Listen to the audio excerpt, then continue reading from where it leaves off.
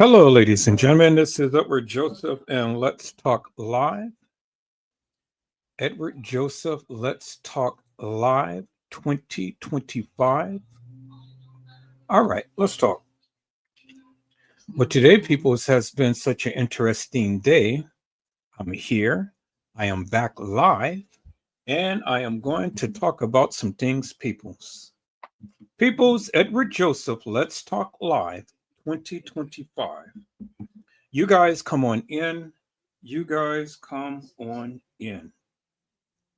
You guys come on in, for there's so much to talk about, peoples. You guys come on in. Peoples, I am here. I am back.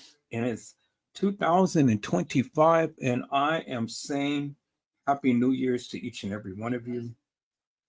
Peoples, this new year has really come in with a bang. It really hasn't affected me in any negative way, but it has affected a lot of people. And so there was some things that has happened that, wow, I say, people, is that we need to be in prayer and we need to stay in prayer, because there's so much stuff that is happening, people, so much that is happening, and it's crazy. And so there was a major accident in the city, and a young lady had ended up getting hurt, really hurt. A guy was literally speeding down the street, flying like a bat out of hell, and he ended up crashing into some cars and things, and literally was driving drunk.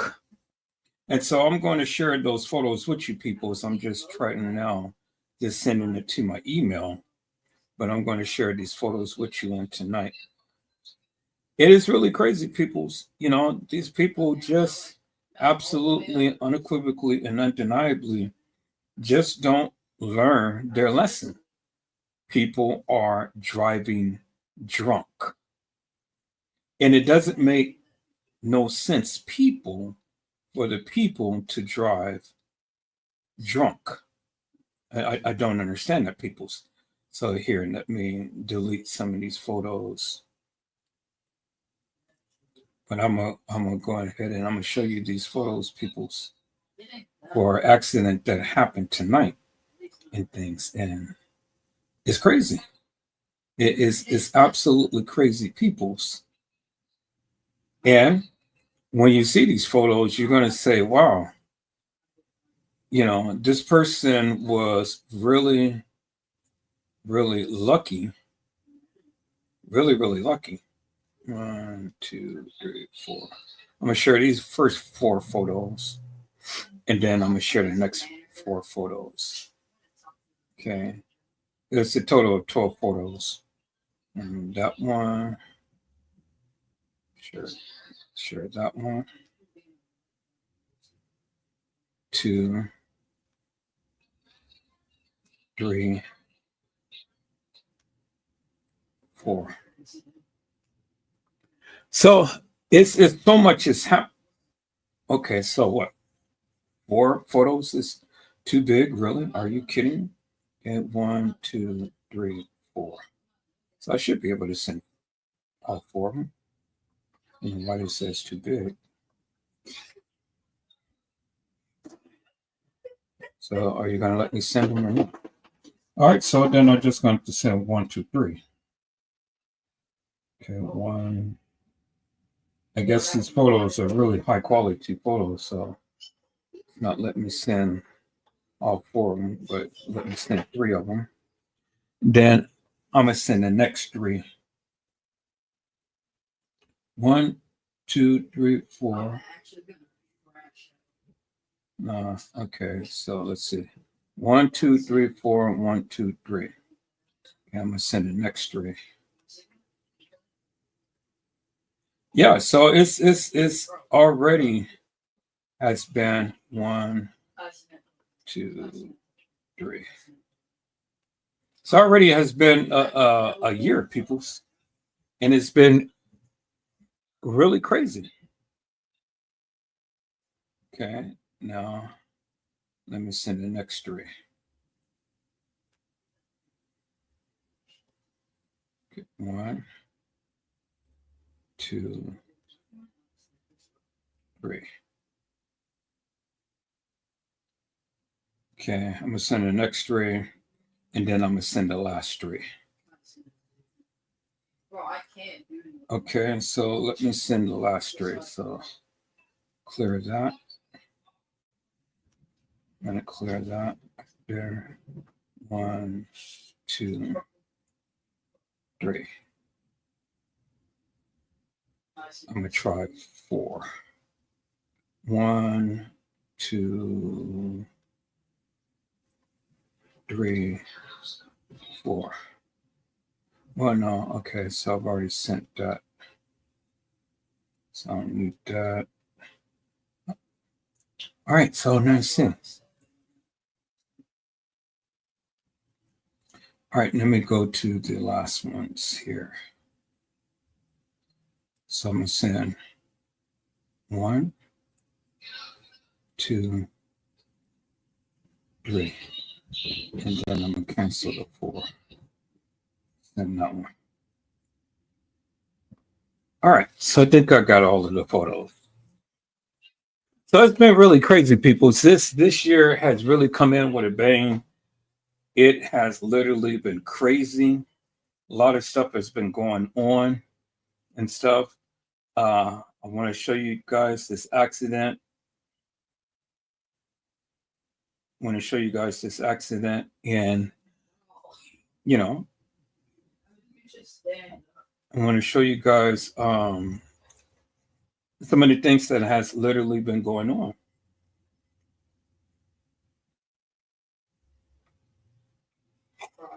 I can't even go up, actually. Has literally been going on. And so it's just absolutely have been crazy. Jay-Z situation has been going on. Now we have a president who's a felon. And the people,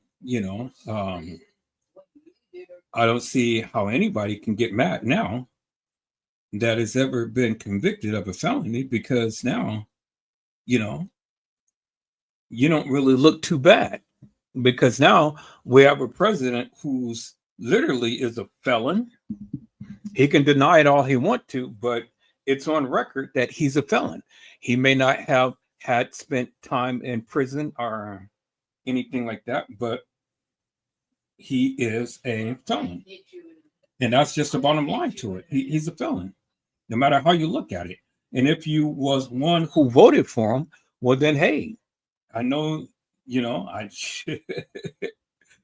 can't complain, because at the end of the day, now you are getting ready to have your world rocked in a major way. In a major way. Why? Because you chose to vote for the felon. You chose to vote for the felon, peoples. And so since you chose to vote for the felon, well, hey, whatever comes your way, that's what it's going to be, peoples. That's what it is. That's what it's going to be. That's what it is. And hey, that's what it is. And so if you won't be able to pay your rent, if you won't be able to drive your car, if you don't have a job, if you don't have this and that and the other, well, then don't blame nobody else but yourself. Because if you voted for the man, well, then guess what? You are the ones who have to deal with the man. Do you understand what I'm saying? I said, you're the one who has to deal with him. And whatever comes your way, whether it be good or whether it be bad, you did it yourself, because you voted him in.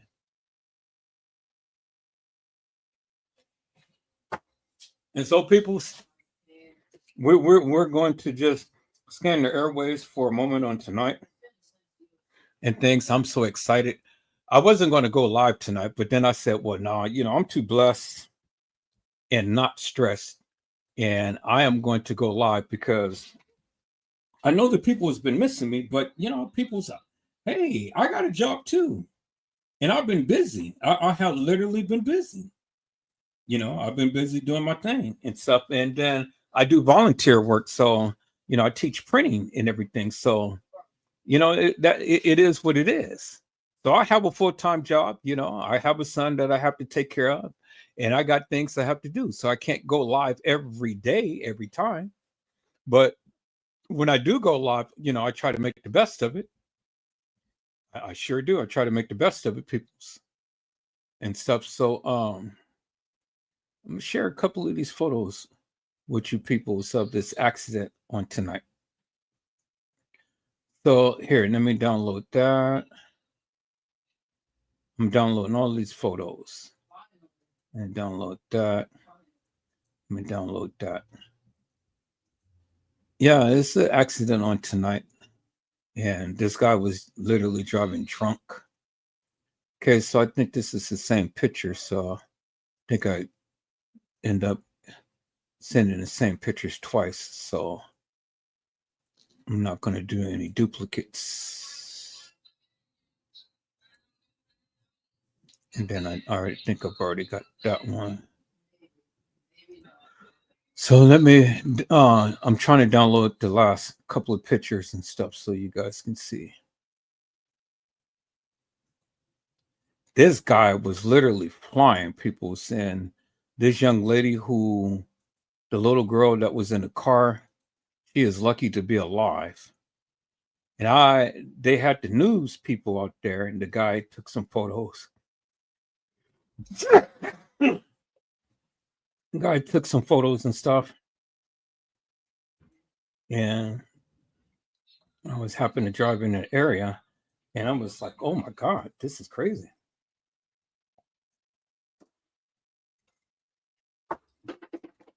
All right, people, so I'm gonna show you these photos in just a moment. Let me go to my downloads. Let me go to my downloads so I can call up the photos and things so you guys can be able to see. So it's been a good time, people. So I had a chance to really get me some rest. I rested up real nice and good, and I'm good. I said I'm good. So it's all good, peoples. It is all good in the neighborhood. So I had a chance to rest up and things, and that's what it is. And that's what it is. Okay, so I'm gonna show you guys these pictures real quick so you guys can see the devastation. So what happened here? Jeez.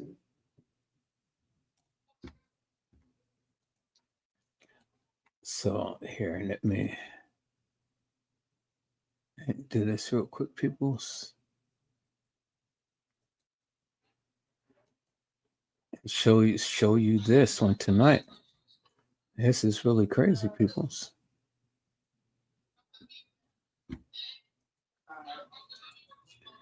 All right, and I think that's it. Okay, so let me. No, I'm gonna show it just like this. So I'm gonna just call it up. I'm gonna share my screen and I'm gonna call it up, and then I'm gonna call it the pictures that way, instead of trying to make it as a PDF and then use it as a backdrop like I have right there on my screen. So I'm just gonna call it up, share my screen and call it up that way. Hello, Mello. How are you, my friend? It is a blessing to see you on tonight. Mello had said, Bro Ed, hello everyone in the chat. Well, Mello, I'm just coming live and I'm doing a midnight run for a moment and stuff. I haven't been live for a minute, but I'm here, and I'm back and I'm doing my thing and stuff. Been very, very busy, but so much stuff has been going on. And so what I wanted to do was I just wanted to touch upon updates that has been going on with Diddy, Jay-Z, and a few other cases and things. There's going to be a couple of other cases I'm going to come and talk about and stuff and bring some updates to and things. And it's just crazy. It's crazy how 2005 came in with a bang, literally with a bang. But you know, my saying is this: I am not lucky, I am blessed. Everything I have is because of God's grace and favor. And this is in 2025. This is the year that we're in right now. So I'm not lucky, people. I'm blessed. And so everything I have is because of God's grace and favor. So coming into 2025, I never made no New Year's resolution. I didn't need to. I didn't want to, and I didn't have to. I said, I'm going to come in with my hands lifted up, and I'm going to come in thanking God and praising God for everything that He has done for me. So I don't know about you, but my year thus far has been going excellent, and it's going to go even excellent, even more so. Why? Because I'm going to be several $100,000 richer. My claim is going to be settled by next month, and I'm going to take you guys down. I'm going to have cash money at hand, and I'm going to buy a car right off the showroom lot. Insurance fully covered and paid for the whole year. My car fully paid for, cash money. They're probably going to try to arrest me because they're going to probably say, hey, where you get all of that money and stuff? Well, don't worry about it. I'm here to buy the car. Now, if you're here to sell me the car, I want you to crack open the doors, give me the keys, and let me drive the car right on off the showroom lot. That's all I want you to do. Just let me sign the paperwork and open up the door, and I'm going to drive the car off the showroom lot. That's what I want you to do. I want you to fill the car up with some gas so I can take the car to the gas station, and I just want to buy the car right off the showroom lot. Now, before I purchase it, I just want you to do just a little light cleaning. You know, make sure that it has a nice little fragrance to it. Make sure that you wipe the interior down. You know, put some Armor All in it and stuff. Make sure that the windows is clean. Make sure that the wheels, everything is clean. Because you know, some people, you know, they allow them to sit in the car just to get a feel for it and stuff. But I want to buy that particular car, and maybe you can give me a little discount because you know some people did sit in it. You know, maybe you can give me a little discount and stuff because of the simple fact that I'm purchasing it in cash, and I'm not putting it up on no type of payment plan or anything. I'm paying outright. So you can give me a discount. So you can sell me the car, you know, take off at least $3,000 or $4,000. I mean, you can do that. So if I'm going to pay you 30 for the car, you can at least take off 4 to 5,000. You know, take off my taxes and stuff, and you guys pay the tax. Is that all right? And just hand me the keys. Open up the side door and let me drive my car out. Keep everything on there, and I'm going to drive it out, and I'm going to film it live where everybody can see me driving the car off the showroom lot. Yep, paid for fully in cash. It's my car. I own it, full coverage. So if anything happens to it, well, then, you know, hey, I don't care. It's a car. I mean, you know, just going to get the car replaced or, you know, whatever the case may be and stuff, you know. That's if I was to get into an accident, but I'm going to make sure that I have the coverage to where, you know, you get the maintenance on it. So if the transmission go out or the engine go out or anything goes out, then it's already covered. You know, you guys pay for that and stuff. Pay for the maintenance plan and stuff. Pay that up for a whole year. So for a whole year, I'll have my oil change, transmission fluid changed, and tires rotated and all like that and stuff, and I ain't got to pay for that. Just taking in for the service and things, and make sure that's paid up for a whole year. But the car will be mine's to drive, mine's to go ahead and you know do what I need to do and stuff. A brand spanking new 2005, or if they have the 2006 by the time my settlement comes, then I'll get a 2006.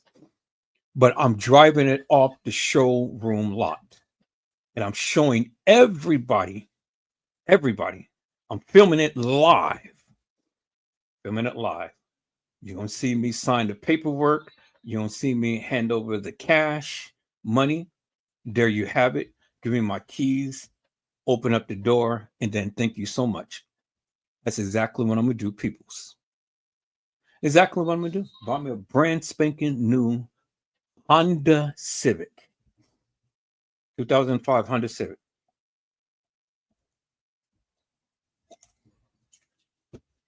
That's what I'm gonna do, peoples. And I don't need no extras. I don't need all of this and that and the other. I just want to do what my mom did some years ago when she bought her car.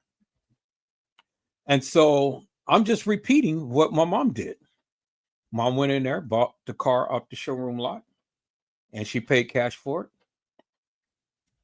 And, bless her heart, she's been driving ever since. The guy comes and hit us from behind and destroyed my mom's car. And so now the Lord has blessed me to go ahead and get another brand new car. And so I can do the same thing that my mom did. And so before I die, I'm going to pass the car along to my child. And so then, he can be able to drive and do whatever he do. But while I'm still living, I might as well just, go out in style. Is that all right? All right, people. So let me go. This is some pictures of what I have seen on my way home and things. This guy had ended up hitting these people. Young lady, she was literally lying on the streets, and they had to come in. They literally had to cuss the EMT out to transport the baby to the hospital. I don't understand what's going on with these people nowadays, to where they don't want to do their job. This is your job. You're supposed to come out and take care of the people. The police never came out when I had my accident. The ambulance never came out when I had my accident. They never came out. They never came out. So let me show you these pictures, peoples. Let me show you these pictures now. I don't know what condition that the young lady is in, but we're praying for her and things. I said this year, people, so I want to bring awareness to a lot of the current events that's happening and stuff. I'm so sick of P. Diddy and Jay-Z, but we're going to talk about that too, as long as some other cases that is out in the wind and stuff, to bring some awareness to it. Because, see, I was watching this content creator, and one thing that he had said had reigned in my spirit. He had said, why would I go to all of these protests and things to when I can go live and showcase the protests and reach thousands of people at one time? Why would I go and try to make my voice heard when I can make my voice heard by going live and showcasing that of what is going on? And I thought about that, and I said, something? Dang, he is absolutely right. He is absolutely right. You can be able to what the news won't cover, we can. What the news won't cover, we can, and we can do it. And content creators like me, I have a voice. I have a voice now. A lot of people may not want to hear me, but they watch me. you know, hey, I got a couple of more subscribers. So they come and go. They subscribe and then they unsubscribe, but then they come back and all like this. You know how it is. People get mad at you. They want to leave. Then they leave for a couple of days. They leave for a couple of hours, and then they come back and stuff. So you know, welcome back. I say, welcome back. But see, the thing is, people's, I'm never going to bend down, bend over, or bow down. I'm never going to do that. I'm never going to give up myself nor my buns. I'm not going to do that. I'm not going to do that, people's. I'm not that type of person. And so whether the people like me or whether the people hate me, okay, well, that's fine too. Because at the end of the day, Eric Joseph is always going to be here. I'm always going to be around, whether you subscribe, whether you share the videos or whether you don't, whether you watch me or whether you don't, whether you like me or whether you don't. I can't help that, people's. I'm not here to be a people's person. I'm not here to make you like me, and I'm not here if you don't like me. It really doesn't matter to me, because at the end of the day, I'm going to do what I do. I've come to the understanding, peoples, that 2025 is going to be totally different than a lot of the things that I used to do. A lot of changes has already come to the channel, and a lot of changes is coming to the channel. I'm in the works of doing a intro video to where that automatically plays when I go live. And then, I go through all of my little spills of my little section 107 of the Copyright Act and things like that. And then the allegedly, and then go into the things that I need to talk about and stuff. So that's coming. So I'm working on an intro video right now as I speak. That's why you haven't been seeing me and stuff, because, I've been busy doing a lot of things behind the scenes, but it takes time, people. It really does. It takes time. And I'm not going to be going on every day like some people, because see, I have a life other than YouTube, other than Facebook, other than, being online all the time. So I got a life. I can't be like all of these other content creators. So if you guys thinking that I'm going to be on here 24/7, no, I'm not. Edward Joseph is not. I'm going to be here when I can get here. And when I get here, people's, I'm going to talk about a lot of the current events, a lot of things that's happening right now, to bring some awareness to it and things. And that's what it is. And so I have a few people that's in my back pocket and stuff that has been watching me and stuff. And, they want to come on and they want to talk about, a few little things and whatnot. And I said, well, no, let's take it a little slow. Let's not rush it too fast and things and stuff, because they're loving what I'm doing. They saw all of my Kenneka Jenkins lives and stuff. Then they saw all of the other lives that I've been doing, my impromptus and things. And so they want to come on board and, they just want to have a conversation with me and talk about a lot of these things that is going on.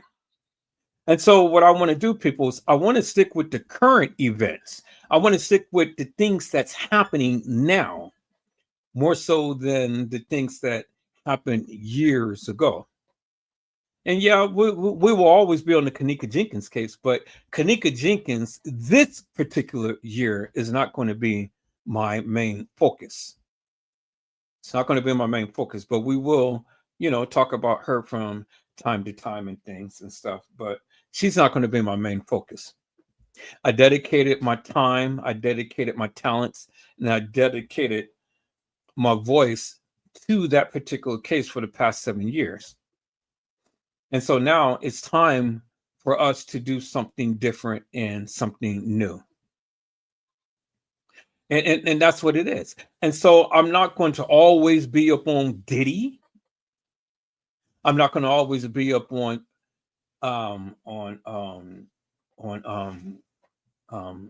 Jay-Z. And I'm not going to always be up on what every other content creator is doing out there, because if you really look at a lot of what the people are doing now, all it is just regurgitated madness. The courts don't move that quickly, people. It takes time. Once you file, it takes time for it to move through the system, to go through all of the different things that they have to go through, the hearings, and so on and so forth. So when you hear all of these people saying, "Oh, well, breaking news and this and that and other," well, it ain't no news that is breaking. Other than the only thing they're breaking is the same old madness that they've been regurgitating forever and a day. So they come with all of these catchy titles and all of these wonderful thumbnails and stuff, coming for the clicks and views. But soon as I start to see the same thing repeat itself, then click, I just shut it off. So maybe you've already got my view counted or whatever. But it's not only just the view, people, it's the time that the people take in order to watch your live. Do they watch it to the end? Or do they just look at it for the first 2 or 3 minutes and then they shut it off? So all of that comes into play, peoples. All of that comes into play. Now, peoples, I am happy to report and things that I got a fresh and new. And so I know you guys are saying, Edward Joseph, what are you saying? Okay, well, let me show you, peoples. Bingo to the bingo. Look at here. I said, look at here, peoples. Fresh and new. Y'all hold on for 1 second.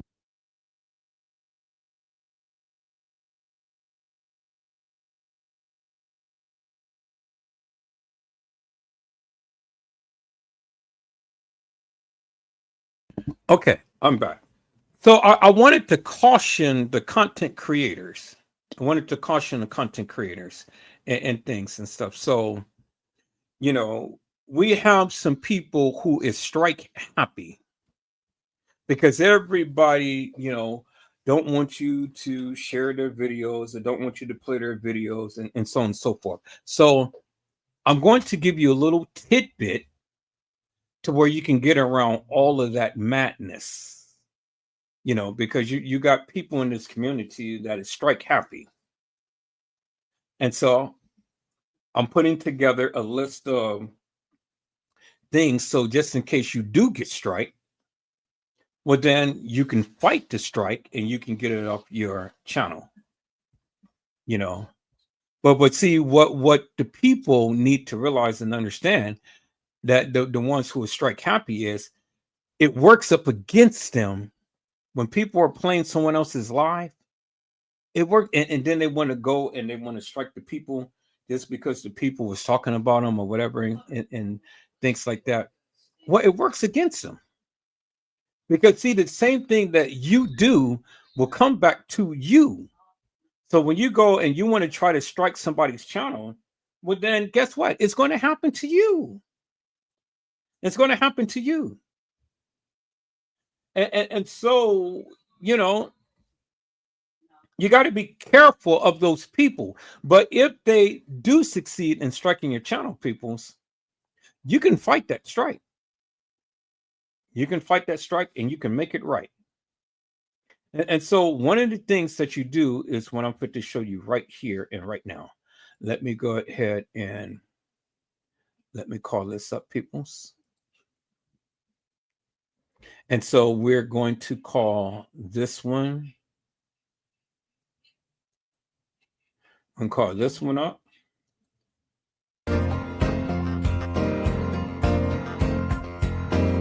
Other one up. Now, give me 1 second. 2 more, then I need to call up, and then we're going to get into what we're going to do on tonight. So let me call. All right, so look, video file. Okay, we're going to call that one up.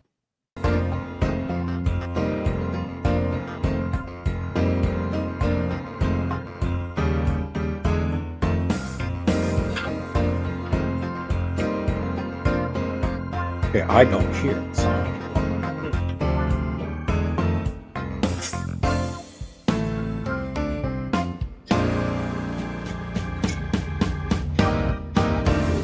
don't I hear it?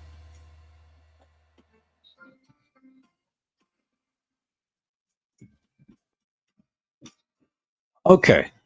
So it says, peoples, all scenes in this video has allegedly occurred. We hold no responsibility to what is being spoken. That means any and everything that I say, you say, or anybody else say, peoples, has allegedly occurred. And we hold no responsibilities to whatever it is being spoken, peoples. So let me share this last one. Is content warning. The following video contains materials that may be harmful or traumatizing to some audiences. Viewer discretion is advised. And then, content disclaimer. The views and opinions expressed in the media of the comments on this channel are those of the speaker or authors and do not necessarily reflect or represent the views and opinions held by this channel's broadcaster. Due to the social nature of the broadcasting channel, videos may contain content copyrighted by another entity or persons. The channel owner claims no copyright to said content. The broadcaster of this channel cannot be held accountable for the copyrighted content. The broadcaster of this channel is a messenger and sharer of information and strives to verify, but cannot warrant the accuracy of copyrights and completeness of the information on this channel. If you have a complaint about something or find your content is being used incorrectly, please contact the broadcaster prior to making a copyright claim. Any infringement was not done on purpose and will be rectified to all parties' satisfaction. And so, people's, that's what you put down first. Section 107 of the Copyright Act is what I had shared with you first. And then you go on to sharing allegedly. And then you go on and put this disclaimer out that says that if I so happen to use your content, it is not for a hilarious or nefarious reason. Is that all right, people? So that's how you protect yourself. And then if they so do choose to still go with a copyright claim and stuff, and it does go through, well, then you can fight it because you've already put the disclaimer up. And that's all that you need to do. And then you got to learn how to write in order to get the strike taken off your channel if they end up having to go through. So people's 2025, you got to know your rights. You know, everybody shares everybody's content. There is nothing under the sun that I do, you do, or anybody do that they have exclusive rights to anything that they show on their channel. And that's what YouTube is learning now. That's what they're learning. I'm teaching them, and there's many other people who had taught them as well too, because like I told you, people, I got all of my channels back. As you can see, let me share my screen. Let me share my screen and see. This is what I am going to try to teach the people so they can understand for themselves. You got to fight for what's right. Y'all see these channels right here? Okay, here's Facebook. Here's my main channel, YouTube. Here's my backup channel, my original channel. And then here's my backup channel. Here's my backup channel. Here's my backup channel. And then here is Twitch. And here's Rumble. So I got all of my channels back, peoples. All of my channels back. And so you can do the same, but you got to know how to do it. Got to know how to do it. And so changes is being made to the channel, peoples, because see, we're not going to let the hilarious nor the nefarious try to take us down. Do you understand what I'm saying? So we're going to be here. We're going to talk about these cases. We're going to be just explicit. We're just going to be just as transparent, just as open. And we're going to be just as honest with our opinions. Now, bear in mind, people, my opinion should not affect what you think or what you feel. It should not. But just in case that it does, well, then, you watch the channel at your own discretion. And that's just it. You don't have to watch. If you don't like whatever Joseph or anybody else on this channel was saying, is that all right, peoples? But the one thing that we will always do on this channel is we always going to come in and we always going to be respectful to each other. That's first and foremost. We be respectful to each other. And if you can't be respectful to each other, well then, I'm just going to have to block you forever in a day for all eternity. And that's it. Respect my moderators, respect the people in the chat, and then respect the people on the panel, especially. So we can agree to disagree, but we need to be respectful. And we can be able to express ourselves in such a way to where we don't have to openly put people down just because of their opinion. We can be very, very tactful in our approach. Is that all right, peoples? This is 2025. YouTube had made some changes to their policies and procedures and things, and we need to abide by it. Now, if you don't want to abide by it, then don't come to my channel raising holy hell and things, because I'm not about to get striped. I'm not about to lose my channel. I'm not about to go through anything that I went through in the past years, all because people cannot contain themselves. And even Edward Joseph is going to contain himself. Is that all right, peoples? You be respectful to me. I be respectful to you, and then we get along just fine. Even if we disagree, we can disagree and still be respectful. Is that all right, peoples? All right. So I just wanted to just put down the ground rules for what's happening in 2025. Things that I will not absolutely, unequivocally, and undeniably not tolerate, peoples. I won't tolerate it to no degree whatsoever. And if the people can't contain themselves, can't contain their mouths and things, well, then you can't do it here. I'm just going to have to exit you. And that's just what it is. Is that all right, peoples? So I'm going to be covering a whole range of things and stuff, and it's going to get a little dicey. Some of you may like, and some of you may not like the things that is being said and stuff, but at the end of the day, you have a voice. I'm giving you a voice to speak and stuff. You can come and speak, but you need to be respectful. That's just the bottom line. I just will not tolerate this year any type of disrespect whatsoever. Peoples, be respectful to the people in the chat and be respectful to the people on my panel. Period. Moderators, people who's been here in this particular forum are on my lives and stuff. I'm talking to everybody. Nobody is exempt. Don't come in being disrespectful. Period. Is that all right, peoples? So let's just get along to get along to get along. And then if we all get along, we can just get along.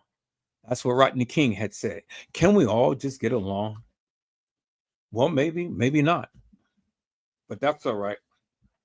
I'm not going to let the outsiders, the trolls, the people who consistently wants to try to get under my skin, get under my skin. I won't allow anybody to do that, peoples.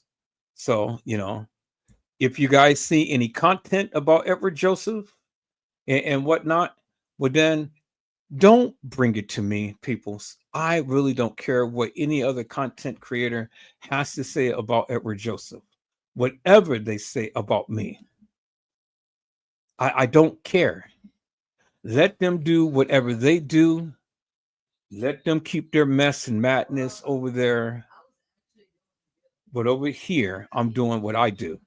because what they do over there, it doesn't affect me. I don't care. I don't care what you hear.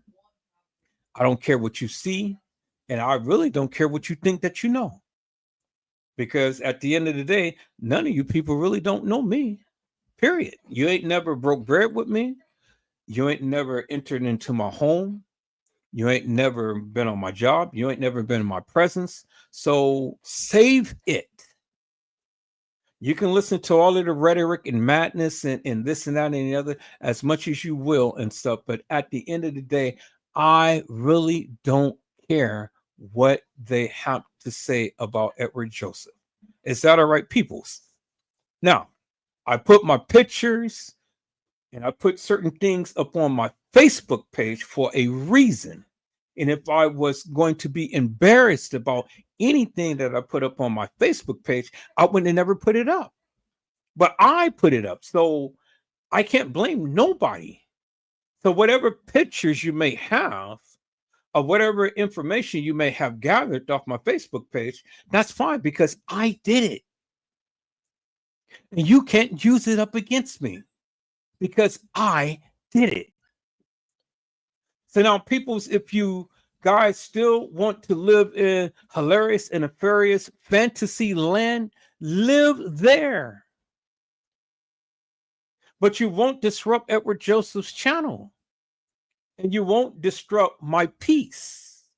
You won't disrupt anything that I say or do. And so you cackling hens that wants to come and wants to share everything with me about whoever or whatever said about me, well, then guess what? I'm going to block your ass because you don't need to carry shit nowhere.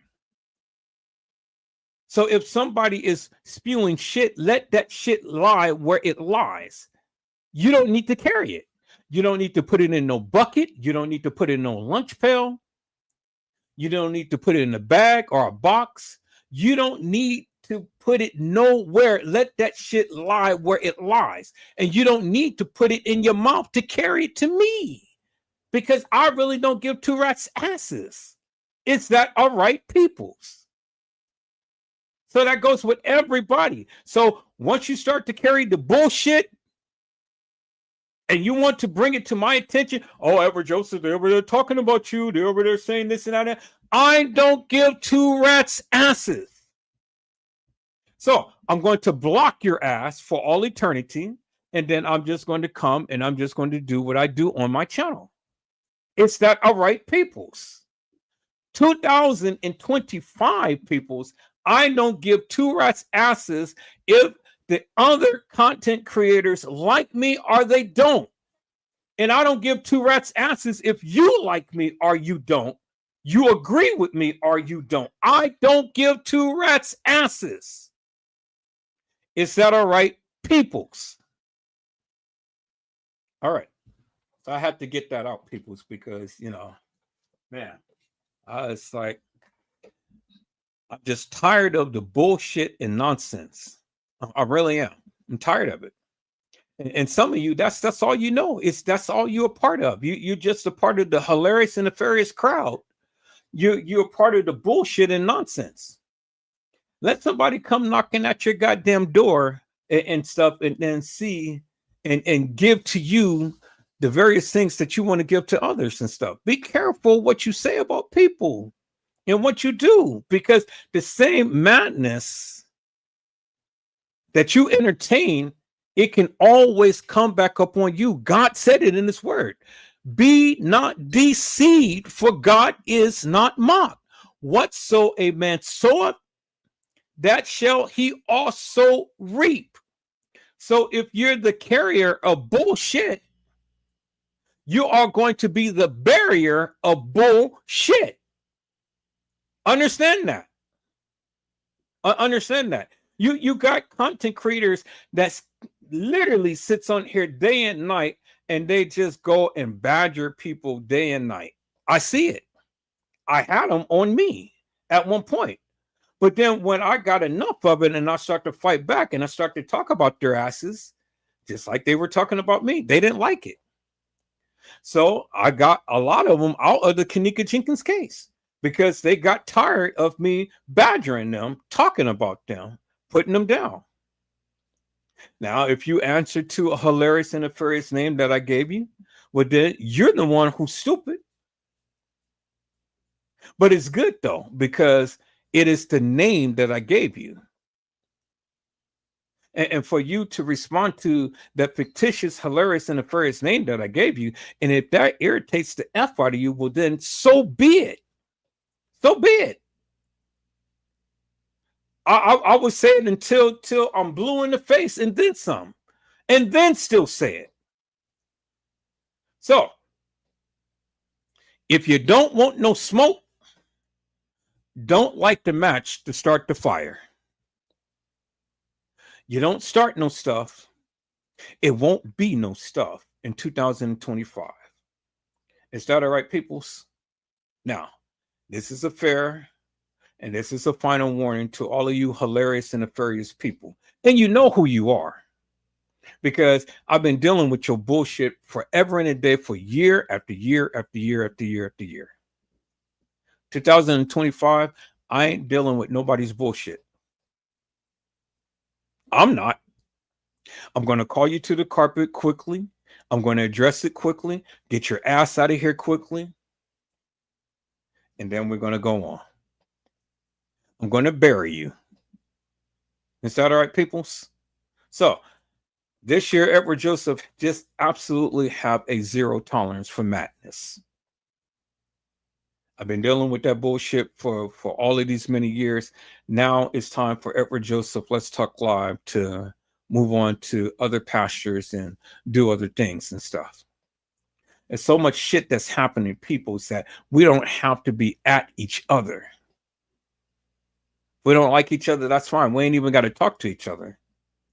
But don't be the carrier of bad news, and then don't come into my life being hilarious and nefarious and destructive.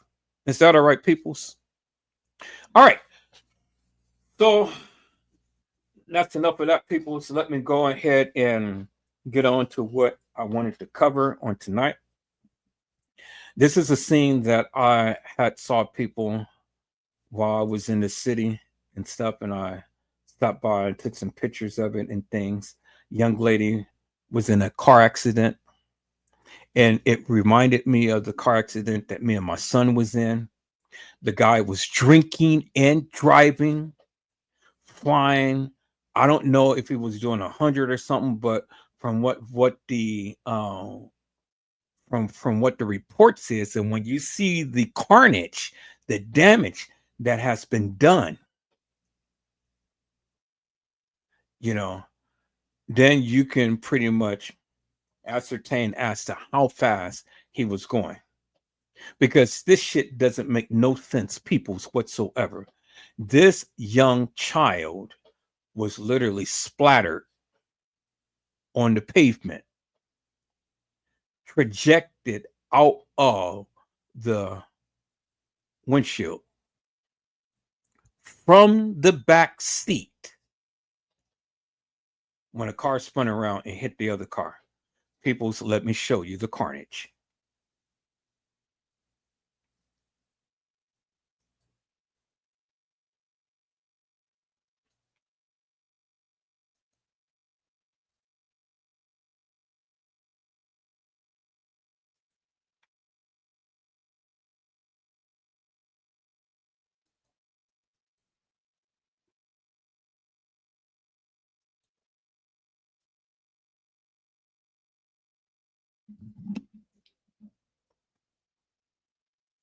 This right here is the vehicle, peoples, that was hit from behind. This car was on the other side of the street. The car that's behind this is that white car right there. What the guy was driving, a Mustang. And then if you look up on top of that, you can clearly see the bottle of vodka on top of the car. Peoples, do not drink and drive. Do not drink and drive, peoples.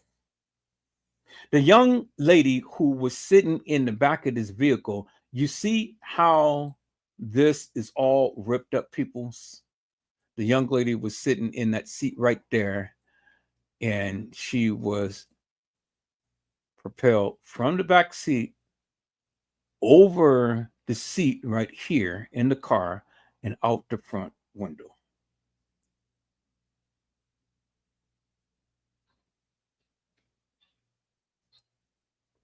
And look at the damage to the car. Look at the trunk of the car. The car is literally ripped up to shreds, peoples. Literally ripped up to shreds. And I mean, it literally ripped up to shreds. It took off the whole axle. Look at that. The tire is all bent up and stuff, the whole backside. See, I thank God that I had my video equipment in my car when we got hit, me and my son. When we got hit. And then look at his car. Airbags deployed. Look at his whole front end. His whole front end smashed. The side is intact. The hood just smashed up and stuff. Drinking and driving, peoples. Drinking and driving. And literally altered some people's lives. Altered this family life. Forever. Look at that. Took off the whole quarter panel on the side in the back.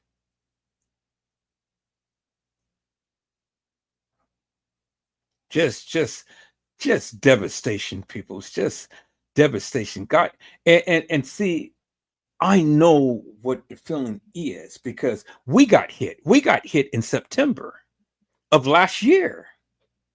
September, me and my son of last year, we got hit from behind. Just like this car. And then the thing is, see, the guy, he hit that car first, projected off that car, smashed in behind this car. This car ended up hitting another car.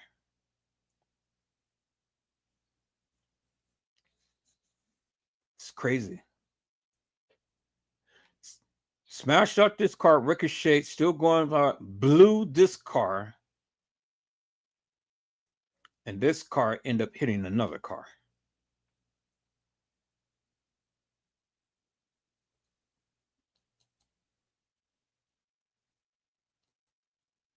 And then look at his car.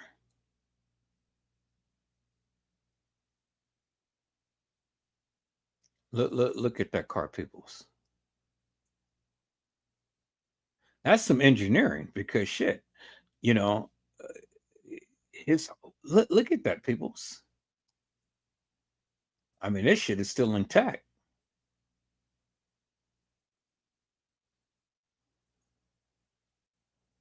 But look at that. He's got that cognac up there. Look at that big bottle. And y'all be thinking that, oh yeah, hey, it's really nice to drink and drive and stuff, and we're gonna be out partying. It's New Year's and all like this. People, this happened tonight. This just happened just a couple of hours ago. You see that? Total devastation, peoples. Look at that. Total devastation. Look at that car. And that's a power car.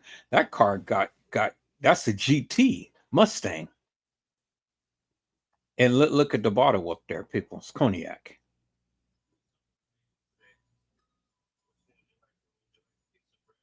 And the guy was drunk as a skunk.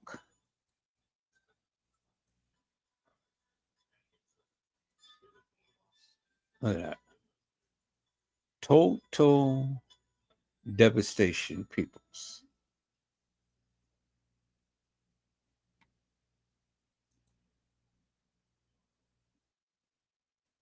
Look at that.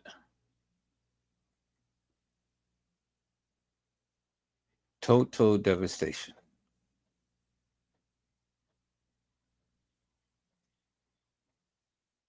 So I wonder, why did they only arrest the driver and not arrest the passengers? Let the passengers go, but just only arrested the driver. Look at that.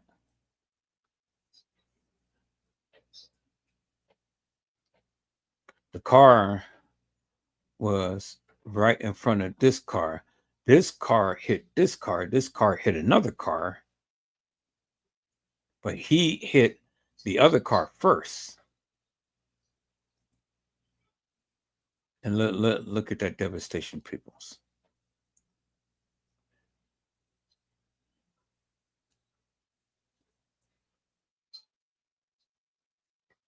And the young lady was splattered all over the pavement in the street.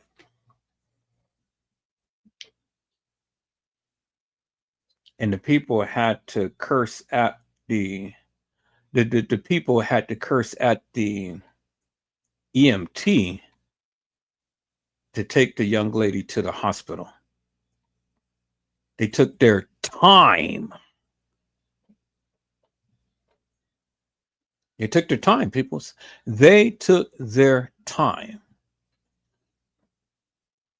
to get this young lady to the hospital. And he came with an attitude, according to the witnesses that was there. And this is why I posted up, peoples. I am not lucky. I am blessed.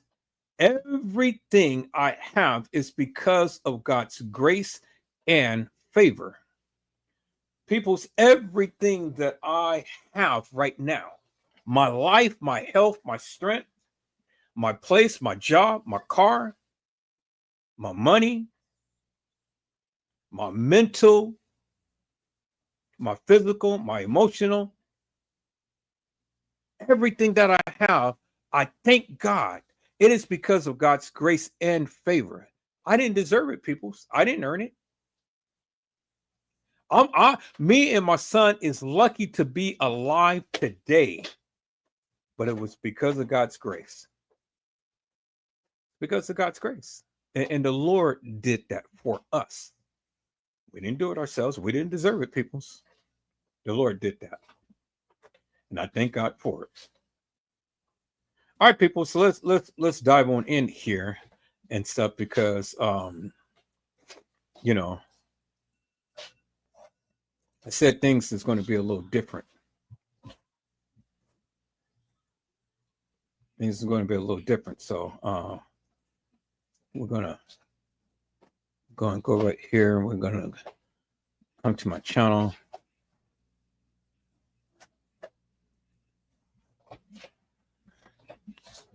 We're gonna go through a little history, see what's what, peoples.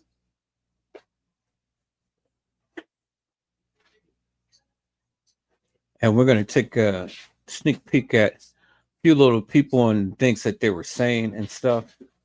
I see that a lot of my old videos that I posted up, they're getting the views and things, especially the one Kenneka Jenkins Never Died on the 6th. That was a damn live, people. That was outstanding. Kenneka Jenkins Never Died on the 6th. That was a damn outstanding live. And y'all need to go watch that. That was just absolutely beautiful, people. Man. And then going back and looking at all of the other videos and stuff, so they were doing pretty good. But these right here has taken the cake, people.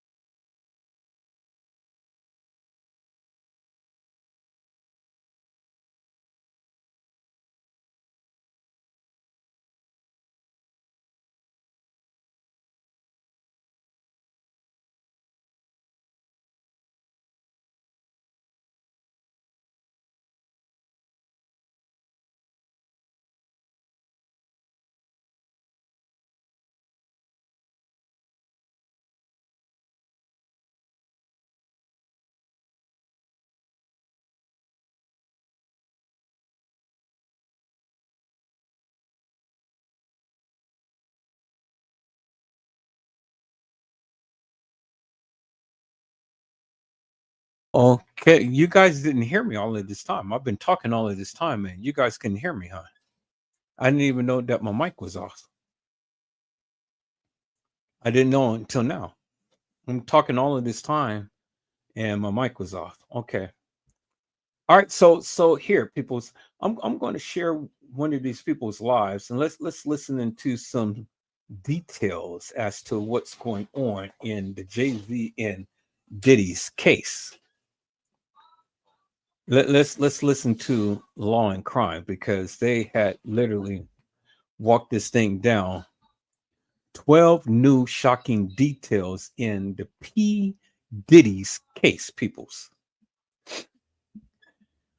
Ooh, man, I tell you, let me tell you something, peoples. Oprah Winfrey, Tyler Perry, Steve Harvey, and J Lo, they're all going down.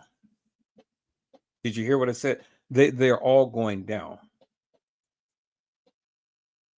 Now I'm going to play some videos that I played back in my history, because instead of me trying to go and look and search and trying to find all of these little videos and stuff, I'm gonna just play them.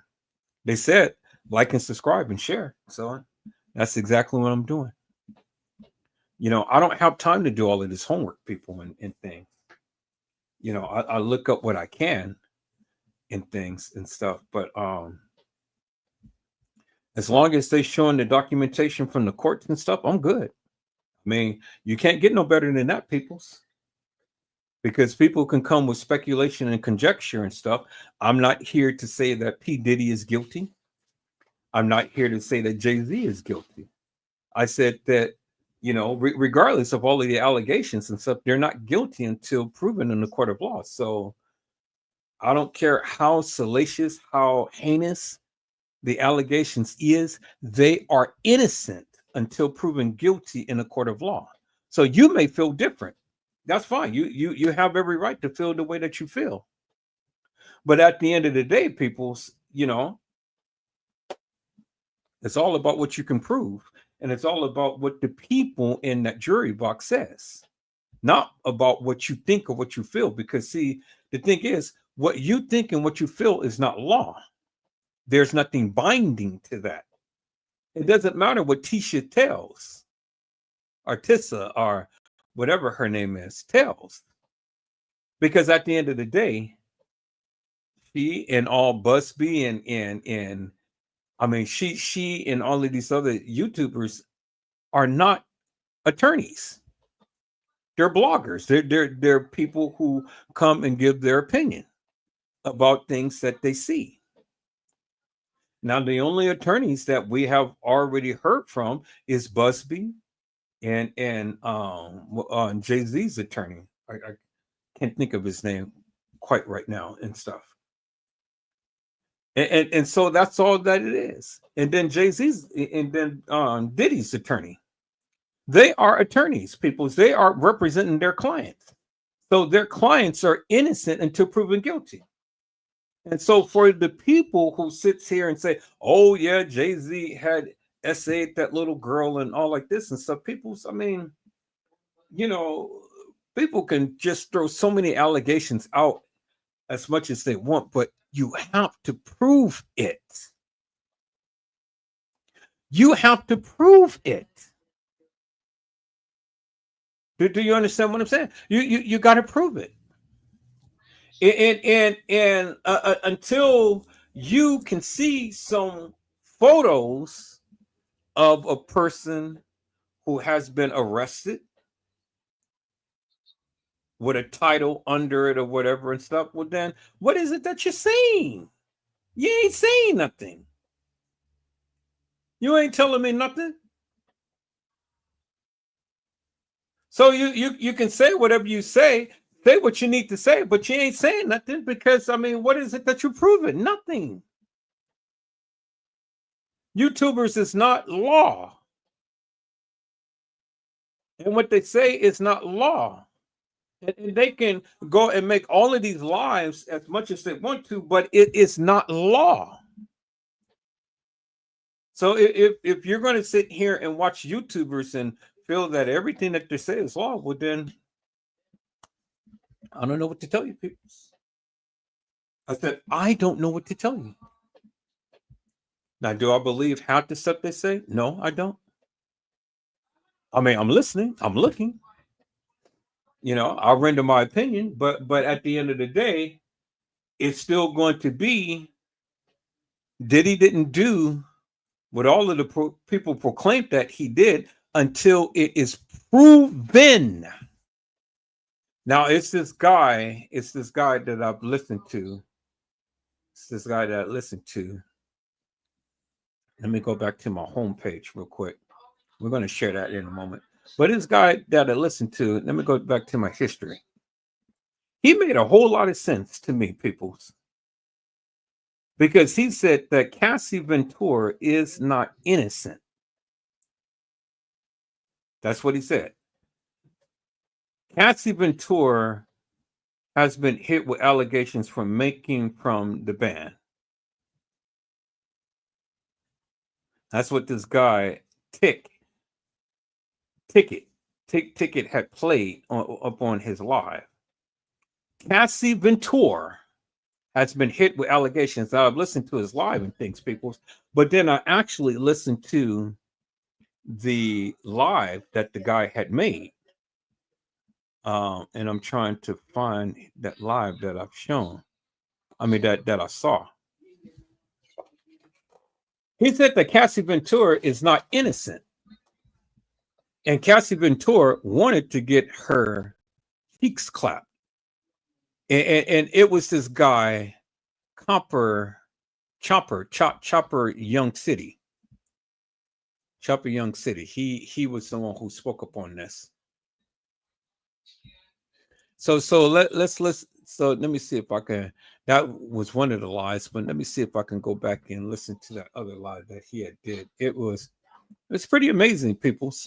Because see, the thing is, Chopper was there. So while all of us people can come with conjecture and all like this, Chopper was there. And he had affiliations with Diddy and Cassie Ventura. So it was very interesting to what he had said. So now you don't have to believe him. You don't have to believe none of these people, but see, the thing is, you wasn't there, and because you wasn't there, I mean, at the end of the day, people, it ain't much that you can say. You can feel some type of way until you blue in the face, but that ain't law. Your feelings doesn't make anything in this case. It ain't gonna put nobody in jail. It ain't gonna get nobody no bail. And all you can do is just sit and raise hell. But that's it. I said that's it, peoples. So let's listen to what Chopper had to say, peoples. Chopper, the guy from Louisiana. Now, I don't know him because, like I say, I don't listen to these people and their music and stuff. But I tell you one thing. Brother to the Man had literally just came out, and man, that was just whoo. But let's listen to him, people. Chopper.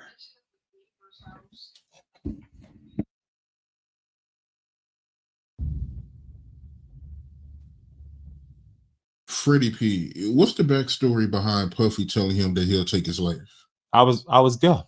Yeah. Wait, y'all hold on for a moment, people, because see, I can't hear. I can't hear the thing, so I got to see what's going on. Oh, my son got his headset plugged up. Let me see. He had us all sitting. Oh, okay, so let me change the volume settings.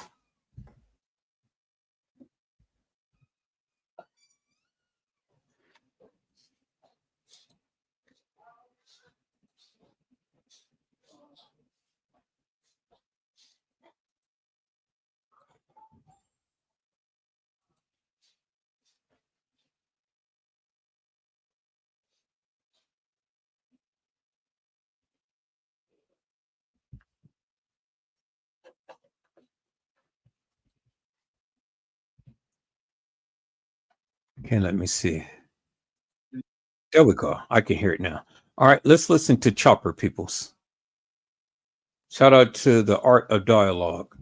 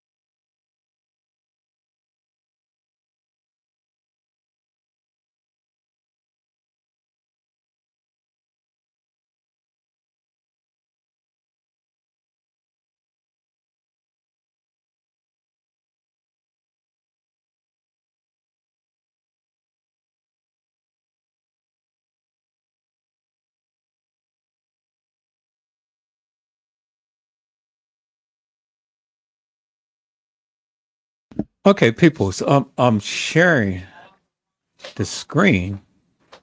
I'm sharing the screen. Can you guys hear it? Because I can't hear it on my phone. So here, let me stop sharing the screen. Let me share the screen again. Let me go to the tab right here and see share the audio. Now, let me see if I can hear it on my phone. So that's what it was. Yeah, that's facts.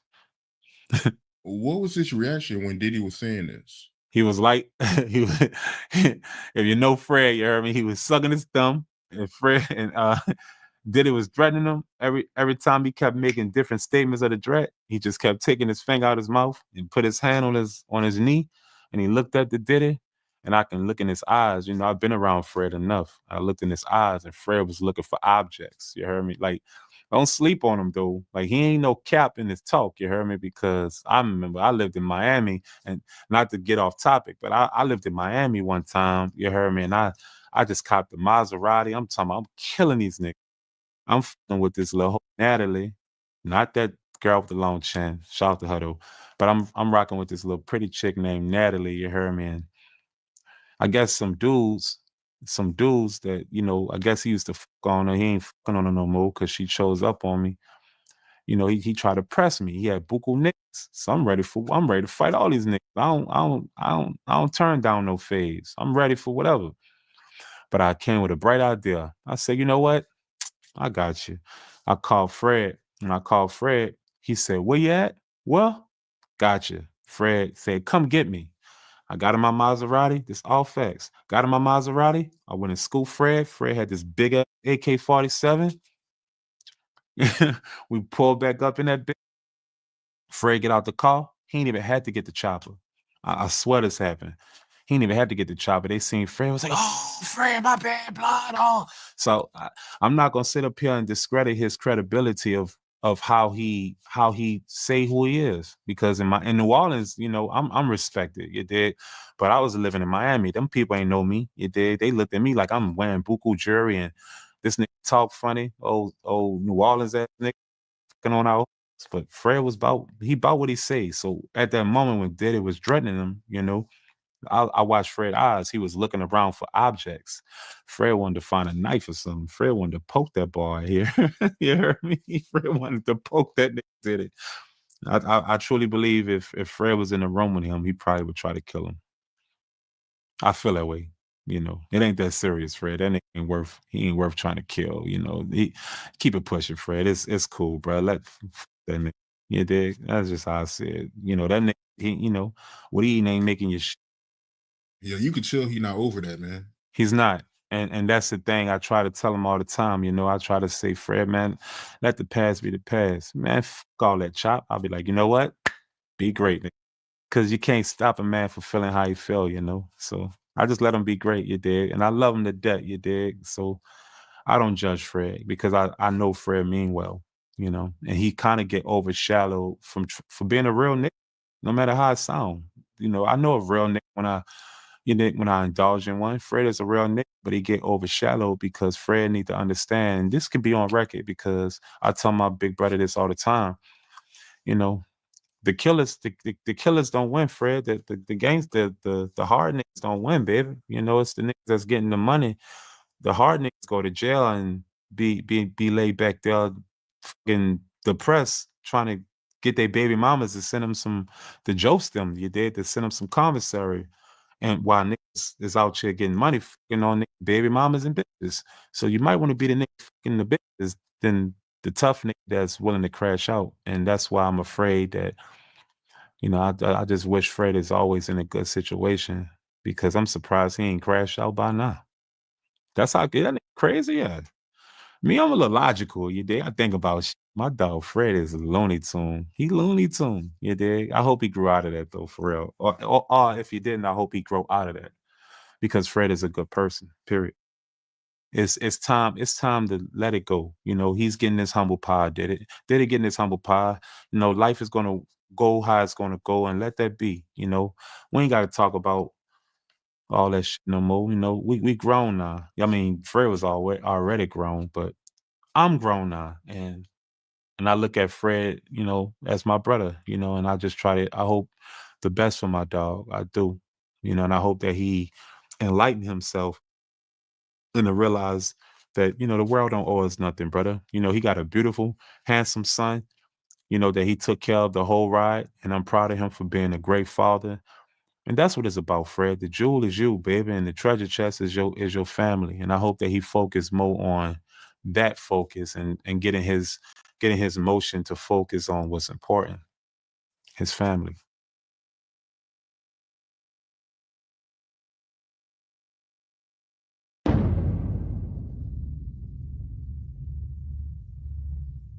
I heard a comment you made about how when you would bring up Pac name around Diddy, he'll get mad. Yes.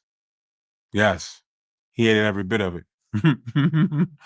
I remember one time, you know, he was like, who did you grow up listening to? I'm like, Tupac. I ain't mentioned Biggie. That nigga ain't even talk to me for like 4 fucking days after that. Everything with Pac, like, you couldn't say Pac was anything better than Biggie. You can't put them in the same realm or nothing. It was all about Biggie. Nick, I ain't know no fucking It Was All a Dream whole song. I knew a couple words, the first verse maybe, but he made us recite the whole fucking thing. I guess, I don't know. He made us recite that whole fucking thing. And I don't think that Biggie would have gave a if a nigga would have killed about reciting his whole shit. You dig? Like, cause I grew up listening to Biggie too, you know, and I just felt Pac differently. You dig? I wasn't shooting down Biggie. You dig? Nick love Biggie. You heard me? Believe that. But Pop made me feel a different way. Pop made me feel him. Biggie made me listen to him, bop to him with his cadence.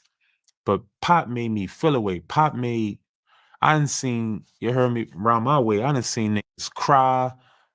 I done seen niggas go to war. I done seen all that shit off Pot influence. So I'm like, damn, this nigga Pot is the best. I remember when, remember that, what's that, Tupac diss, Hit 'Em Up? What? I remember what niggas used to be around the way just drinking liquor, smoking, and just playing Hit 'Em Up, ready for fucking smoke, son. And when I listen to Biggie make you want to be a player. Biggie make you want to go fuck a bitch. Biggie make you want to, so that was the difference. Pop, I don't know, he related to niggas in the streets a little different than Biggie did. That's just my opinion. That's just a perception of me. I could be wrong. But when you listen to Tupac, bro, he touch you differently. Biggie make you feel him. Pop he damn near put a battery in your back and make you go do something. To me, that's the difference. I don't know. Pop had mental manipulation. It did.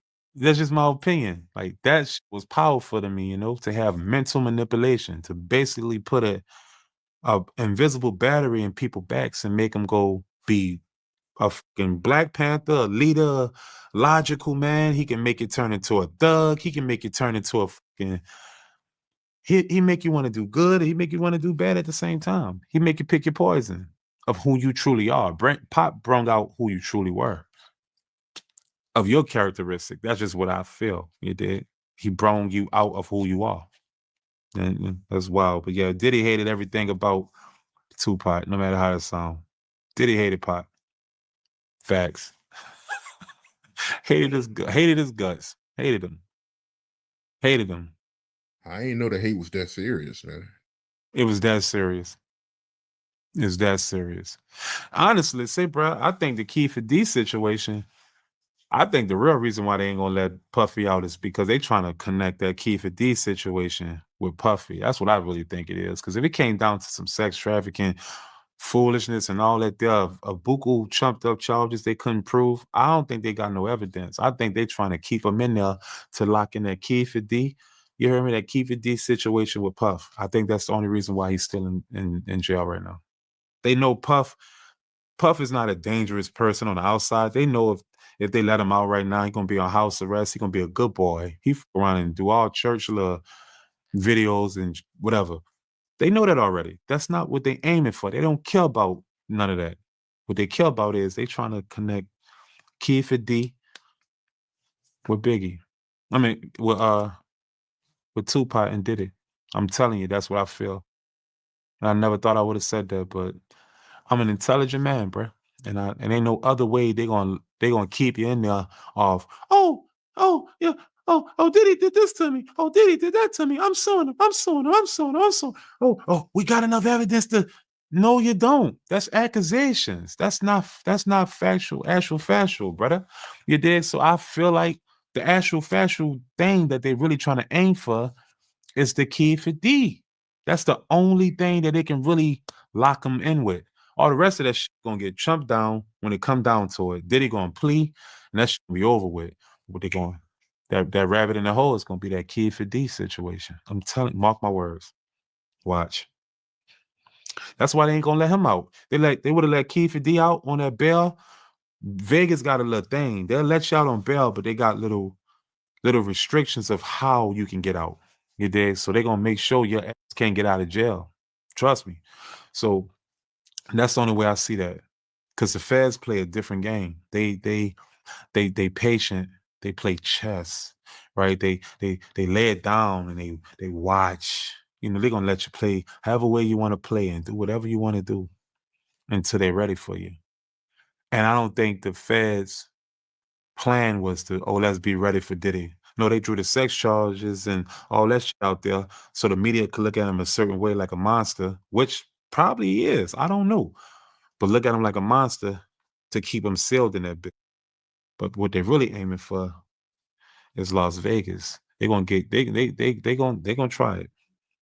Think about that. That's the games they play. They don't play chess. I mean, they don't play checkers. They play chess. They coming to get him the right way. They're gonna try to keep him in there. They're gonna connect it. If they could, I don't know. I ain't Cleo, and she was a scam, but I'm not a psychic, but I'm a logical man. And ain't no other way you're gonna keep that man in there off accusations, civil accusations. You did. You can't really quite prove it. You did. I think he in there. He really can't prove what he done besides beating on Cassie. That's it. That's all you can really prove right now. The gay man and all that shit there and all that. That's all fool. That's shenanigans, brother. The thing you could prove is connecting Key for D with Biggie and Diddy and Pot. And that's exactly what they're going to do. Yep. If you're a logical man, what other way you going to keep them in there? What other way? You hear me? What other way you going to keep them in there and seal them in? He came with a $50 million bond plan, and they shut it down. They didn't shut it down because, oh, you're a sex trafficker, you're a monster. They shut it down because the influence he can have outside. You're better in here than out there. That's it. That's all it is. You're not a threat. You're just better in here for what we're trying to do than out there for what you could do. That's simple. No matter how that sounds. That's exactly what it is. Because they play different type of games. You see what they did to Irv Gotti and them, they froze all they so they can aim for, free that man, Supreme. They froze the whole Murder Inc., you heard me? So they can smoke him and keep him in there. And then when that was over with, they let it all go again. Because Irv Gotti and them boys, they wasn't never in trouble. But you're interfering with what we're really aiming for, the goal. Free that man though. You did. So they play different types of games. And even when I caught that sex trafficking accusations, you did. They was like, oh yeah, you go. When I was in there, they was like, oh yeah, federal. I'm like, federal? They tried to send me up the road. Them prosecuted people tried to send me up the road. And then I was in there, mind you, 2 months. On my second month, I said, then send me up the road. Let's go to war. The moment I said all that, they were just like, let them out. Because they realized they ain't had nothing on me because I done nothing. But now I come home and I go on the internet and I see sex trafficking. Like I was sex trafficking people. And Diddy gonna have it on him for the rest of his life. No matter if he done it or or not. Or for the rest of his life. Just so happened, I'm not as big as Diddy. Thank God. I'm not as big as Diddy. So I can, my shit drop. I ain't ever get prosecuted for none of that type of shit there, So all I got to do is what I'm supposed to do. Stay disciplined, get it together, drop shit, cut up. And you're only a hit away from everything, just motherfuckers not remembering nothing anyway. You're only a hit away. And the crazy part about music, bruh, is you're only a hit away from everything getting swept under the rug. That's all. That nigga Kelly did that foolishness, pissed on them little girls and did all that foolishness, you heard me? He made some hits, I forgot about it until he kept doing all that crazy shit. And that's why Kelly is where he was at, because it happened for him. It didn't happen to him. He in there because maybe is where he's meant to be. He could have came home from that from the first time and was like, you know what? I'm not fucking with none of that no more. But he continued to do it. And he wasn't doing what they said he was doing. I told you the feds play a different game. They kept that shit bundled. They just wanted him to keep playing them little games so they can bring that back. R. Kelly went to prison from throwback shit. He didn't even go to prison from no real shit. That was just how to keep him in there. But the real truth is the pissing the little girls and the Aaliyah rest in peace situation. That's how they really got him.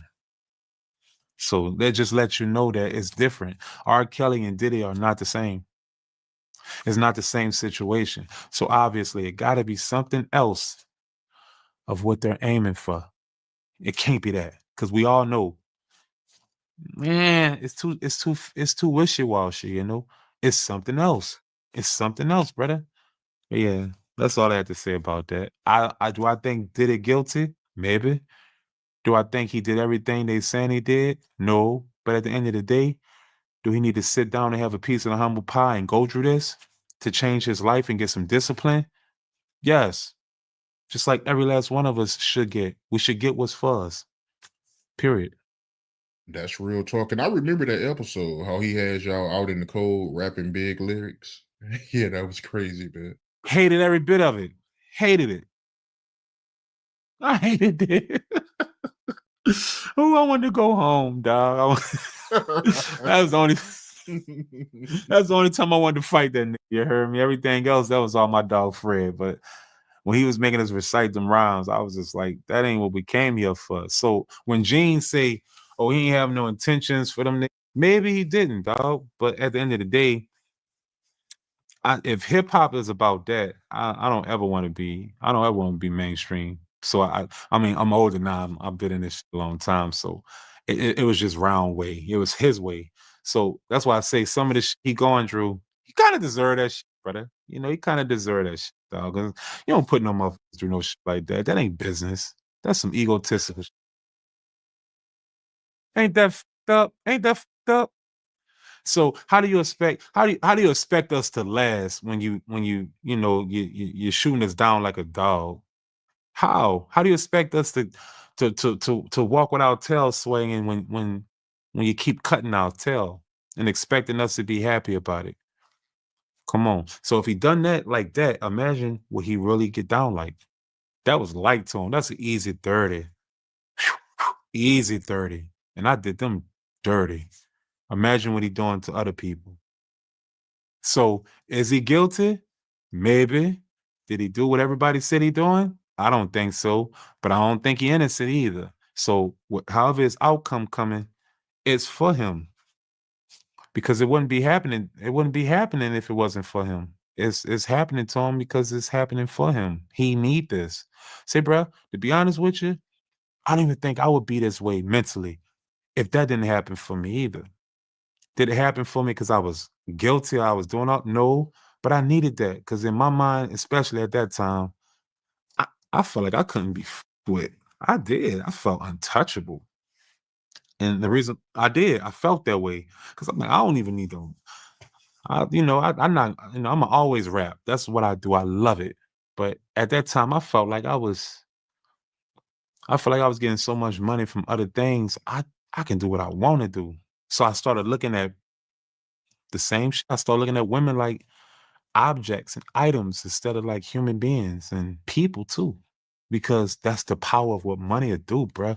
It'll make you start, not all people, but when you come from nothing, you start getting this little itch to feel like you're better than others. And the universe have a way of giving you a humble pie to let you know that we're all on borrowed time. We got to be able to figure out how to win with each other instead of trying to belittle each other. And I think that's what this come down to with Diddy. He need this humble pie. He do. He need it. Because when I was back there, I hated every bit of it, brother. I hated every bit because I'm not a jailbird, But I don't think nobody's a jailbird till you're in jail. You know what I'm saying? You know what I'm saying? So I'm in that bit like, I don't belong here. But I bet everybody next door is saying the same thing.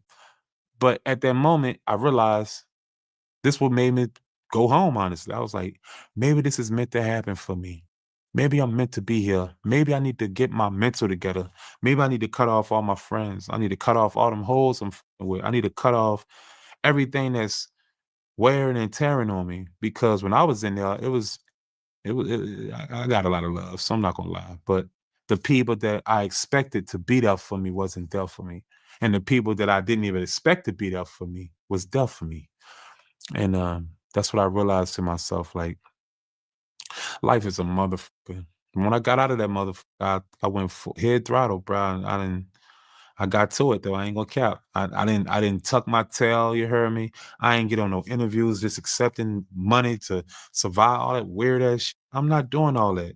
I'm gonna be strategic of everything I'm doing for the rest of my life because I'm hand over fist. My job is to become a young entrepreneur. That's my goal, and I will be. You dig? But Big is writing all Junior Mafia, Lil Kim, everything, but he telling Puff, they writing their own because he's in the publishing deal with Diddy, right? Okay. This is what I think ultimately why Big got killed, because he was robbing Puff. So does that clear Diddy's involvement with it? No, allegedly.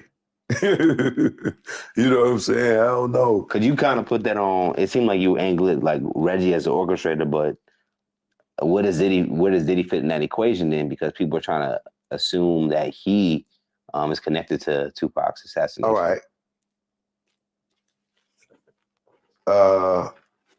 First and foremost, let me say my points and views are speculation, right? This is just all through research. And my points and views is not the points and views of Comedy Hype, all right? First and foremost, let me say that, right? So, Reggie, I believe, is involved because let's take it back to Diddy, right? Mhm. More recently, there's a rapper or a former rapper, I don't even know if he's a rapper anymore, but a guy named Little Sean did an interview recently, and that brought up more of Diddy's involvement to me, right? Okay. The Quad Studios session, right? Where Tupac got shot, right? I believe that that's where the ultimate ending in Vegas, I think that this is the origin. Connected. Yes, Okay. right? Why I say that is this, right? I watched this interview with Lil Sean more recently, and when he talked about it, the Quad shooting, this time he left blanks. He didn't want to mention Diddy name, and he didn't want to mention Jimmy Henchman name, Okay. right? Which was odd to me because when he left those blanks, I went and did research, and I went through all his interviews. I found his original interview with Combat Jack, where he names everybody, right? And the more recent one, he's just talking about, I got too much respect for these dudes. I don't want to mention their names. They my big brothers. I'm like, damn, who he talking about? So I go research, boom, find the Combat Jack joint. He giving all up, right? The blanks that was missing was Diddy and Jimmy Henchman, right? So now here's what happens. If you go look at the Vibe interview with Diddy, or MTV interview, sorry, with Biggie and Puff sitting on the couch. You know that one, right? Okay, yeah. They are questioned about the shooting at Quad Studios. Diddy never mentions Jimmy Henchman, right? So what happens is this. Pac is doing bad at the time, right? He's famous, but financially he's hurting, right? Mhm. They all know this. So Jimmy Henchman was trying to manage Pac. Pac wasn't like, nah, nigga, I'm not letting you manage me. You know what I'm saying? Like, so that began the little friction, allegedly, right? He wouldn't let him manage him. Pac is in New York shooting above the rim, right? He's now hanging out with Haitian Jack, right? For whatever reason, they got close to him, and Pac is, finally financially messed up. Jack is taking him shopping, buying the Rolex. They getting in with him. They see his potential, and so you know how they do. It's like the hustlers that take care of the kid that know how to play basketball in the hood. Hopefully you go to NBA, I'm good, right? So Jack is looking out for Pac. Big knows Haitian Jack. You know what I'm saying? On all of them, they know Haitian Jack and they know his reputation. Big go and tell Pac, yo, you don't be hanging with these niggas. These niggas ain't right. Like, you know what I'm saying? Pac go back and tell Haitian Jack what Big said, and Big gets robbed. Fast forward.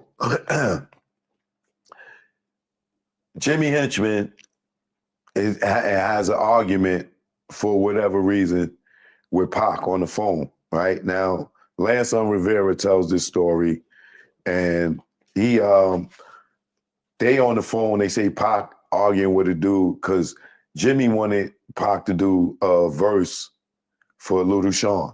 Pac said, yo, I'll do it for 7 bands, Mhm. right? So he go to Ron G house, he do Ron G mixtape for free, but he charging these dudes, right? So Jimmy Henchman calls Pac, or one of his boys called Pac, whoever, to set up the session, right? Now, this falls on the tail of the rape case, Okay. right? Lil Sean, Jack, and Pac hang out, right? Okay. Now, Lil Sean said when he met Pac, they never even had no conversation. They rode in the car together. They went to a spot, Nels or whatever. Mhm. They hung out, whatever, right? That's where Pac had got head from the girl on the dance floor. That's where he met the girl, Ayanna Jackson, Mhm. or whatever, right? But Lil Sean is saying that him and Pac never had no friction. I mean, no interaction yet. They never had no interaction for them to be doing no song, and they don't even make the same type of music for him to be doing the song Okay. with him, right? So Lil Sean, so Jimmy and Pac have this phone call where they threatening each other. Yo, nigga, I'll kill you, according to Un, right? So when Pac get off the phone, they ask Pac, yo, who you was talking to like that? And he's like, some nigga named Jimmy Henchman. And they like, Jimmy Henchman? Nigga, you crazy? Like, yo, Jimmy Henchman, like, yo, that dude to kill you. You like, yo, we gotta get guns, like, right? So this is all according to Un, right? Mhm. So now Pac and them go to the studio. He said, Pac, like, yo, so what, we need guns or whatever? Like, yeah, nigga, we need guns, whatever. So Jimmy called and like, yo, I got your money, whatever, show up to the studio, Mhm. allegedly, right? Mhm. So when Pac is coming to the studio, right? Now here's where Puff comes in at, right? Pac is coming to the studio. While Pac is coming to the studio, Puff finds out that Biggie and them is having a session, a Junior Mafia session. Okay. Now, allegedly, Puff don't know about this session, and remember, Biggie is screwing Puff over because he got a publishing deal with Diddy, right? Okay.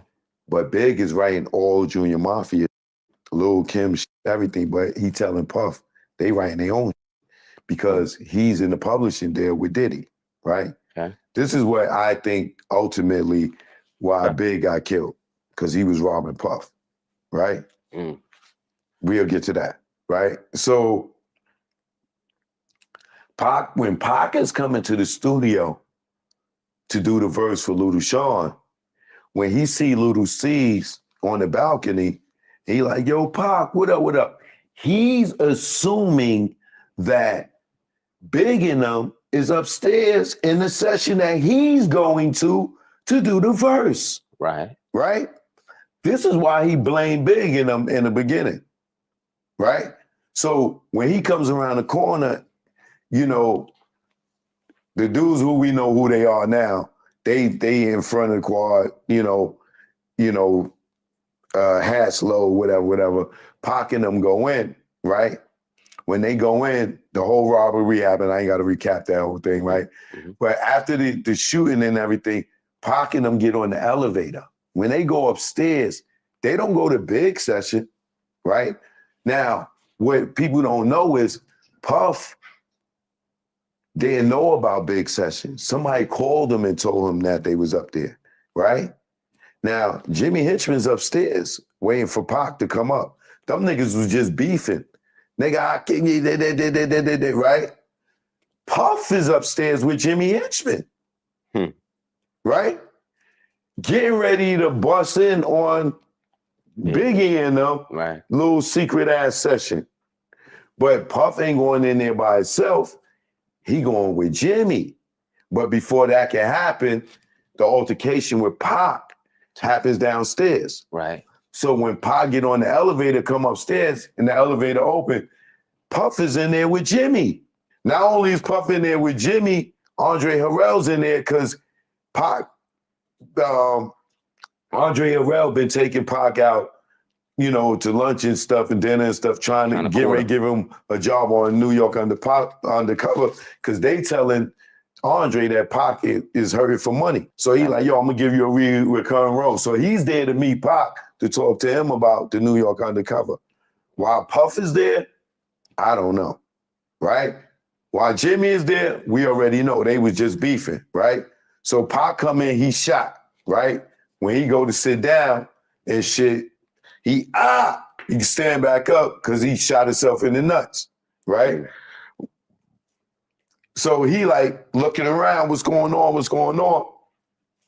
Right? So they call the police. He tells man, roll him out, this, that, and the other. When the ambulance come, he getting off the elevator. Now, in Combat Jack's interview with Little Sean, he says Pac and Jimmy both standing right there at the elevator. Like Pac is on, he's on the other side.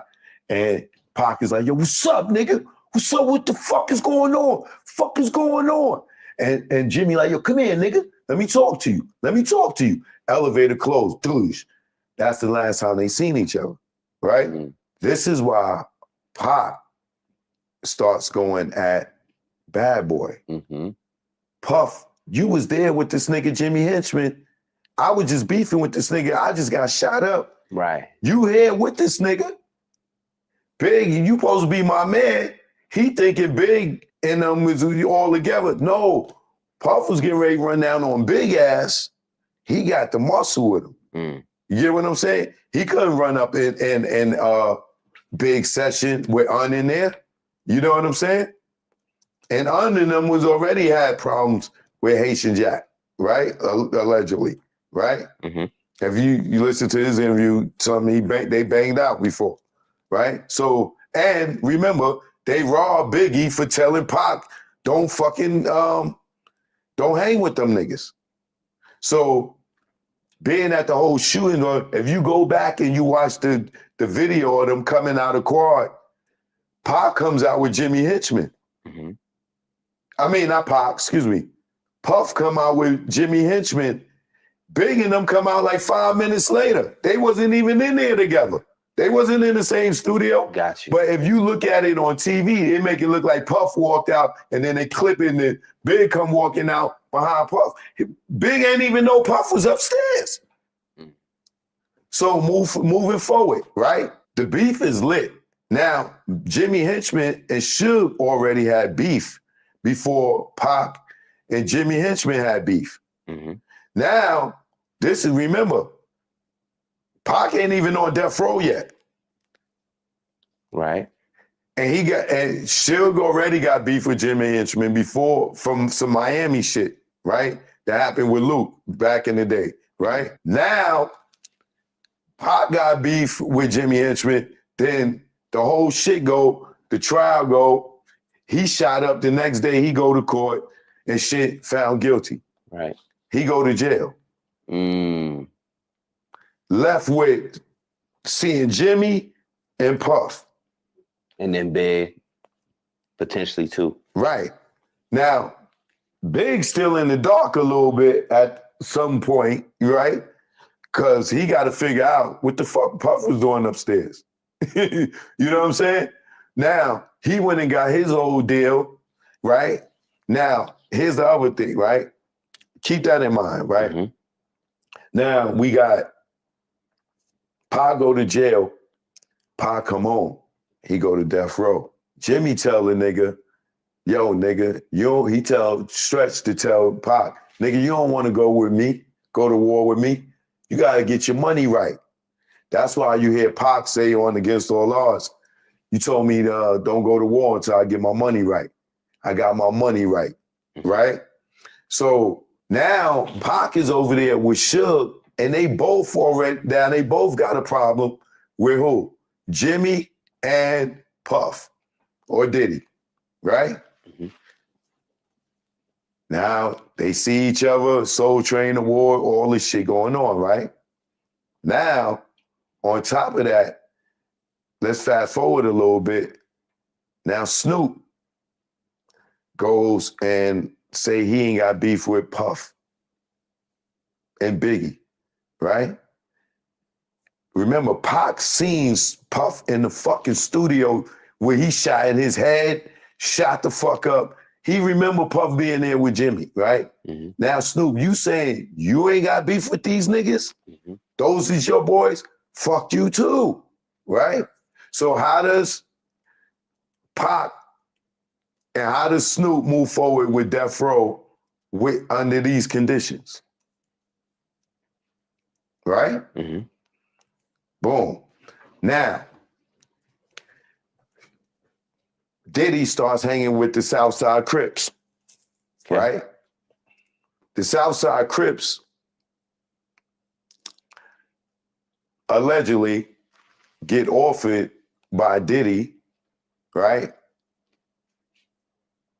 $1 million to kill Suge and Tupac, right? Due to the The beef, the fake East Coast, West Coast beef, Okay. which is really a beef between two labels. between two niggas. Suge and Puff, Pac and Puff, Suge and Jimmy, Pac and Jimmy, Gotcha. right? So Southside get offered this allegedly get offered this $1 million from Puff, right? Right. To kill Suge and Tupac, right? According to Keefe D, right? Now, this is where Reggie comes in, right? Okay. And that was your way to kind of tie in Diddy. I just want to make sure that we're Right. clear on that. Okay. Yeah, right? So this is where Reggie ties in with Diddy, Keefe D, and all of them. I believe, personally, that Keefe D, knowing that now in New York, after Pac and Snoop and the Angie Martinez situation happened, they fly back to California. That's the last time Pac and Snoop saw each other, right? According to Snoop, he says, yo, cuz, you going to the fight, cuz? And Pac, yo, man, get out of here. And they ain't speak no more. But now the beef is lit with them, right? We already know it was real tension between the Outlaws and Pac and Snoop and the Dogg Pound. Mhm. Like, they know internally what real shit was going on between them. The world might not know it, but it was real. It was lit. So, like I said, it was no moving forward at that point. Mhm. You know what I'm saying? So what I believe is, as you can see, Keefe D still have a relationship with Reggie Wright.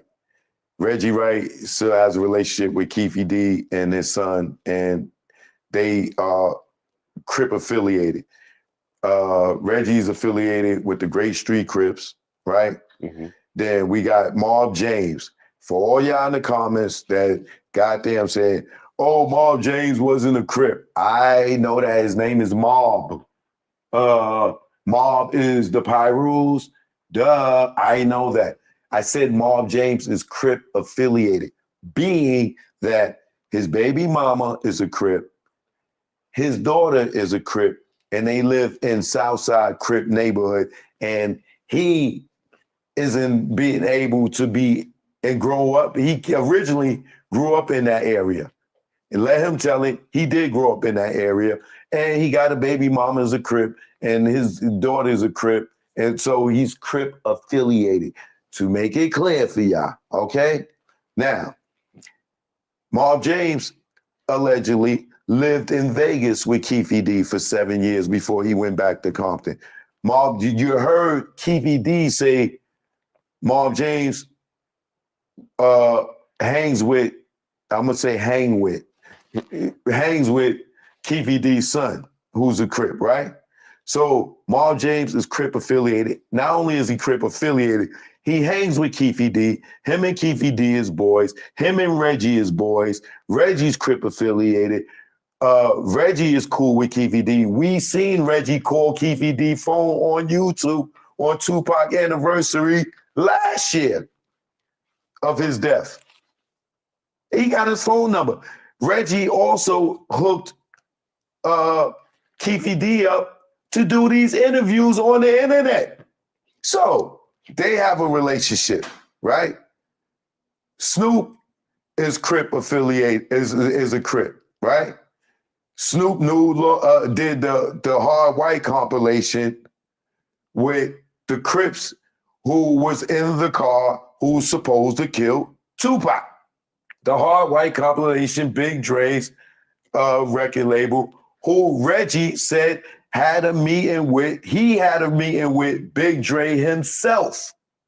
The same guy that was in the fucking white Cadillac, the Crip, had a meeting with Reggie to give him distribution for that same compilation album that Snoop did with the Crips that was in the car that killed Tupac, allegedly, right?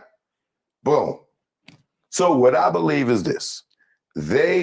Once the beef was over, once the fuse was lit with Pac and Snoop, Sharitha Knight, which is Suge Knight's ex-wife, managed Snoop, right? That's the Crip side of Death Row. The other side, I'm going to draw it on the board for y'all in a minute, right? The other side is the blood side. Suge side, Mob, Pac rules, Pac, all those is the blood side, right? You got Death Row, right? You got Nightlife, which is the management that's ran by Sharitha. You got Death Row Records, which is the blood side that's run by Suge, right? You got Sharitha, who manages Snoop, the Crip, right? The Dog Pound, the Crips. She has the relationship with Reggie, who's the Crip affiliated. And she is also dating Kevin Gaines, who is one of the cops that had the relationship with Mac and Perez and of the Rampart cops, the LAPD, who Reggie, Right Way Security, hires the off-duty cops. Reggie, Kevin Gaines worked security for Snoop, right? That's the blue side of it, right? The red side of it is Suge being affiliated with the Mob Pyrus, right?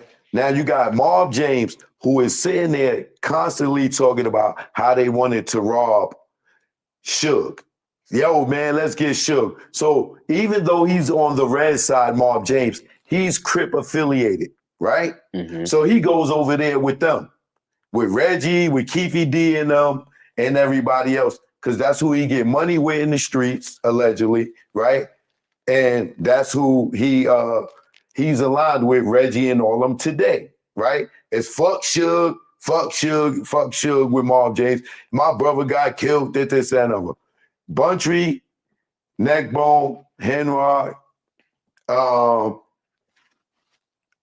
Suge, Pac, all over here, right? Some way or another, most of Suge crew gets killed, Suge goes to jail, right? Now, before Suge goes to jail for the Terry thing, they send him to jail for the violation for the when Pac got killed, he got violated and went to jail, right? Now, what I believe is when Keefy D was offered the $1 million on the hit for Suge and Pac, you got Gene Deal that always said that D-Mac, the Crip, another on the Crip side, kept telling Diddy, yo, my Grape Street and my South Side Crips will handle Suge and Pac for y'all, right? Reggie's Grape Street, Keefy D is South Side, right? I believe that Keefy D went to Reggie, and being that Reggie just got fired by Tupac 10 days before, David Kenner got fired by Tupac 10 days before, Suge fired the accounting company because he found out They stole like 20, 30 million, right? So, and then Snoop, how the fuck is he moving forward with Death Row with this beef with Tupac? Were he going in the studio? No. Right. He going on tour with this nigga? No. They ain't doing no shows together? No. So something got to happen, right? So there's $1 million that we could get, and it's beef anyway. It's the mob against the Crips, right? Ultimately, right? We can get $1 million from this Diddy nigga and kill two birds with one stone, right? Now we know now with Reggie's response to me, what I say, he was the first suspect. The number one suspect. He's the number one suspect in the Biggie case, right? And Greg Kading went to him and he told him Southside killed Biggie in retaliation for not getting their money for Tupac. Who the fuck? I thought Tupac got killed because he jumped on a gangbanger. So how would Reggie know that there was some money offered for Tupac, right? That goes to show that he knows that there was a hit on Tupac, right? I believe Keefy D went to them and Bob James was already saying, yo, let's get this nigga. Reggie knew that if Suge got killed, that he would run the label, right? Sharita would inherit the label. Him and Sharita was cool, right? And then also, not only do Snoop got beef with Pac, Kevin Gaines, Sharita's boyfriend, got beef with Suge. Why? Suge took Kevin Gaines' ass out to the desert, caught him and Sharita in Las Vegas together, took him out to the desert and beat his ass, just stripped him and left him out there. And then went and kicked in Sharita's door looking for him, right? So now you got Sharita that will inherit the label if Suge dies, right? You got Kevin Gaines who got his ass whipped, right? We talking motive now. Sharita, her motive was she would get rich. Kevin Gaines' motive is this nigga whipped my ass and stripped me naked in the fucking desert and left me there, right? Reggie will inherit the working, running the label, right? Snoop will be back in the number one spot, and he ain't got to worry about fucking Pac and the Outlaws and these niggas, right? Same thing with the Dog Pound, right? Everybody's in position at death row, right? Soon as Suge went to jail, what happened? Daz became the president or something like that. Reggie was running the label, right? What you call it? Kevin Gaines eventually got killed, right? But Suge and them was out the way. Pac was dead, right? Snoop was doing his thing, right? So now here's where you see that Reggie has guilt, right? All right. Now that you heard Suge say, you and Perez are good friends. Goddamn liar. And that Perez was trying to kill him. You gonna turn around and say, man, so what? Say what? So what? Say what? What if they was around death row? What if they was around death row? That don't mean they killers. I thought you didn't know them, nigga. Now you saying, so what if they was around death row? That don't make them killers. How the fuck would you know if they killers or not? You don't know them. Keep talking, you stupid ass motherfucker. Hey, pork butt, you know you done fucked up, right? So you bought the bottle of beer at 12 o'clock. So you met Greg Kading at 12:05. You know you done fucked up, right? You keep running your mouth, Reggie. You see Training Day, right? Nigga, you gonna be running down the motherfucking street like Snoop, nigga. And they gonna stick that pen down your throat. I ain't do nothing. Why y'all ain't messing with me?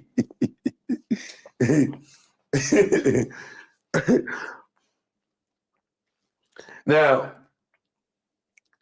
you sat there and you sit there and you try to say you don't know Kevin Gaines. You don't know Kevin Gaines? You don't know Sharitha's boyfriend. I know I don't. I tell you every time you get married.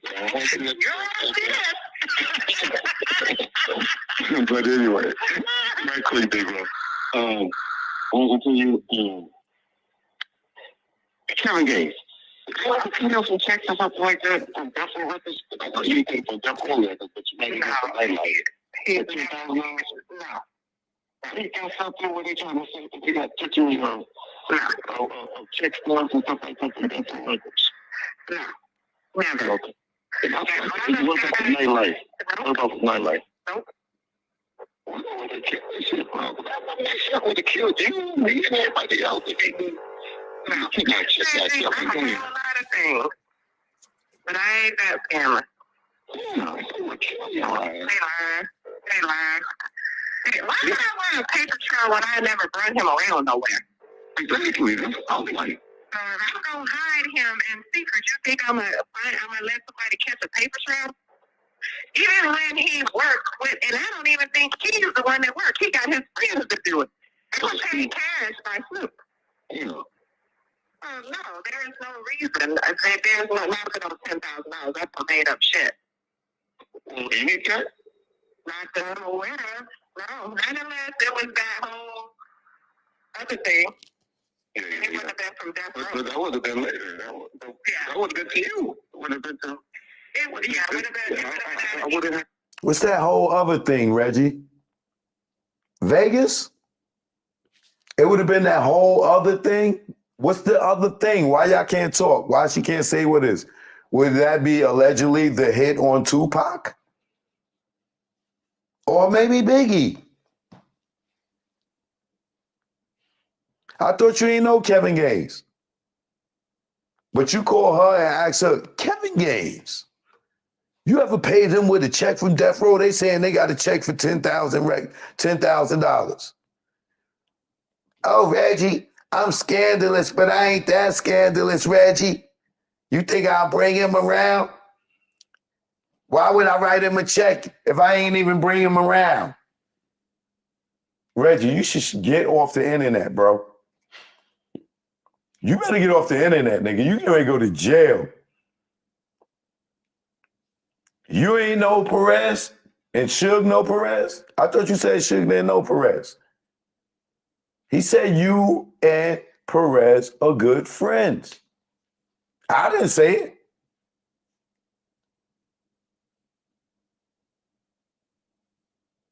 And why you keep bringing Suge name up in it? Why you keep saying Reggie and Suge? Suge was in jail, Reggie. Suge was in jail. You already tried with your bullshit Poochie story and tried to set him up with that. It didn't work. Remember, the letter was fake, right? You laughed at it, right? So if you laughed at the Poochie story, then we know Suge ain't had nothing to do with it. What did you do, brother? What did you do?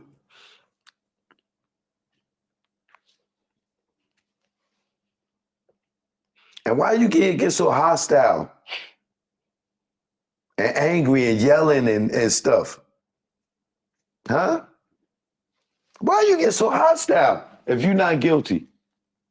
That's not the sign of a guilt, of an innocent man, what you're doing, brother.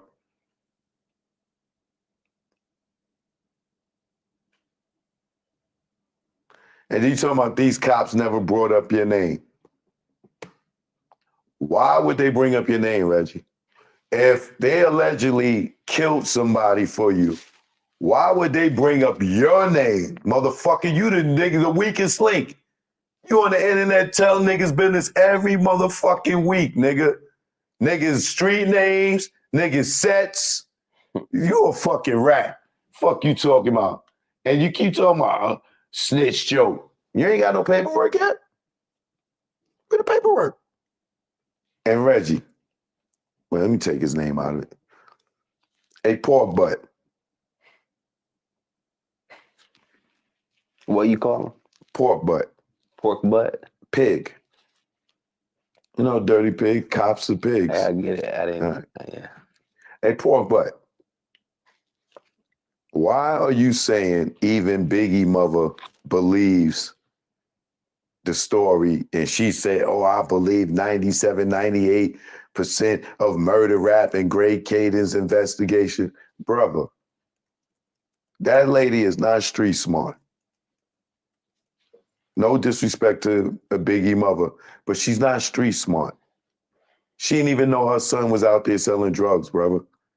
Y'all can tell that lady anything. And Greg Caden's story, murder rap, is your fucking snitching testimony, nigga. What are you talking about?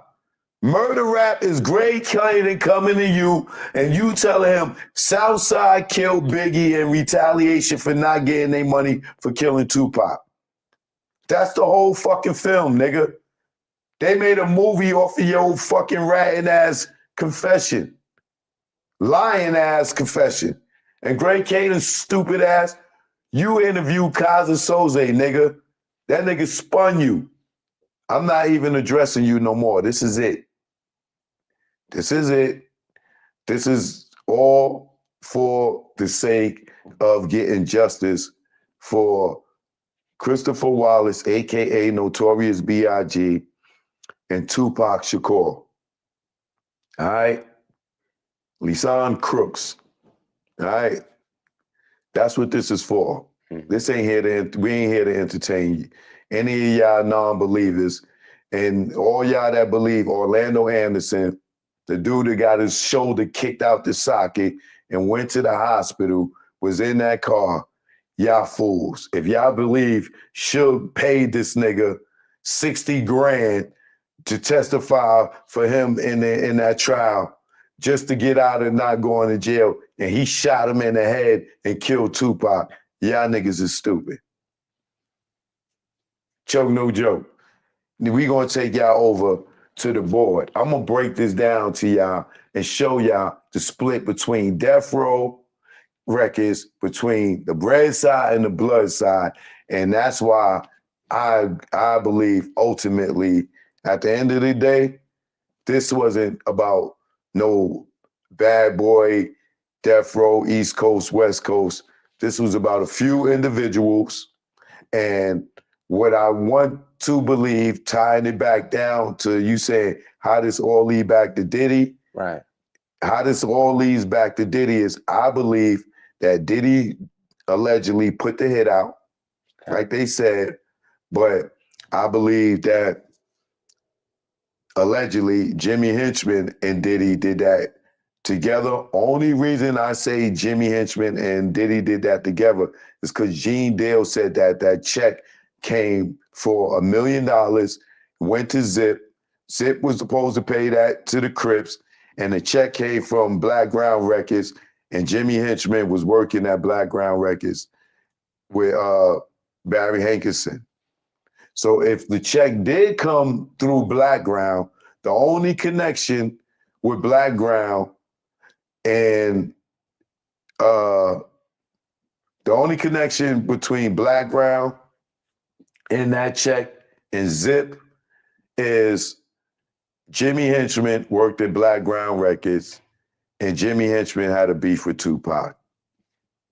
And Jimmy Henchman was cool with Diddy. Mm-hmm.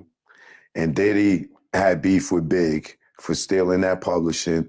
And if you remember, Gene Dale tells a story the night before Big got killed that Gene squealed to Puff that Big was writing all Little Kim stuff. And Diddy jumped in Biggie's face and said, say it, nigga, say it. Say you writing Kim shit. Say it, nigga, say it. And Big was like, go ahead, Diddy, man. Go ahead, Diddy. Say it, nigga, say it. And the next day, Big was dead. Mm.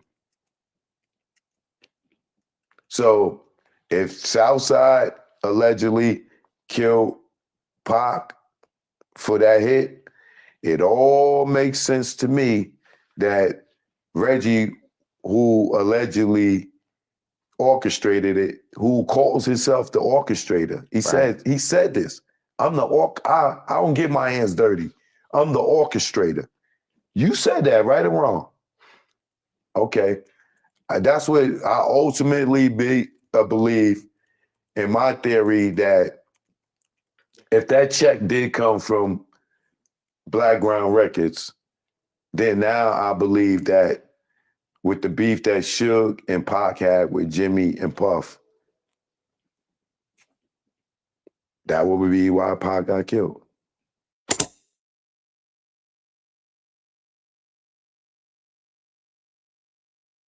All right, peoples. We are literally going to have to switch gears.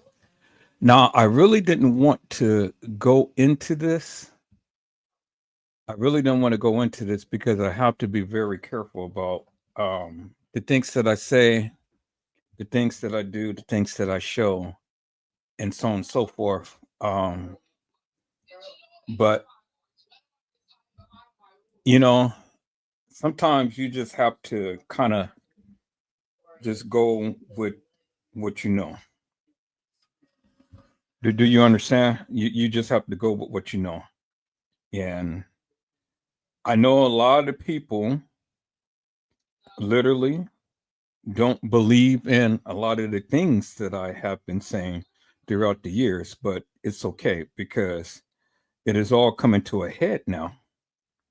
It's all coming to a head now. And just like Cat Williams has said, everything in 2025 is going to be exposed. Everything in 2025 is going to be exposed. And I'm a true believer in that everything in 2025 is going to be exposed. Everything in 2025 is going to be exposed, peoples. And I'm standing tall and I'm standing firm with a lot of the things that is going on. Now, I'm sure that you all had sat back and you all have watched the situation play out with Andrew Holmes. Now, many of us in the Kenneka Jenkins case have literally talked about the Kenneka Jenkins case forever and a day. You guys understand that? You guys remember that, right? You guys understand a lot of the stuff that happened in Kenneka Jenkins case and a lot of things that was being said and so on and so forth. And then everybody, gave a rendition as to what they believe happened and so on and so forth. And I've always stood my ground with what I had said. I said that I don't believe that Franz Cave had anything to do with Kenneka Jenkins unalive. And I said that Kenneka Jenkins never walked the halls of that establishment, that she was carried. Many of you believe that Kenneka was in a plastic bag. And y'all, hold on for a moment. Hello? Yeah.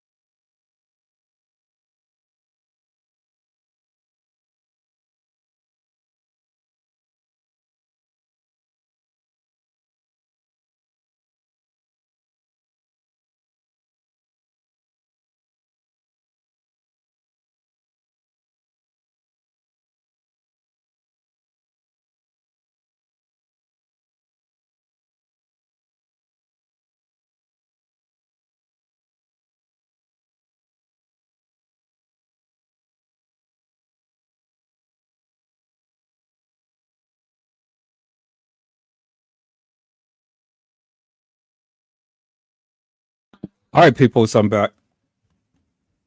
So as I stated before, peoples, and I stated it again, many people believe that Kanika walked the halls of that establishment.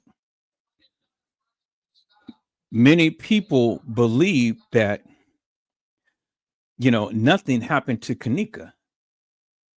But see, people's when you really go and you really do a deep dive in this particular case, you will start to discover some things. And I've been telling you guys for the longest time. I've been telling you guys for the longest time, but nobody wanted to listen to me. But that's fine. You ain't got to listen to me because I'm still going to stand 10 toes down with what I'm saying. Now, see, me being a videographer, photographer, there are some things that I can see. There are some things that I can see that literally had pretty much had exposed a lot of things. Now, case in point, and let me just say it like this and stuff. So look at all of the stuff that's happening in Hollywood. We already knew that human trafficking and sex organ harvesting has been going on forever and a day. That ain't nothing new because all of my life we've been seeing the people on milk cartons and milk cans and the likes and so on and so forth. But nobody really paid too much attention to that because you see it so much, people tend to become numb behind that. But now when you hear about certain people who is involved in it, now it doesn't seem so foreign. It doesn't seem so foreign, peoples. When you look at when you look at the milk cartons and you see all of these different faces plastered on the milk carton and stuff, one has to ask yourself the question: why is all of this stuff happening? Peoples, this stuff didn't just happen overnight. This stuff been happening. It's been happening, but nobody's been paying attention to it. And it's been happening all over the world. All over the world. You guys remember that song when Lionel Richie and Michael Jackson came together and stuff to put on "We Are the World, We Are the Children. We're here to make a brighter day, just you and me." Y'all know that song and things. Well, what was happening at the time? Things was happening over in Africa. Kids was missing and different things like that and stuff. The people exactly that. Yep, you are exactly right. I'm going to share some things with you guys and stuff, but I'm also going to talk about some things. You guys, hold on. Hello, Sailor. How are you, my friend? It's a blessing to see you on tonight. Hello, can you hear me? You said what again? Can you hear me? I can hear you now. Actually, I'm from another country, so English is not good. So my English is not good. So if you use the language, to understand. You say what again?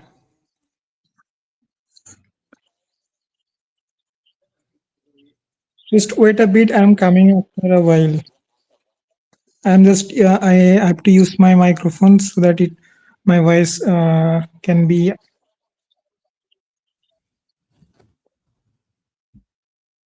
Okay, so again, people, Michael Jackson and "We Are the World," and then you heard about the atrocities that was happening in Africa and things of that nature. You guys remember that, right? all of these things that was happening in Africa and all of these other places and stuff. So, and it's not so far-fetched, peoples, because it's been happening, but nobody has really been paying attention to the things that's been happening. But now since this thing is happening with Diddy and Jay-Z and all of these other people, it's not too far-fetched now. You know, things is pretty much is showing itself, you know. And so I say that to say, in the Kenneka Jenkins case, peoples, now you guys are pretty much understanding yourself now what's going on. All of these Hollywood stars and stuff is being hit with allegations and stuff of SA minors.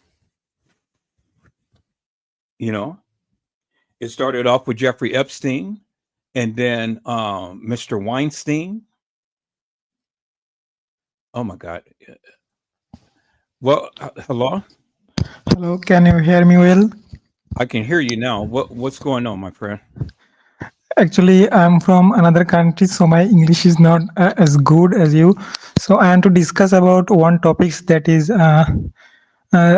recently in California, that we are hearing a lot of disaster things is happening, and in Muslim country people are saying that they are responsible for it because they are burning Gaza, so it should be happened with them because they hate Gaza's people. Israel is striking on Gaza. So although it's a sad thing for California, but they are enjoying it. So what is your opinion on this? Well, I mean, I was going to lead into the things that was happening in California. I was trying to set my basis upon this other case that I have been talking about for the past 7 years, and that was the Kenneka Jenkins case. But the thing with California, I pretty much already knew that was going to happen. And if you go back in history and go back and play some lives as to what this young lady, Allie Carter, had stated, she's already prophesied. Well, not really prophesied, but she foretold what was going to happen. Because when the thing that had came out with Diddy and then the thing that came out with Jay-Z, then you start to see a lot of things that has happened in Hollywood. And yeah, the things that was happening, it wasn't no nature that has started the wildfires and stuff. It is actual people who is covering up their crimes. Hollywood is finally being shaken down. Now I have to come on up, Brazy. We have this gentleman who's on as well, so we can have a sit down talk, because he's talking about Gaza in Israel and you know, all of this other stuff. And I get it. You know, everybody wants to kind of like shift the focus upon, you know, other things that's happening in other countries and so on and so forth. Well, my take is this.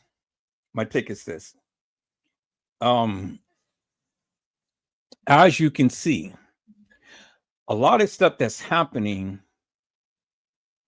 is happening because a reckoning is coming. Awakening is coming.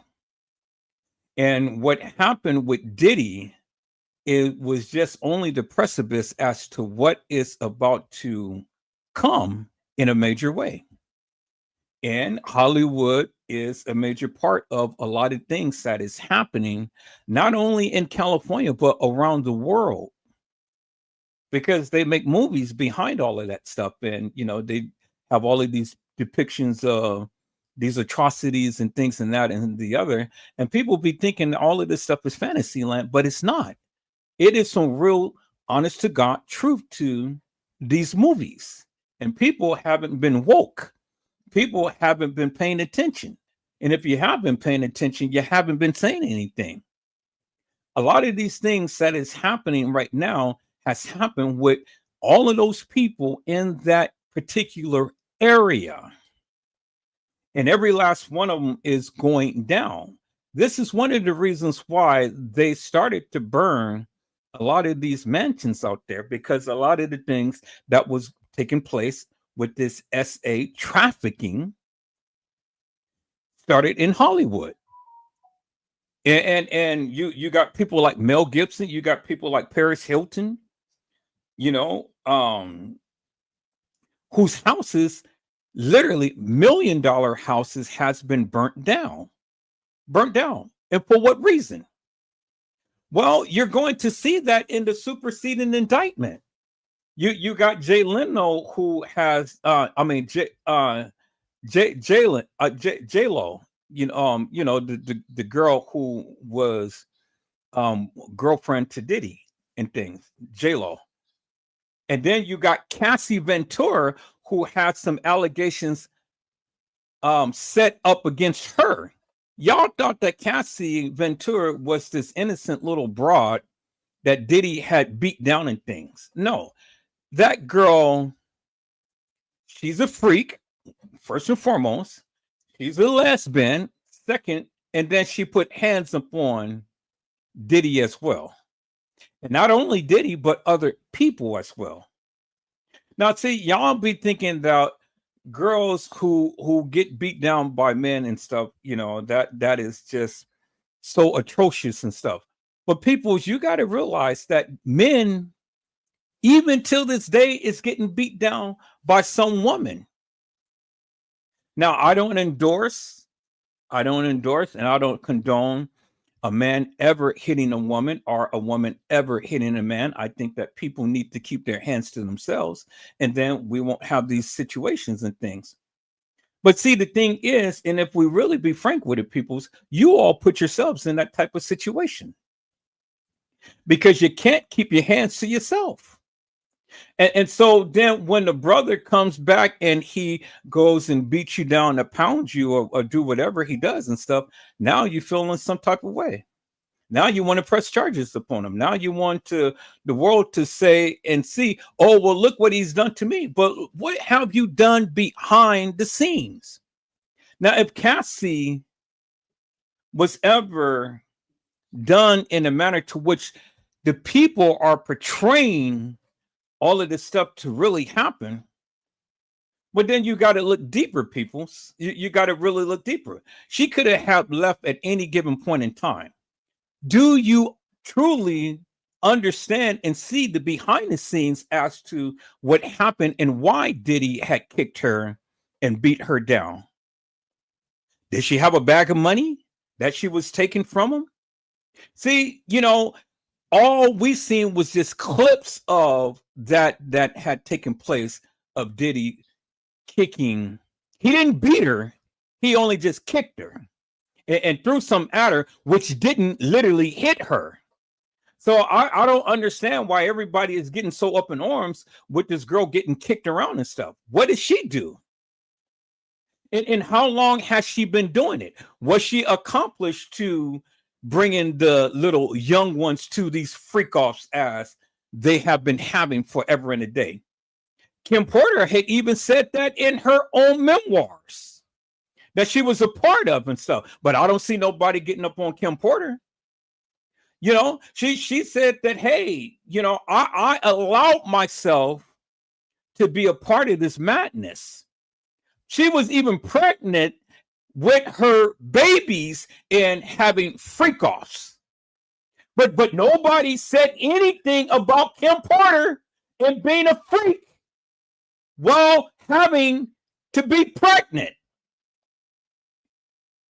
See, you guys pick and choose your battles. You guys pick and choose what you choose to say and how you choose to say it and the things that you think about and stuff.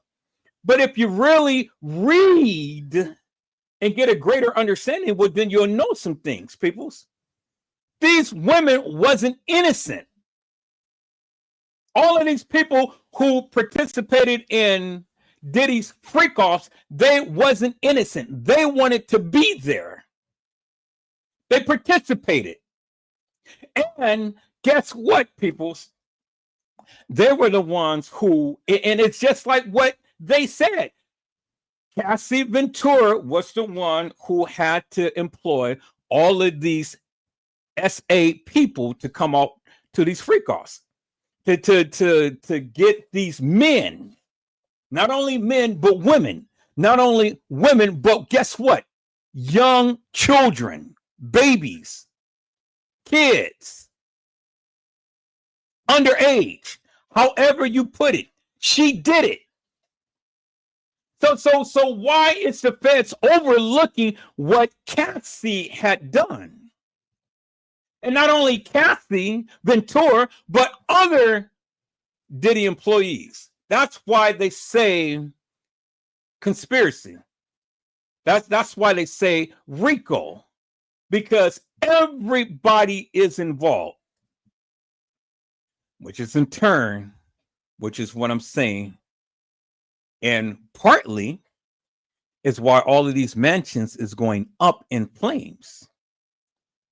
It's because of the various things that Hollywood has been doing forever and a day. Now the secrets is being uncovered, peoples.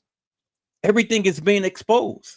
For all of these kids who were trafficked to Dubai, to Israel, to Africa and Asia and Japan, and then all these other different places and stuff. Everything is coming out, peoples.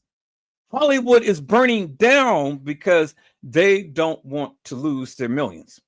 Now, look at the case with Vince McMahon. Vince McMahon has been doing this stuff forever and a day. The feds was on him and stuff. He spent $1.2 million to the feds to get this drop. Look at this other guy who SA'd some people and stuff, and they end up giving him bail. Why couldn't they give Diddy bail? What, just because of mere allegation?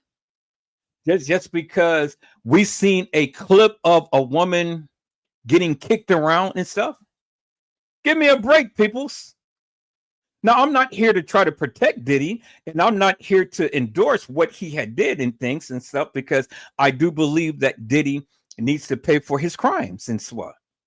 You know, I mean, he got caught kicking this woman and things and stuff, but he should pay for that crime. But he's not being charged with that.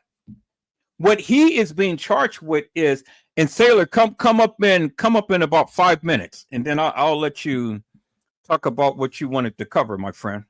Come up in about 5 minutes. I need to just make this point real quick. Diddy didn't do half of the stuff that the people proclaim by himself. I didn't say that he didn't do it. I said that Diddy did not do half of the stuff that the people alleged up against him by himself. No, he had help. That's why they say RICO. RICO means that other people have participated in the so-called crime that is being alleged.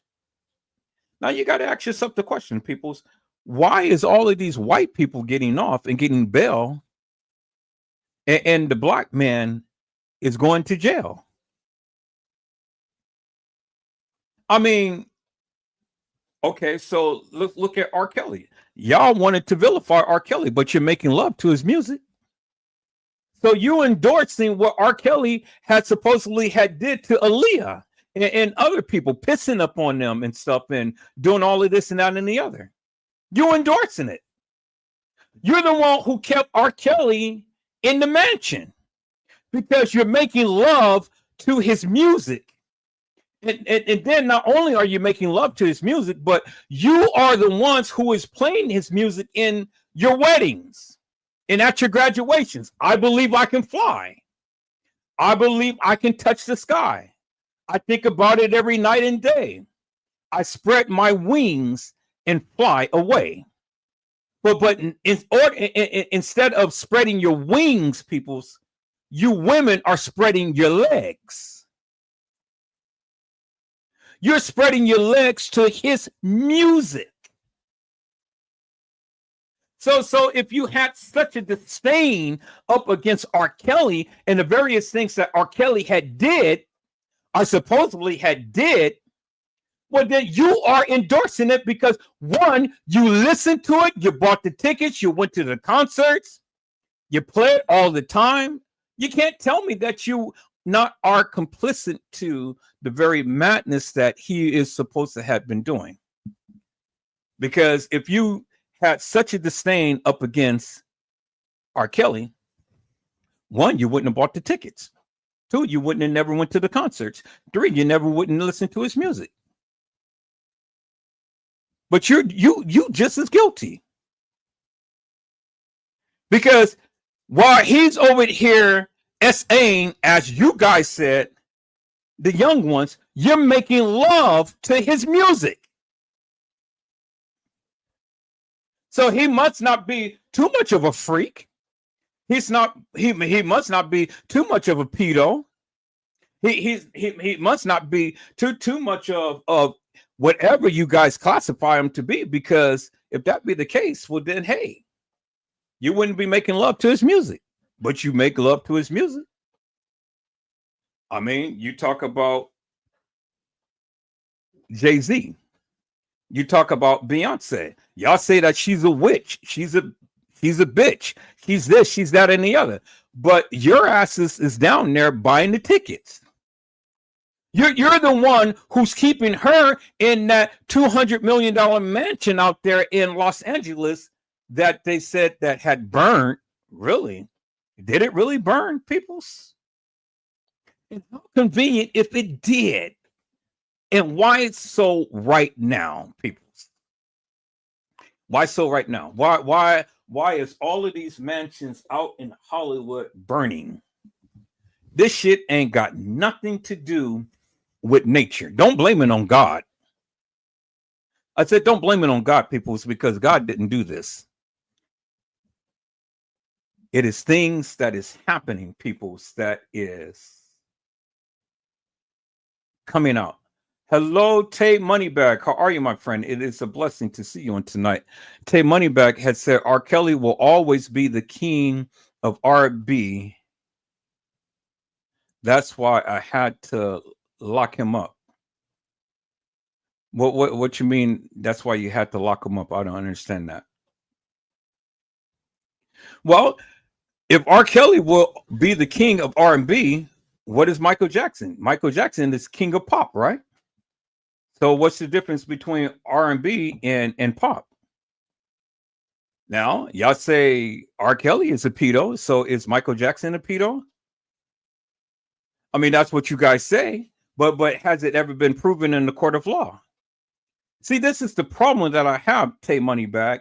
Everybody all the time wants to label these people as being something, but see, the thing is simply this. Before you ever open up your mouth and try to label somebody, think of yourself and what you have done. Think of yourself and what you have done. So if R. Kelly and Michael Jackson is pedos, well then guess what? You endorsing it. You are endorsing it. You are agreeing with it. You are just as complicit as they are because you listen to the music. How are you going to separate the man from the music? It's just like what Prince had said. Prince had said that we are artists. What is an artist, peoples? An artist is one that paints a picture for the people. You know, the music, the talents, the lyrics, the words, everything that is associated with that song comes from the artist, because the artist is the one that paints the picture for the people. And so when you take that artist's work and you go and you stream it up on YouTube, Facebook, or whatever these other streaming platforms is, and then you go and change their lyrics or change the words to their song, it no longer becomes that artist's work. It becomes the perspective of whoever had changed that of what they originally put out. And so it changed the flavor. It changed the mentality. It changed the thought. It changed the view. It changes everything about that particular song. And it's no longer representative of what that person had intended. Do you see what I'm saying? So whenever you take an artist's work and you change anything, you don't get the full essence of what that artist is trying to convey. Because now you're putting your spin upon it. You're putting in your philosophy, your views, your thoughts, everything. And it's not truly a representation of what the artist tried to convey. Do you understand what I'm saying? So you can paint a picture of a person as much as you want to, but painting a picture of a person doesn't mean that any and everything that you say is true and valid. And then let's be frank, who gives you the right to speak upon anybody? I mean, everybody has some skeletons in their closets. Everybody had some things that they're not proud of and stuff. But who are you to bring anything to the forefront? You guys know so much about other people's business than your own. And you're so quick to bring down other people than your own self. So if many of you do just what Michael Jackson had said, look at the man in the mirror and learn to change his ways or her ways or it ways, depending on what you classify yourself as being, whether you believe yourself as a man, a woman, or an in-between, a half-breed, a man and a woman, a Sagittarius, a half man, half horse.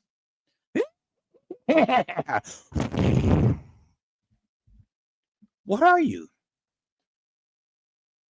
Take a look at the man in the mirror and ask that person to change his ways. Can you? Are you really all of that in a cup of tea to where you can go and spread some salacious stuff up against people? Who made you God?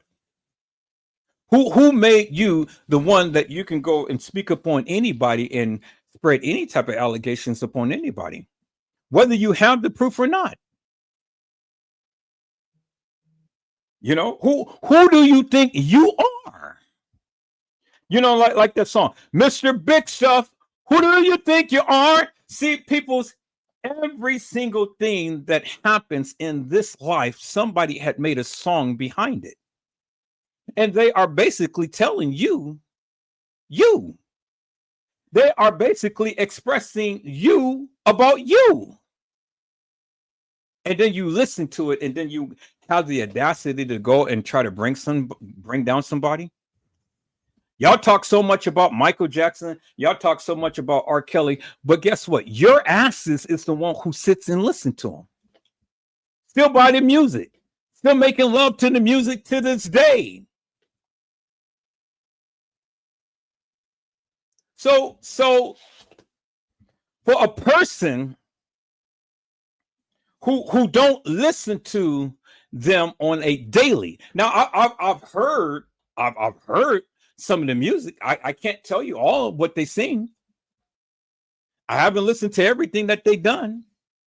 I never bought their ticket to go watch them.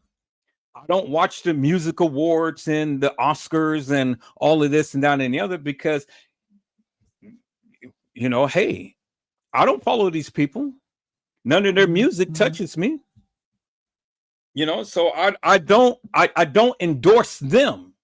So if I talk about them, I personally can talk about them without feeling any type of way because I don't endorse that of what they say or do. Now, in the few little music that I have listened to, it was very touching, you know. It was very sentimental. I get it. I understand it. I felt it. Sounded good to me. But at the end of the day, I couldn't tell you everything that they sung. I couldn't tell you everything that they did. You know? So I have that right. If I choose to talk about them and belittle them and stuff, well, I don't buy their records. I don't keep them in no mansions. I'm not a fan of them. And I don't listen to their music on the daily. So I can say what I say about all of them because I don't endorse them like you do. You endorse these people, but yet you talk about them. Really? So let's look at this for one moment, people. So let's talk about Diddy. P. Diddy. This mogul, this black man that has rised up from the ranks. A boy who had grew up in a certain area and had saw things in his life. It was stated, because I watched some YouTuber had stated that his mom was the one who started the freak offs, who had literally conditioned him. See, y'all thought that it was only Clyde Davis. But see, it was some people who had literally grew up with him that started to testify about the things that they know about him, and they start to speak upon it. And so you, me, and nobody else can say that they're lying because we wasn't there. We don't know how Diddy raised up and lived and what he did. The only thing that we know is what they had written in the papers and things. But this person had lived, went, breathed, broke bread and everything with him. So whether the person is lying or whether the person is telling the truth, well, then I can say this, peoples. The things that this person has stated is the things that the people are stating about him now. So it must not be too far-fetched. Now, I still say he's innocent until proven guilty. But at the end of the day, peoples, who do you blame? Do you blame Diddy's mother for what the person had said, freak offs? Because that's all he knew. All he knew was growing up around gays and lesbians, people licking kitty, and people sticking Diddy. Now, was he molested, peoples? I don't know. I wasn't there. I don't know how he grew up in things. You know? I don't know. But I can say this, peoples, from what the gentleman had said, and more is coming out. More is coming out, and I can't wait till this surviving Diddy thing come out to listen to what the people who grew up with him had said, and then the people who's closest to him and stuff. You know, I'm just waiting to see what they have to say and stuff. So I'm reserving my commentary of putting Diddy down until there are some things that can literally be substantiated. Now, it's funny to me, peoples, how all of these people, for all of this time, has never said anything about Diddy until he got arrested and until that Cassie Ventura video came out. But let's keep that in perspective, peoples, because that Cassie Ventura thing, it ain't nothing but clips. We don't know what happened before that, but we've seen what happened after that. And what happened after that was he had settled the lawsuit. But what happened before that? What happened at that hotel that prompted her to leave and prompted him to do what he did? And then you guys think that that is the most heinous and egregious thing that has ever happened to a couple. Well, people say if the truth be told, many of you people get your asses beat all the time, every single night, every single day. The mafia do it all the time. Ain't nobody complaining about them. You know, the pimps do it every single night. Get your ass out there and make the money for me. You sell your cookie and bring me the money.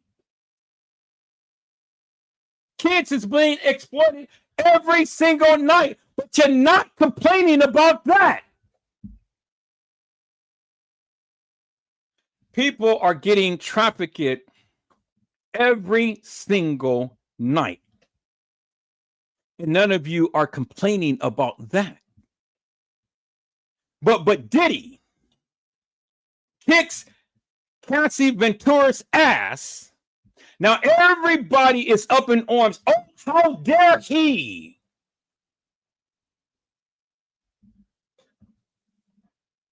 But will you be willing to come to Edward Joseph Let's Talk Live and say that you got your ass beat? Would you? Well, would you be willing to come and say that, well, Edward Joseph, guess what? My pimp had S-a'd me and had me out there on the streets and made me to give him my money. See, people, let me tell you something. This is one of the reasons why. This is one of the reasons why the black man and black woman will never rise to the occasion. Black man is sitting around here, wants to be hardcore, wants to be strong, want to be respected, want to be looked at as, you know, being the man, and does what he do, you know, get out there and destroy other people's kids' lives and stuff behind the madness that they put out there, putting other people's children out there to make money for them. But when it comes down to their own kids, what are they doing? Are they putting their own kids out there? Are they SAing their own kids? Are they beating their own kids? Are they paying child support?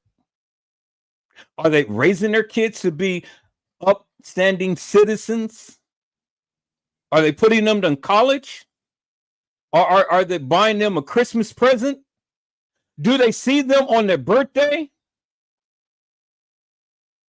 Well, every time I turn on YouTube and Facebook, I see some person, some girl, twerking her ass, wearing some provocative stuff and trying to be all sexy with all of this eyeliner and makeup and all of these clothes and things like that.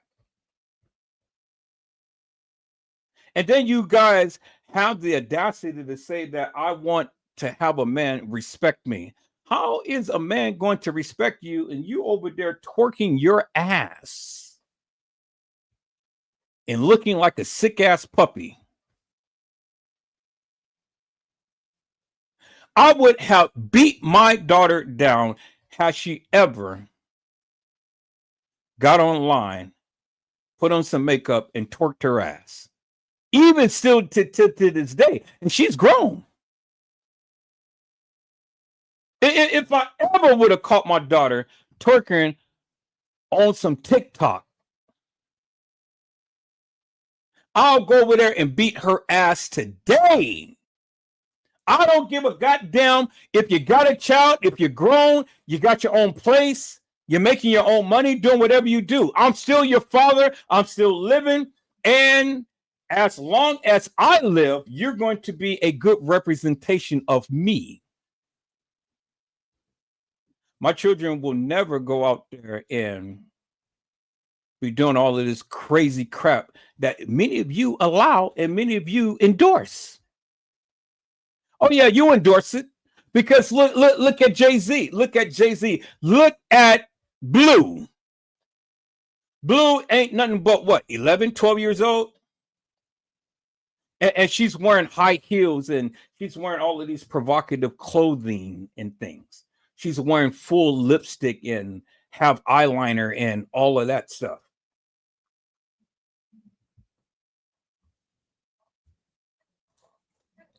And all of you nasty Negroes is out there. Woo-hoo! Look at Blue, a baby. And although her dances is not provocative, still, you guys go crazy over a child. Now, what does that say about Beyonce and Jay-Z? Their child out there dancing in full lipstick and garb, and you have all of these deviant, devilish, and demonic people in the industry. In the industry. So what? You don't want to subject your child to that? Keep them away from the predators? But yet you go and it is alleged that they are preying on other people's children? Well, I can't speak to that, people, because like I say, I don't know. But how he is raising his own daughter doesn't surprise me if some of the things that has been alleged has happened. Now, I'm not saying that he essayed the autistic girl at the time, because I have some reservations upon that. How can an autistic child get to be in the presence of these two moguls? You know, that has to be some type of you know, this girl had to be the luckiest little chick there is to be able to be in the presence of Diddy and Jay-Z. When Diddy and Jay-Z had an opportunity to get any type of woman they wanted, you know, any type of woman they wanted, and you guys mean to tell me that these people have literally settled down with an autistic child and SA'd her, and nobody said anything? Even the girl who was supposed to have sat there and watched it didn't say anything. So my question is simply this, people.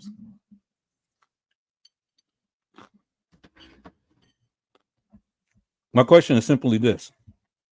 How in the hell, and why in the hell would they want to go and run their whole life and careers strapping down and SAing an autistic white girl and have another person stand there and watch the both of them SA this girl,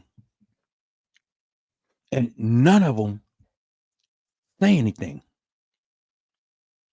And then so happens that 24 or 25 years later,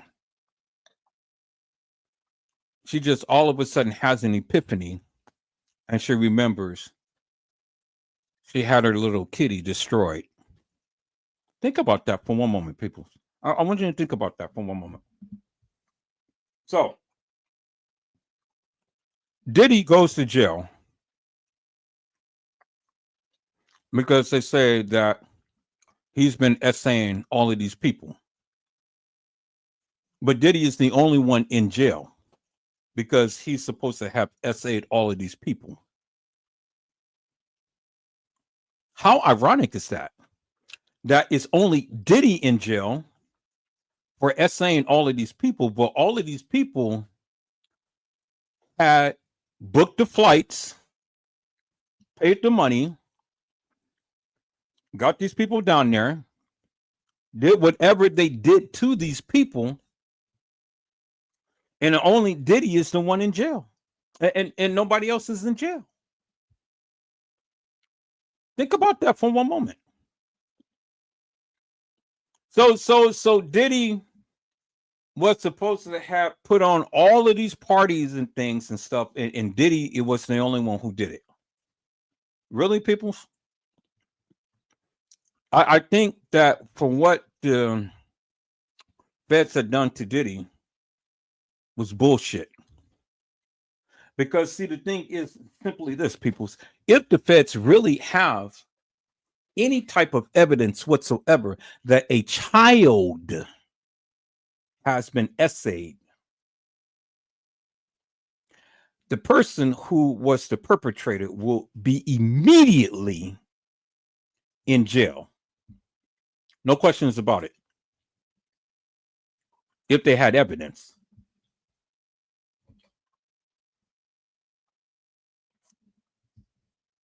If the feds had any type of video, a picture of anybody essaying any child, that person would be in jail right now. So you know what that tells me, peoples? That tells me the feds is full of bullshit because they ain't got shit. They're trying to find shit. They ain't got what they proclaim. Now, as far as the people that came to the parties and stuff, Diddy's parties and things, yeah, they freaks. So you're going to put people in jail because they're freaks? Really? You guys speak as if you know all of the people who were there at his party and you knew exactly what was going on. What's the problem with having a freak off? What's the problem with that? You got grown adults freaking on each other. What is the problem with that? I mean, y'all look at Diddy like he's a monster. So he has a high sex drive. And he likes to go and get in men and women's booties. You know, what's wrong with that? What's wrong with that? I mean, you got the gays and lesbians that do this shit all the time. You got people literally going to the courthouse to get married. You got gays and lesbians adopting children. Now, there's something wrong with that.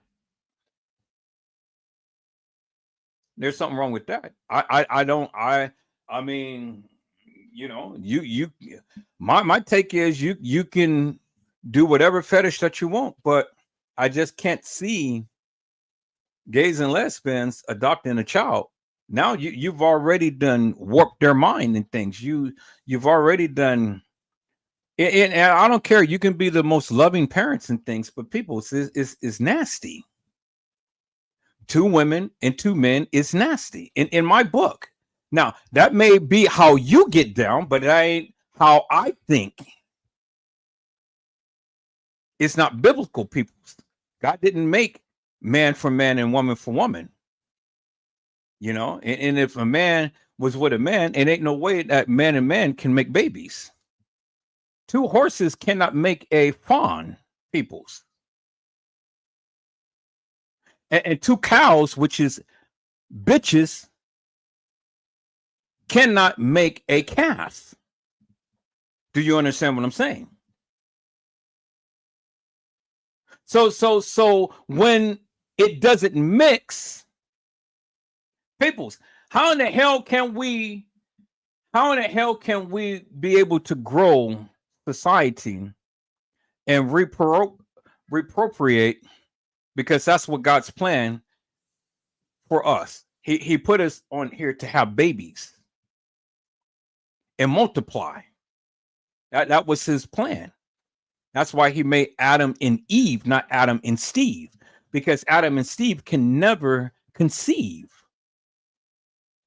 Because see, Adam and Steve will never believe. Do you understand what I'm saying? So it wasn't in God's plan, but see, you people made that. You people decided that you had enough of the kitty. Now you want to be like Diddy. And go up to man's, you know. So just as much as you guys sit here and say, well, what's wrong with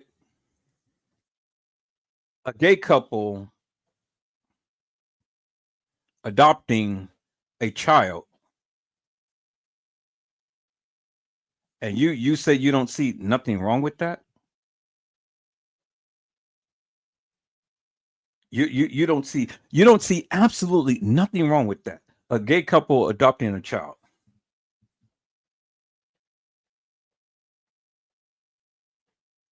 So then my question becomes simply this. Why do you endorse it? What is it that you do not see wrong with it? What, because you're gay? And you don't like nobody talk about your lifestyle? Well, I didn't have to. What's his name? Usher. Usher said, and he talked about the lifestyle. He made a song about it. He said that he went to Diddy's parties and he came there to see the lifestyle, and he did. And so then when the commentator had asked him, well, would you send your kids to Puffy's flavor camp? He said, hell no. Okay, well, if he won't send his kids to Puffy flavor camp, why in the hell did his mama and daddy send him to Puffy's flavor camp? Why did Justin Bieber's mom sends him to Puffy's flavor camp? Do you understand what I'm saying, people? So if you guys say, in a person who sung that song, I don't see nothing wrong with a little bit of bump and grind. Well, if he doesn't see nothing wrong with it, why should you? I mean, if Diddy want to have free costs, let her have free costs, but let her have free costs without the babies. The babies should never have been at Puffy's flavor camp. Usher, Justin Bieber, and whoever else shouldn't have never been at Diddy's flavor camp. So what was Usher exposed to that he did not want to send his children to Puffy's flavor camp? And then why is Justin Bieber so up in the fog and things? What, did something happen to him? And if something happened to him, why is he protecting whoever he's protecting? I mean, you can sit up here, you can go live, and you can have all of these interviews, and I'm trying to protect my friend, and talking all down and stuff, and then having a preacher come and anoint his head with oil all on live and stuff. Yeah, that's all that's all in good, people. Okay, I get it. Y'all say, Edward Joseph, how can you be so harsh? Because the simple thing is this, people. Simply this. God is a forgiving God. He will forgive.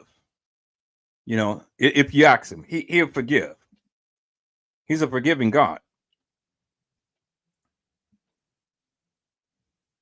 But the Lord, before the Lord will ever forgive you, you have to confess your sins. You got to confess. Before you can ever be forgiven, you got to confess your sins. You got to tell God, Father, I have sinned. I have done X, Y, and Z. You have to tell him that. And then you ask the Lord, Father, forgive me. Then the Lord will forgive you. But if you never confess it, peoples, then God ain't gonna never forgive you for it, because the thing is, you ain't repentant of what you have done. And the only way that you can be forgiven is that you have to have a repentant heart. You got to acknowledge your shortcomings. no matter what it is.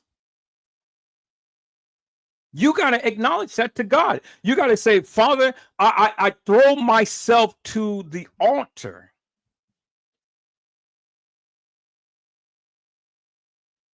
I throw myself to the altar. And then you express that of what you want the Lord to take away from you. And if you do it with a sincere heart, peoples, God will take it away. God is faithful and just to forgive you for all of your sins, no matter what it is. But you got to confess it first. So now, if Justin Bieber wants forgiveness for whatever he did, because he did much, and he loved much, and he participated in much. And so Justin Bieber ain't as innocent as many of you tried to proclaim he is. So he can sit up here and whimper and wail and all of this stuff, but that little sucker is guilty. He's guilty. Guilty as sin, because he knew what he did too. He knew what he did. And so that's why he doesn't want to come out and throw shades upon Diddy, because he's been dignified. Do you understand what I'm saying? See, this is why a lot of these artists won't come out and really persecute Diddy, because they are guilty as sin.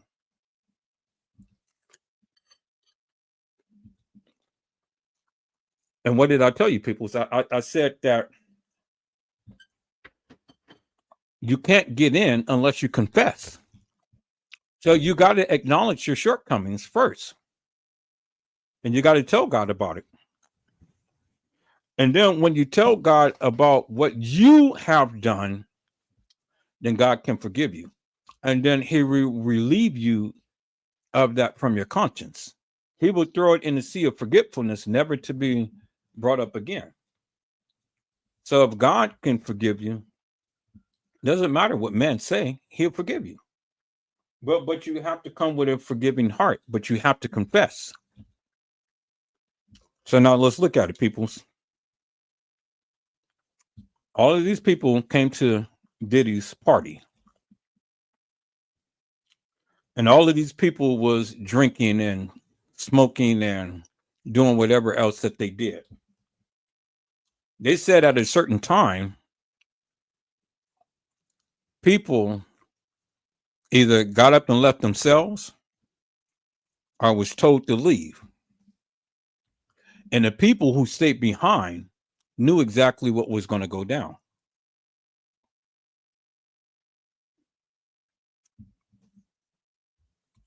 Which makes them guilty, because guess what?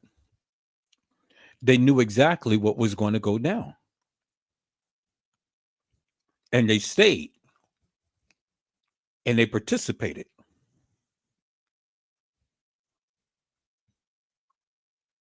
They stayed. Now, they said that some was forced, some was coerced, you know, and some just stayed because, you know, they wanted to be a part of it. Well, I just simply ask this. Out of all of the hundreds of people that had attended Diddy's party, how many people was forced against their will? Got their salad tossed, got their buns busted, and then after it was all said and done, didn't say anything. And then the ones that did, what happened to their cases? Now, see, people's what you fail to realize is simply this. For the people who had literally been essayed and did make a report, did go to the hospital and stuff, and nothing came about of it and stuff, guess what's going to happen? You don't understand the ramifications as to what is about to take hold. Because see, people, it wasn't just Diddy. It was the men and women in blue. Oh, you're not hearing me, peoples. Y'all hold on for one moment.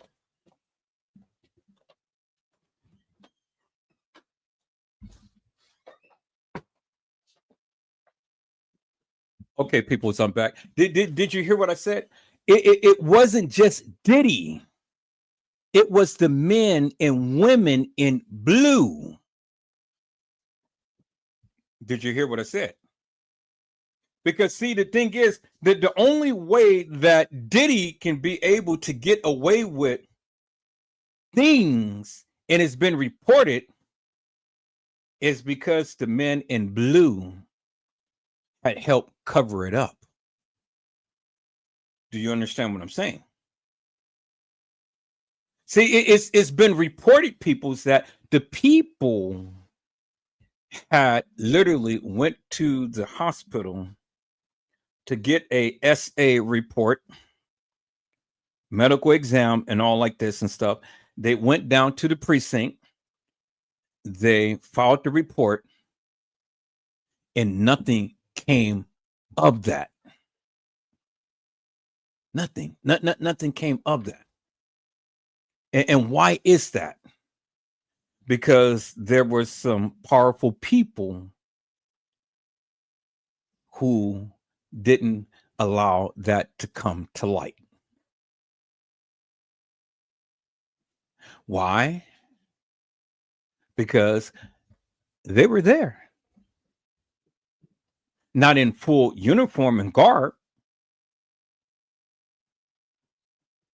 They were undercover.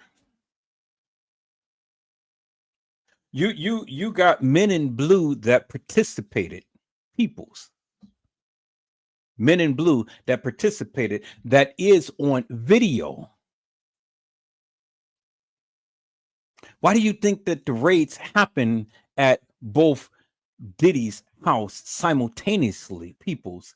And not everybody that went to the raid knew where or who. I mean, they knew where, but they didn't know who they were raiding until they raided the place. Because some of the people that was caught at those parties was some of the people in blue. Oh God, you guys are not hearing me. Okay, let's listen, people. So let me tell you something. Jeffrey Epstein got off scot-free to a certain degree. He went to jail, you know, all day. He stayed out doing his work and stuff. And at night, he slept in the jail. Next morning, he got out, you know, and he got accused of a lot of heinous things. But see, the thing is, peoples, and this is the stark contrast between Diddy and Epstein. Epstein did it to his own kind, his own people, white people. And they have tapes of it. They have pictures of it. And even powerful men like the president was even at his mansion in Ireland.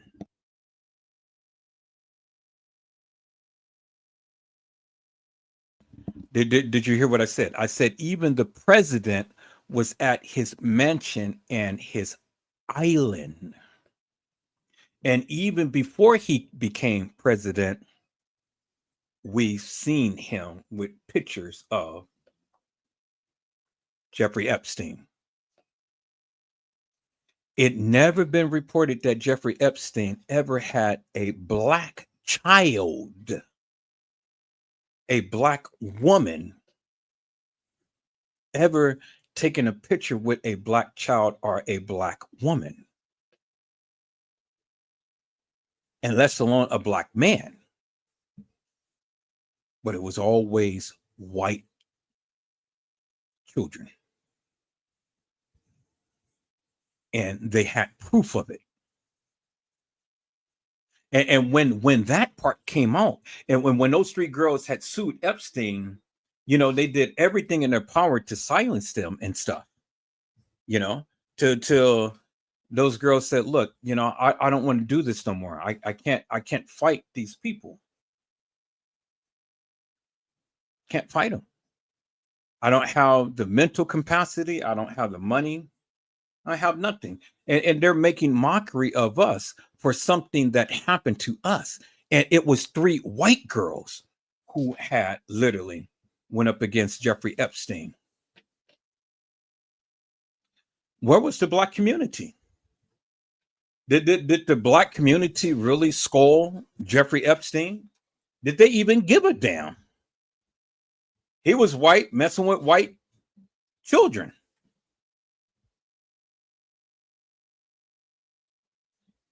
You know,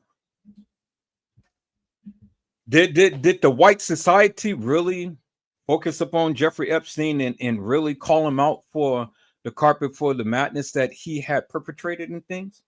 And see, the thing is, peoples, they had evidence of that, clear-cut evidence of what he did, and they had prominent names of the people who had came to Epstein's rendezvous, was at his island, that was flying to his island.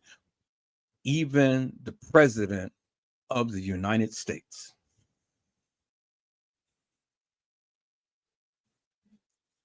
And so, where is all of the names that was on the Jeffrey Epstein file? Has it been released yet? No.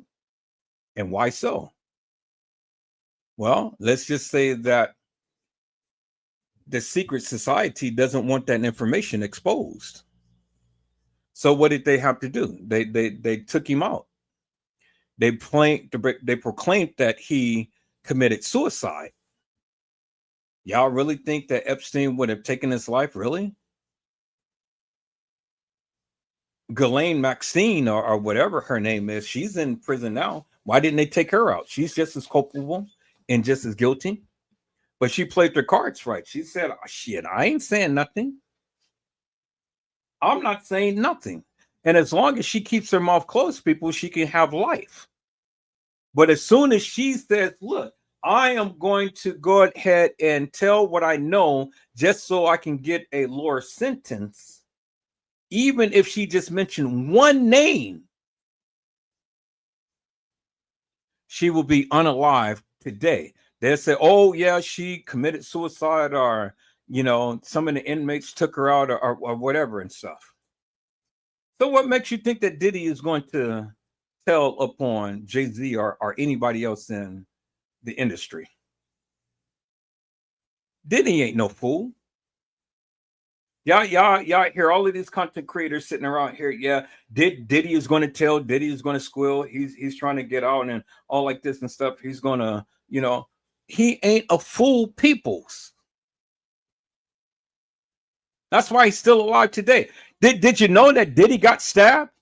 Because the people on the outside with money is trying to get him unalive, because the superseding indictment is coming. And the chances of their names being on that superseding indictment is great, peoples. And see, these content creators are sitting out here lying upon Diddy, saying, well, Diddy is spilling the beans and stuff, and Diddy is saying this and saying that. People, you will know if Diddy said anything, because if Diddy said anything, the people would be in handcuffs today. Today. No question about it. The people will be in handcuffs today. But Diddy ain't up in there squilling.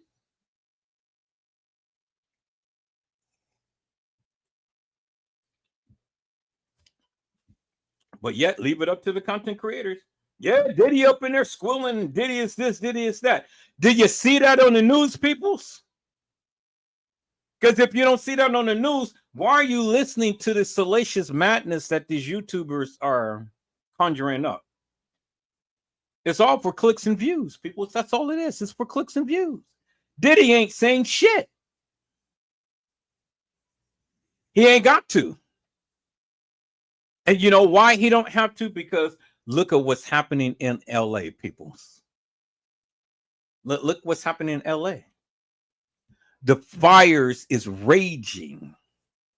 Now everybody out the woodworks is going to come and everybody is going to proclaim, you know, these fires is raging because of this and this and this and this and this. Peoples, I have been living in California all my life.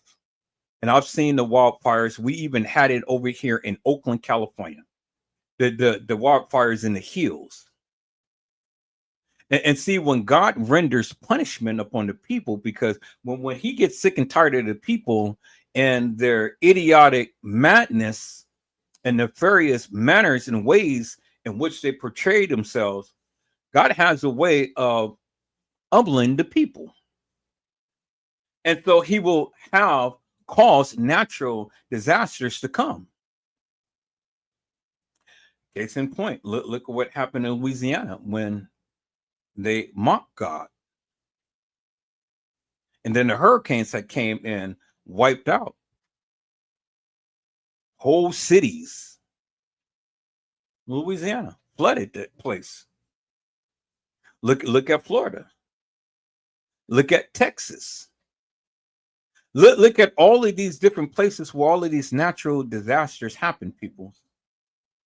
We get wildfires every year, but why is it now that the people in LA in these mansions, the mansions is burning up? Usually it's the lower class people, you know, the people who don't have money, who don't have fame and prestige and all like this. You guys get sad because the millionaire's lost his $1 million mansion? Really? That's peanuts to them.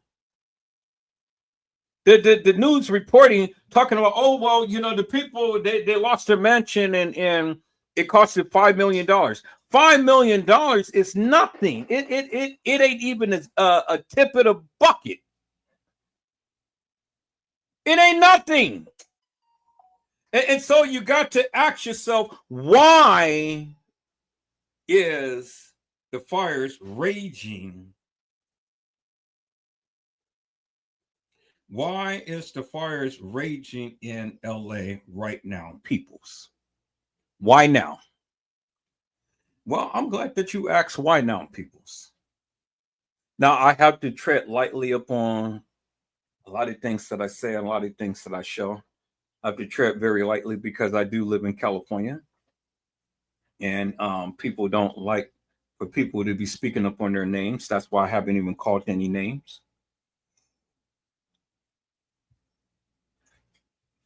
As long as I keep it in general terms, then I'm good. I'm sure that my channel is going to be trying to be stricken right now and stuff, but that's okay, people. It's because I'm already protected. I got 3 levels of protection on my computer. So living in California, yeah, I'm privy to a lot of information, but I'm not stupid. Well, what happened in California happened out here in Oakland, California. Peoples. Don't you know that they cut the funding for the fire department, peoples? And then the insurance companies, they had canceled many of the people's insurance policies well before these fires start to happen. Do you understand? Do you see why? Do you understand why, peoples? And see, peoples, these fires wasn't set by natural disasters. It wasn't. It was purposely set. Purposely done. Purposely done.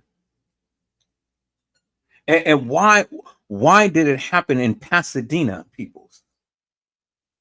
Why did it happen in these affluent neighborhoods and things? You know, why? Well, I'm glad that you asked. I'm glad that you asked. And see, peoples, it ain't conspiracy theories. It ain't no conspiracy theories. It is a movement that is going on.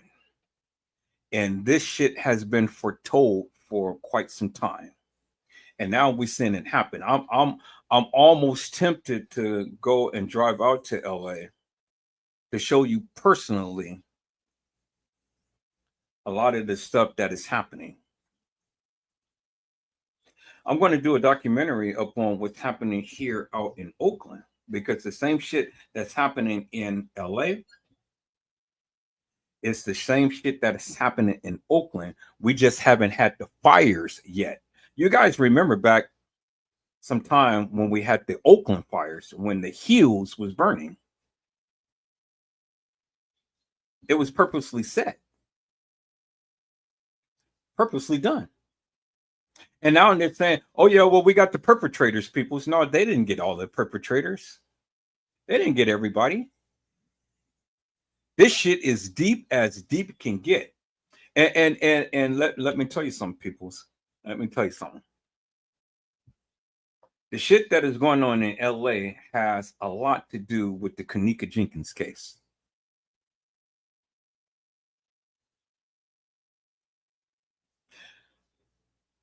You didn't hear me. I've been saying this forever and a day. Nobody wanted to listen to me, but I'm sure that you'll listen now. You say, "We're Joseph, how so?" Well, all we have to do is look at the power players. Let's look at the power players, people. Let's look at what's associated. So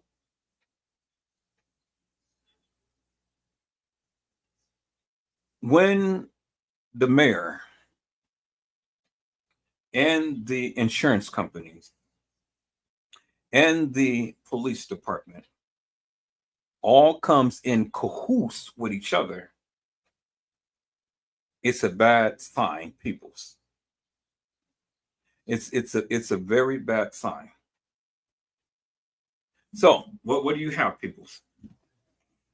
You have the mayor of Rosemont.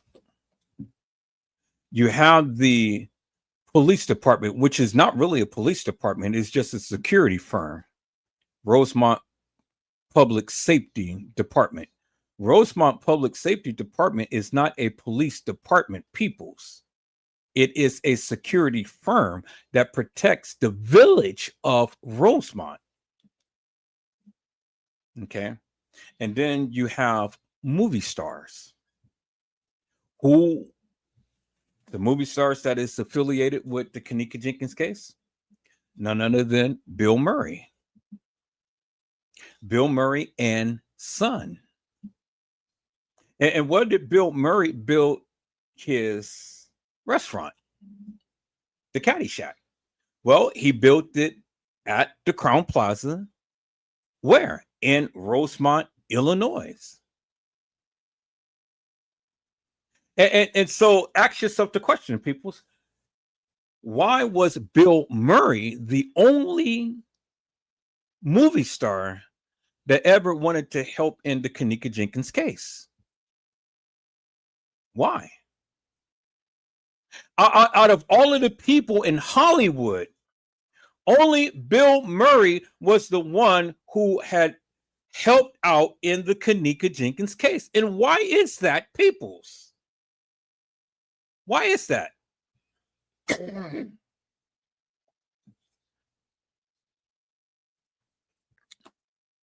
Where was Oprah Winfrey? Where was Tyler Perry? Where was all of these Hollywood stars? Where were they, peoples? And why wasn't these people inclined to help out in the Kenneka Jenkins case? Why? That's the question. Okay, so let's fast forward a little bit, peoples. In the Kenneka Jenkins case, the only thing that we seen was clips clips of a supposed girl supposedly walking the halls of that establishment. Clips. And not only did you get clips, peoples, they're giving you a script. They're giving you a narrative. And everybody followed by that of what was given. Now, I was just talking to some friends of mine earlier, and then I was just talking to Brazion tonight, and he said that he has to take another look at the Kenneka Jenkins case because something wasn't sitting well with him. And I said, that's good. Come on, my friend. Welcome aboard. Welcome aboard. Because see, let me tell you something, peoples. What had happened in Las Vegas has a major stark contrast to the Kenneka Jenkins case.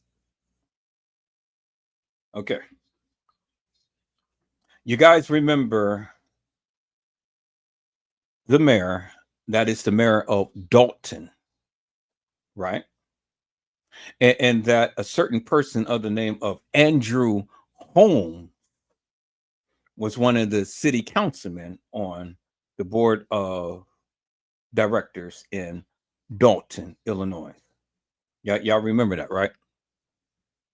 And Andrew Holmes had ended up as one of the council women. And he had literally spoken that on audio. He clearly shown the video to the police officer of Dalton, Illinois, and saying that the woman had a strong, healthy, tight kitty. And that, you know, he filmed it and he showed the police officer. Police officer testified to that. We heard the audio of what Andrew Holmes had said. And Andrew Holmes had admitted to using a drug called Pyramate. Now, many people had stated that, you know, and all of these internet doctors and stuff, that Pyramate is supposed to be some type of antidepressant drug or some type of weight losing drug.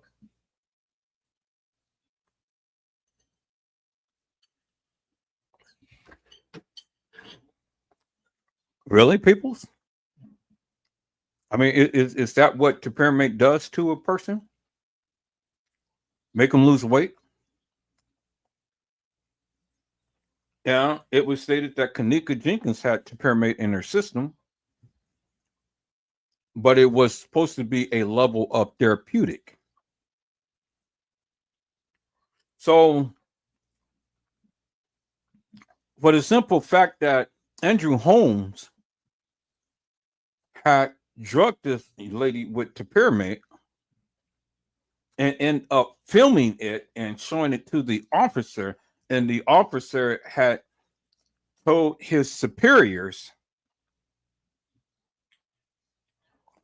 and nothing happened to Andrew Holmes.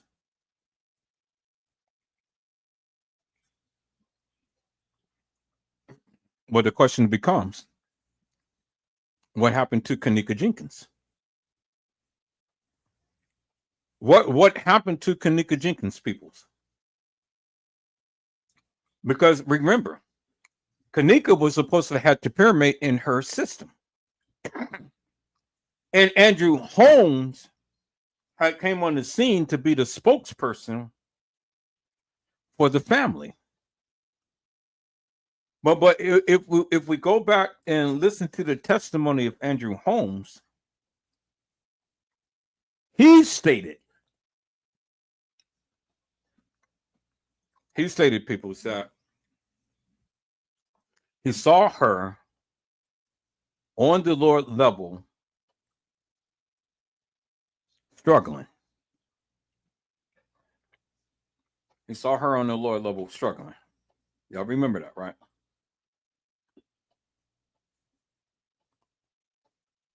Struggling where? And with who? And how? And for what? Andrew Holmes had said that he saw her on the Lord level entering into a freezer. But when we look at the official video that was given, that everybody said that that was Kanika walking herself in the freezer. People, that video wasn't on the lower level. It was on the upper level. And so then I asked the question, why would Kanika ever walk herself in a freezer? Because in the beginning, they said that Kanika was found in the rear in the dock area. But that's not what Andrew Holmes said. And certainly it wasn't what TM had said. TM had said that nothing happened to her daughter. But then she turns around and says, well, my baby was in the kitchen with an employee for at least an hour.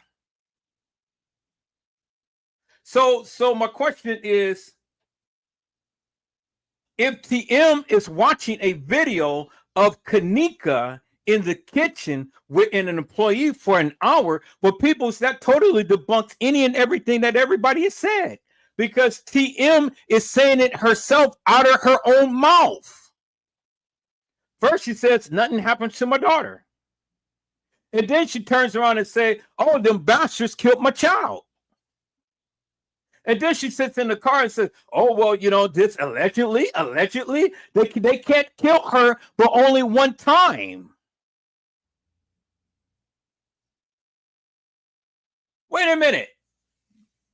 Wait 1 minute.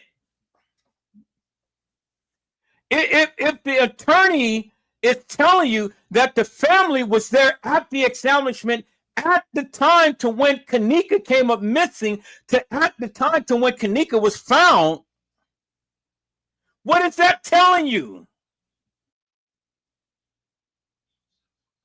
And then Kanika was supposed to have topiramate in her system.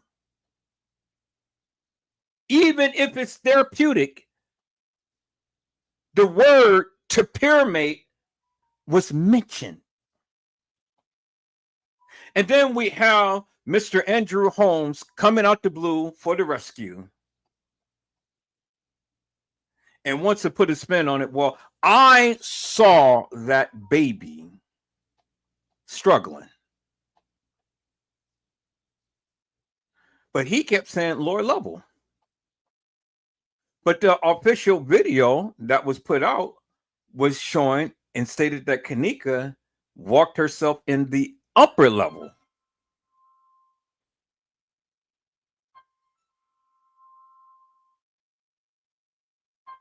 Micah. Yeah, hold on.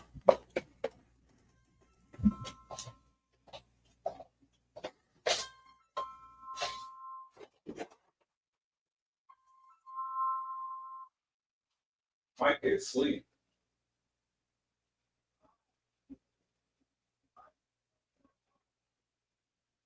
Yeah, he's laying in bed now. He's asleep.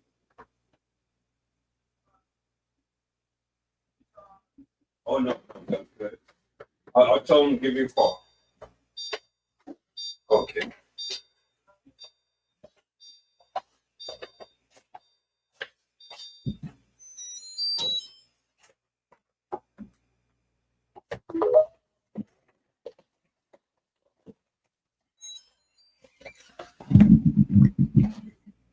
All right, people, so I'm back. So now we got to analyze this for one moment, people, because see, when you really look at it, none of this shit makes any sense, but it does make some sense. It doesn't make no sense, but it does make sense when you break it down. And you got to look at the overall picture. I don't really go by what the video said, because the video was all spliced up. It was edited. And you had people in different scenes playing out different things and stuff. Okay, I get that. That's a given. But then you got to understand who is associated with all of this and how all of this came about. And what was the underlying factor that was happening at that time and still happening. Well, let's do a little bit of history, peoples. Let's do a little bit of history. Let's go back at the time to when Kenneka Jenkins case was in the airways. Let's go back and do a little bit of history as to what all played out earlier that year that led up to Kenneka Jenkins' death, and how many kids had came up missing in the city of Chicago and surrounding areas, peoples, and even in the city of Rosemont. Let's go back to the time to when the people were literally selling diseased body parts on the black market, and the entity had got shut down by the feds. Let's go back, peoples. See, because all of that plays a role, and it ties into what was happening with Kenneka. Now, we heard the story. Yeah, everybody was saying, Kenneka was in the car, Kenneka was driving, Kenneka was this, Kenneka was that, Kenneka was all everywhere, and so on and so forth. But see, that's the thing, peoples. That ain't nothing but innuendos and conjecture, because none of us was really there. We wasn't there. So we can make up in our minds, okay, yeah, this or that or this or that could have happened to Kenneka, but we really can't say with definity and with certainty. But the one thing we can say, peoples, certain people were there and things was happening. And just because you haven't heard it doesn't mean that it didn't happen. Do you understand what I'm saying, people? Just because you wasn't there to actually see it, that doesn't mean that it didn't happen. And just because the kids said something doesn't make it law. You got to look at the overall picture and grand scheme of things, peoples. So, why was Andrew Holmes involved in the Kenneka Jenkins case? And why was this drug topiramate ever mentioned? And why is it that Kenneka was the only one who was supposed to have had topiramate in her system? No, it didn't say Shemaya had topiramate. It didn't say Monifa had topiramate. It didn't say Bree had topiramate, or even Irene. It didn't say Tanasia had topiramate, Cece had topiramate, or any other person there. It only stated that Kenneka Jenkins had topiramate in her system. Peoples. Hello, Honesty. How are you, ma'am? It is a blessing to see you on tonight. Honesty has says hello, Edward, and chat. So people, see, when I talked to Brazy tonight, and he said that we need to take a second look at the Kenneka Jenkins case, I said, I am happy that you said that, because now we can really take a look at this in a very wholesome, meticulous, and methodical way, and set aside all of the conspiracy theories and things and stuff, and look at it for what it really is. Because not only does the Kenneka Jenkins case has everything to do with the fires in LA, because they're all connected, but the fires in LA has connections to a lot of other things that is getting ready to be exposed. Peoples, do you hear what I'm saying?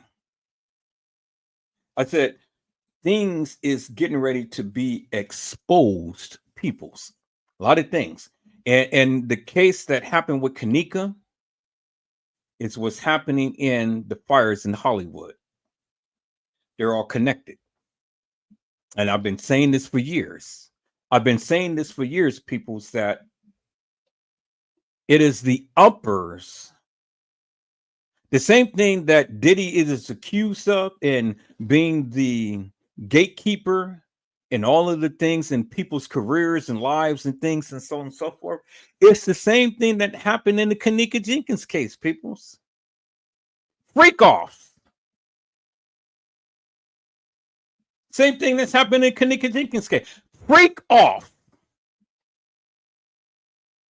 And Rosemont, Illinois is known for the freak offs at what? The Crown Plaza. Not only freak offs, peoples, but human and organ trafficking.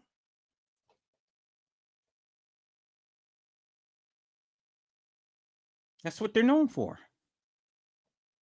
And guess what? Andrew Holmes was the spokesperson to cover up the bullshit and nonsense that happened at the Crown Plaza. Now, I'm not saying that Andrew Holmes was the one who unalived the S.A. Kenneka just because he S.A.'d the young lady out there in Las Vegas. But Andrew Holmes mentioned to Pyramid. And so I've sat here for all of these many years to listen to the people give a testimony and a narrative and a description about Pyramid. But people's Andrew Holmes had said that he used Pyramid on the young lady. He admitted to that in his own audio.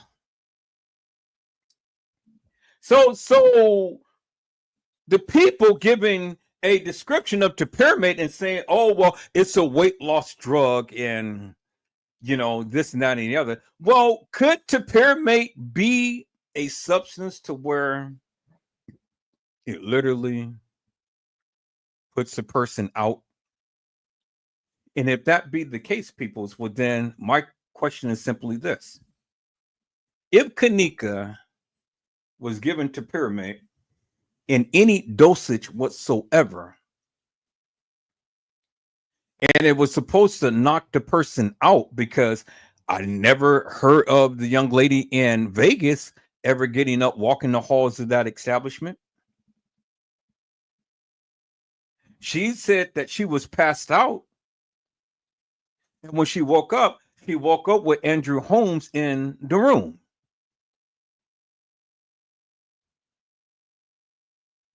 So if the Pyramid is supposed to be to the degree to where it knocks a person out, how could a person given to Pyramid be up, walking, staggering, drunk near a front desk, or walking the halls of that establishment? and then walking herself into a freezer. If Tapirmate was supposed to have been in Kanika's system and Kanika was supposed to be asleep on the bed, how could Kanika ever have the strength to get up and walk about an hour's time in that establishment, in the halls of the establishment? It doesn't make no sense, peoples. It doesn't make no sense. So you know what makes sense? She was carried, just like I have been saying for years. She was carried. It doesn't make no sense, peoples, that Kanika could have been given to Pyramid and walk halls of that establishment. Because if you're drinking to Pyramid and you're drinking alcohol, well, based upon the effects of what had happened to the young lady in Las Vegas with Andrew Holmes, she was knocked out, not up walking. That's why he gave it to her, to knock her out. He didn't say no other drug. He said, I gave her to Pyramid.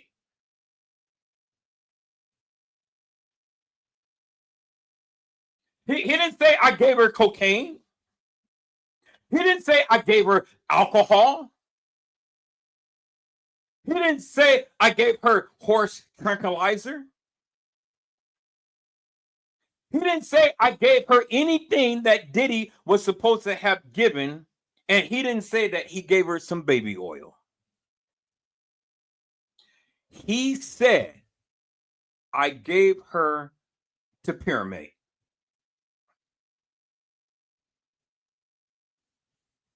And because he gave her to Pyramid, guess what, people? The effect that it had on that lady knocked her out, and he SA'd her, and he showed the video to the officer. And in this case, the officer reported it to his superiors, the mayor. And in turn, what did the mayor do? The mayor dismissed it and dismissed her and the officer. And nothing came about with Andrew Holmes. Okay. Fast forward to Kanika Jenkins' case.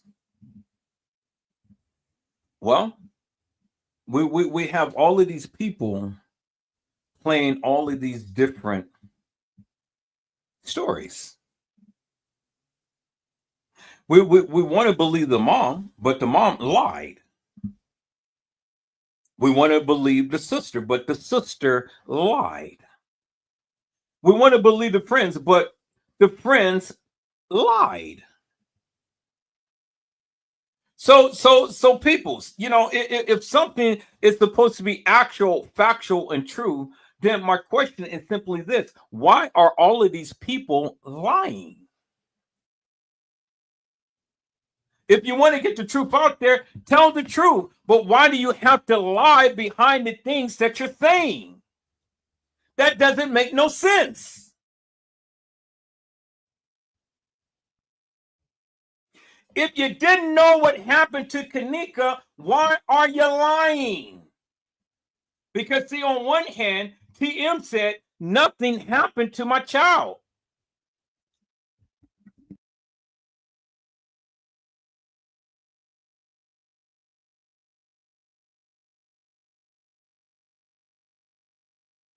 That's what she said, people. She said nothing happened to my child.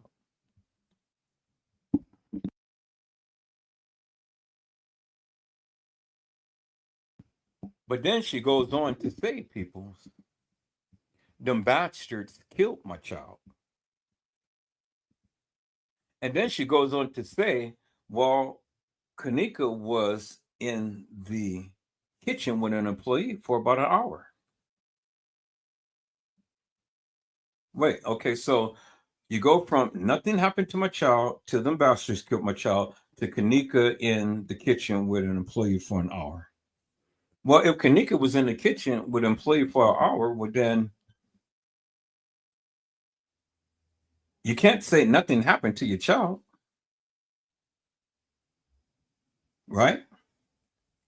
Well, you can't. Well, if the people had killed your child because you said on your porch, the bastards killed my child, well, then you can't say nothing happened to your child.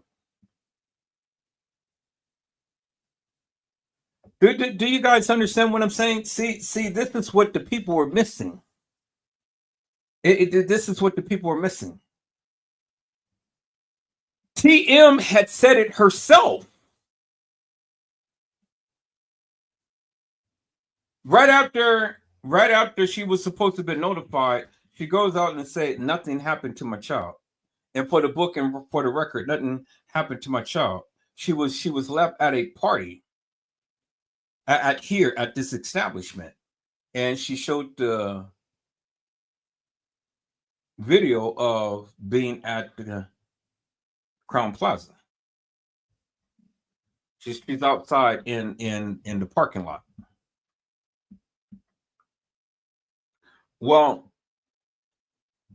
why do you go live and report to Facebook, YouTube, Twitter, Instagram, and the whole world? Your daughter was left at a party at the Crown Plaza and nothing happened to your child. I want you guys to focus upon that for a moment and think about that for a moment. He's at the Crown Plaza. He's outside in the parking lot. And she goes and tells the whole world, my baby was left here at a party, but nothing happened to her. Nothing happened to her. She was left at a party, but nothing happened to her. But what do you mean nothing happened to your daughter? I didn't say that. She did. She said nothing happened to my daughter. And she was standing out there with guess who? James Coleman. She didn't shed a tear. She wasn't frantic. She wasn't delirious. She wasn't up in arms. She was calm, cool, collected, and went live to tell the people that her daughter was left here at the establishment and nothing happened to my child. Now, peoples, I'm no psychic. I'm no body language guru. I don't have a medical degree. You know, I don't. But it's very normal for a Black woman to be so calm, cool, and collected, and to go and make a live and tell the whole world your daughter was left at an establishment at a party.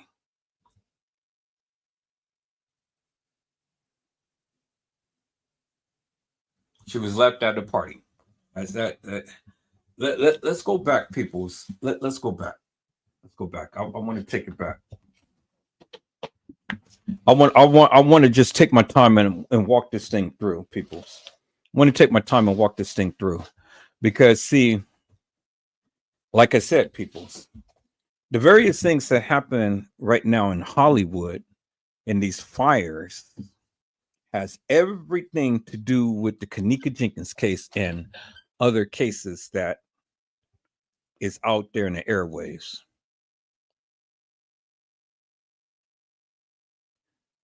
I know you don't see it, and that's good. I'm glad that you don't see it, because now I can explain it.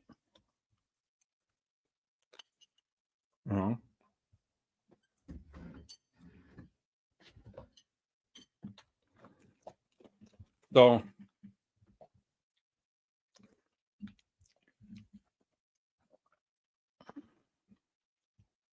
what I want to do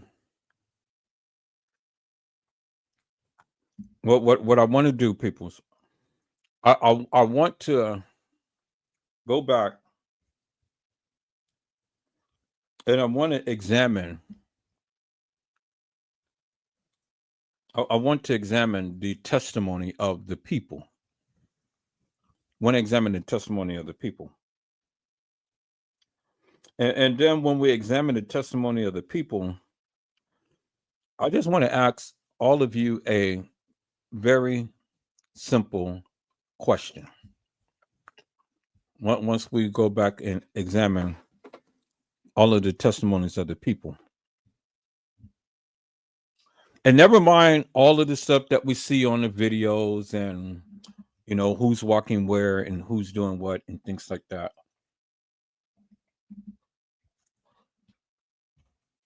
Because you do know in Hollywood that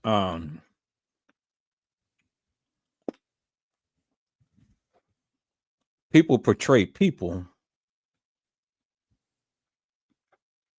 in certain ways. And they're very good in telling a story through videos and audio. But you have to do a forensic analysis as to the overall picture. And then you got to ask yourself the question. You know, and it's just like Johnny Cochran said. If it doesn't fit, you must acquit. And so when we go back and we analyze all of these things, peoples, we got to ask ourselves the question, how does this really play into that of what we are seeing? See, we are saying, but what is it that we're really saying? Because see, the thing is, peoples, many of us want to develop a narrative based upon what we see. But you got to understand, people's protocol has never been established in the Kenneka Jenkins case because there has never really been anything that we can really stand firm on to call it law. Because if you think a narrative is unequivocal and undeniable proof, well, then you got to be kidding me, because that it ain't nothing but a narrative. If Rosemont really wanted to get down to the bottom of the various things that was happening at that establishment, well, then, you know, you will bring a real police department into the fray. And it's already stated that in the case files and in the medical examiner's report, if there's any death that occurs in the city or in the village of Rosemont, then the Chicago Police Department must be notified. So let's listen to what I just said, peoples. I said that if there is a death that occurred in the village, see, the village of Rosemont is different from the city of Chicago. See, you have a town, you have a township, you have a village, you have a city, and then there's a few other words that describes a certain area of population, peoples. And all of those things are different, and they work differently, and they act differently. Do you understand what I'm saying? So even though Dalton is in the great state of Illinois, they have their own police department. Now, is Dalton considered a city, or are they considered a town?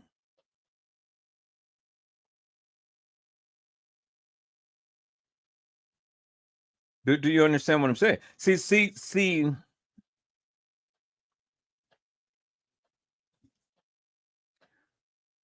Lori Lightfoot was the mayor of Chicago, and Chicago is a city in Illinois. Well, we have this other person who is the mayor of Rosemont, but Rosemont is a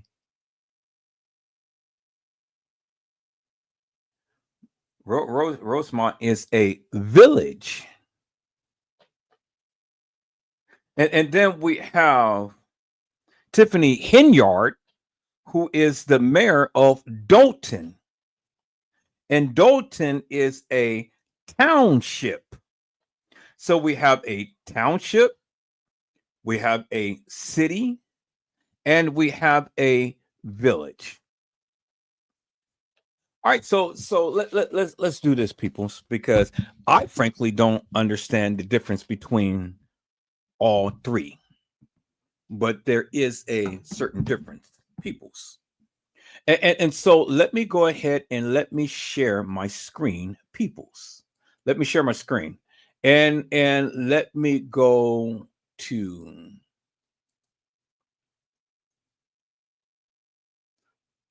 Let me go here.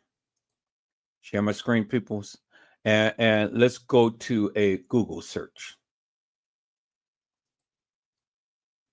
And let's put what is a village? Let's go to Google search and let's put down what is a village.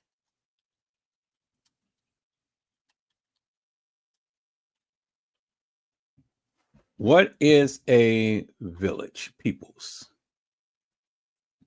Okay, so let me go and let me find my. Let me go. Let me get my magnifier.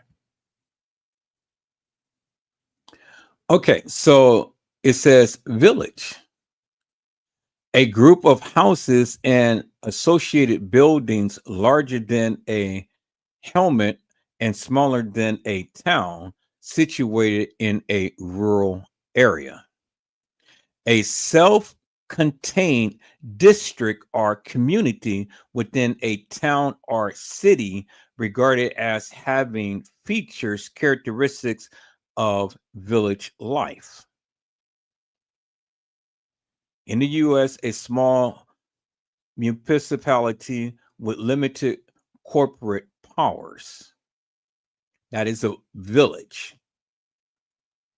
A village is a group of houses and associated buildings larger than a hamlet and smaller than a town, situated in a rural area. Okay, so the village of Rosemont is a place that is in a rural area, and it's a group of houses and associate buildings.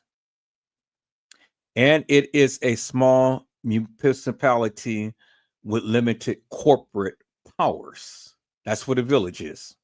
Okay, so now let's see what a township is.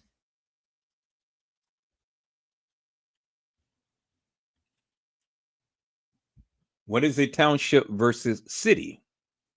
Okay. A township is a legal entity that has a justice of the peace.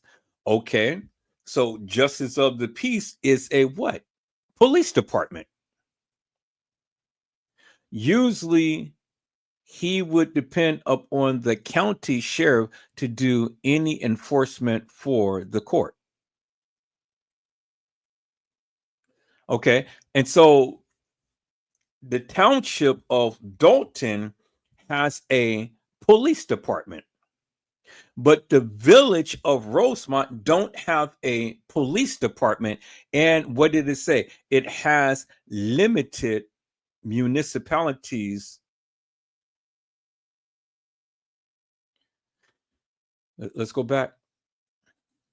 It says it has a small municipality with limited corporate powers, meaning that it does not have a police department because it has limited corporate powers. Okay, y'all see that, right? All right. So let's see. Okay, so what makes a township? Let's look at that. It says townships are geographical and political subdivisions of a county. The township is identified by a name such as Penn Township or Dolton Township. The responsibilities and the form of the township government is specified by the state legislature. Okay.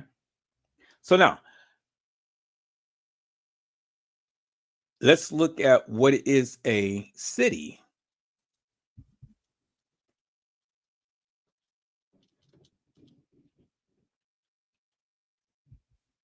What is a city? A city is a human settlement of a substantial size. The term city has different meanings around the world, and in some places, the settlement can be very small. Okay, so what are the 5 characteristics of a city? Urban environment, large population compared to rural areas like villages, numerous buildings, apartments, and houses, commercial areas with many businesses, defined geographical region that is a permanent human community, self-governing communities with elected officials such as a mayor.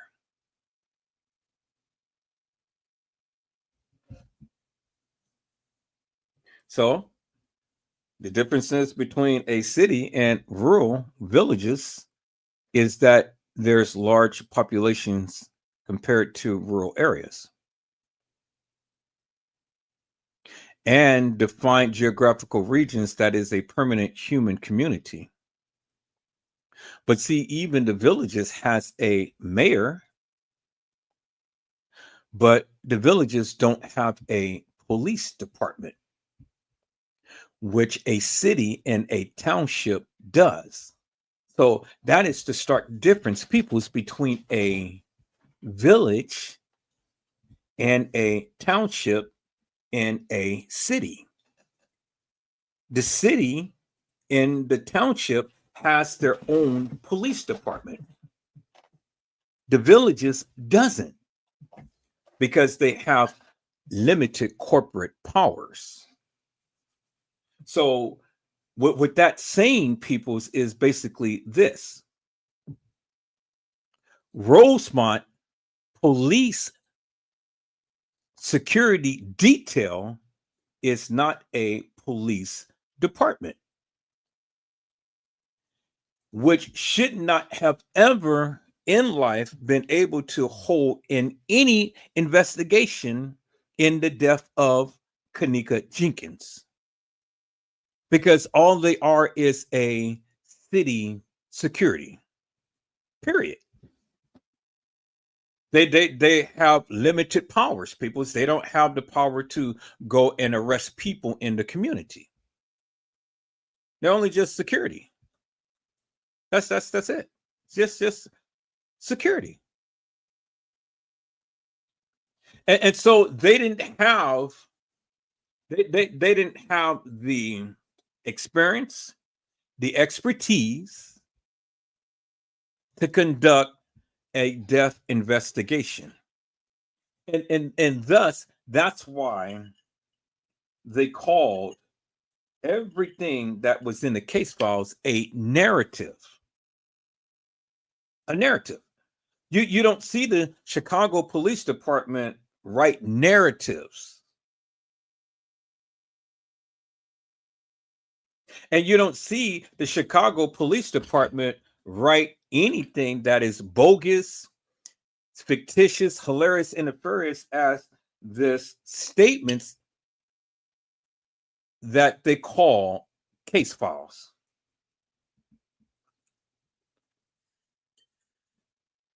Do you understand what I'm saying, people? So, when we look at the narratives, when we look at the narratives, people's the Rosemont Police Department, that's all it is. It's a summation of one's proclamation. That's it. Now, that is all that it is, peoples. Many people really tries to boost this up as being something so beautiful and wonderful. Reference the case files. Reference the case files. Well, what are you referencing the case files for? When the case files ain't nothing but a proclamation of one's summation.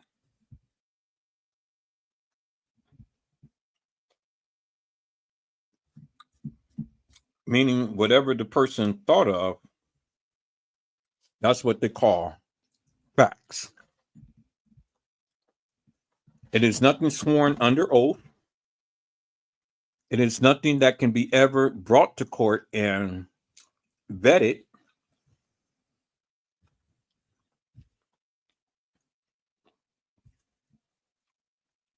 Do you understand what I'm saying, peoples? And just the mere 2-page paragraph, this could describe the death of a human being. Peoples, really? 2 pages, and that's it. It is nothing descriptive about this. It is nothing substantive about this. It doesn't give any good, wholesome details. It doesn't analyze anything. It doesn't express or explain anything. See, a police report is very, very graphical and detailed. You know, it gets down to the nitty gritty. It tells you time, date, place, and it gives you a good, wholesome summation as to what transpired. That's a police report. It's very detailed. It comes with timestamps, proven timestamps. It has been vetted. It has been tried, and everything. So it's not like a homicide investigation, and it's not like a death investigation, because had Chicago Police Department ever investigated the death of Kenneka Jenkins, peoples, a lot of people would have been arrested today. A lot of businesses would have been shut down, and a lot of people wouldn't have been able to make no money behind it. And see, this is why I tried to tell the people. Because a certain person of Casey Chloe Overa Sanchez Medina tried to get us to believe that reference the case files, reference the case files. Well, I referenced the case files, people. And what did the case files say?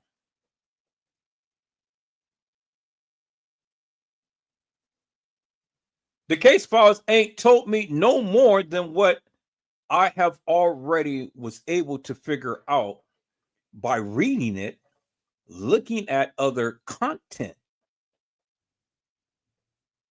Okay, so let's go back, peoples, in time, and let's listen to what Casey Cloy Overa Sanchez Medina had to say, peoples. And I want you to listen to this attentively, peoples. I want you to listen to this attentively. So let me go back here, peoples, and let me go back to that particular moment in time to when Casey Cloy Overa Sanchez Medina had told us about Kenneka Jenkins, peoples. Let me go back. I'm going back to my audio. And see, this is what Casey Cloy Overa Sanchez Medina said. This is not what Edward Joseph said. This is what she said from her own lips, peoples. Okay, so let me go ahead and show this, peoples. Going back in my history. Dang, I'm going to see how far do I have to go back. Trying to see how far do I have to go back.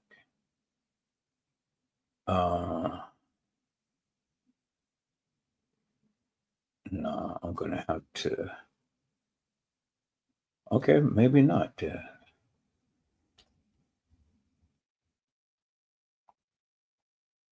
Trying to go back to when I was talking about Kenneka Jenkins. And I don't think I have to go back too far, because I don't think I had really been texting a lot of people. Okay, let's see.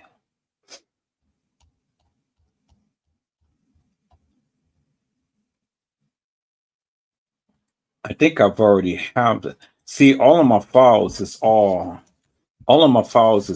everywhere, people's and stuff. And I still haven't went and consolidated a lot of this video footage and things and stuff, but it's certain things I do have. And I know that I have a lot. Oh, I know. Let me do this. Let me do this, people. So let me go back to my Kenneka Jenkins chat room. That's okay. Let me do that, people. So let me go back to my Kenneka Jenkins chat room. I totally forgot about that, people. So okay, so let me do this. Kenneka Jenkins chat room. There's my groups. Let me go to my Kenneka Jenkins chat room right here. Y'all come on and join my Kenneka Jenkins chat room.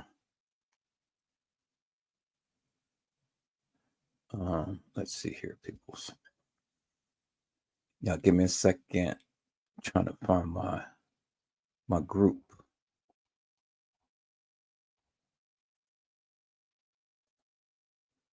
Okay, Kenneka Jenkins chat room. All right, there we go. All right, so people, so I'm going to share my screen on my Kenneka Jenkins chat room. So let me do that. Share my screen. The Kenneka Jenkins chat room right there. Beautiful. Okay. So I am going to share. Let's go to my media.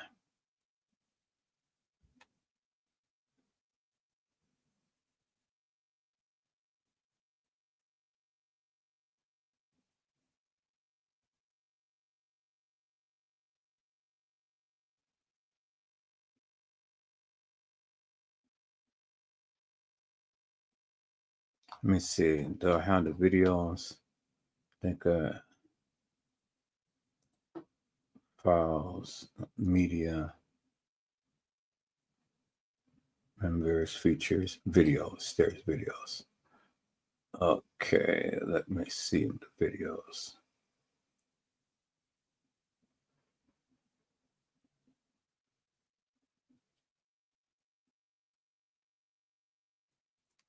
Boy, they have every last live that I've ever did. That's amazing. That's good.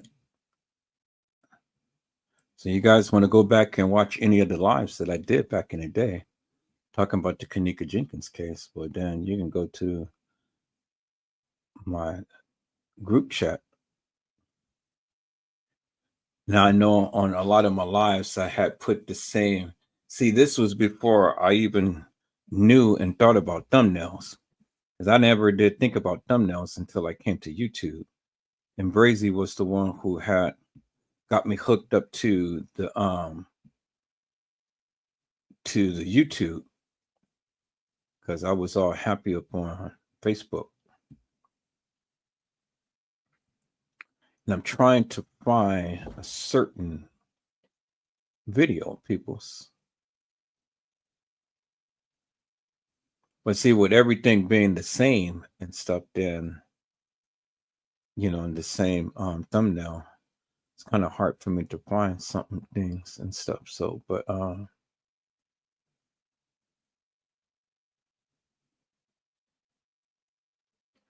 okay, I know how I can get what I'm looking for. Let me do this, peoples. Let me do this. Let me go ahead and share my screen a different way. Let me share my screen a different way. And then I'm going to go back to my files.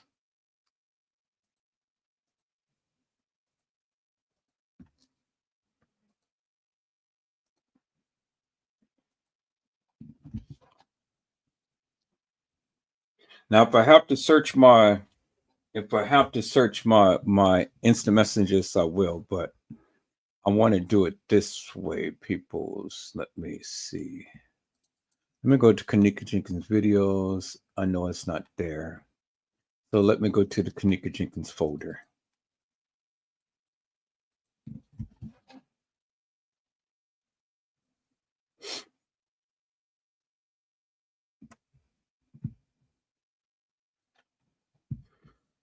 Okay, so let me see, peoples.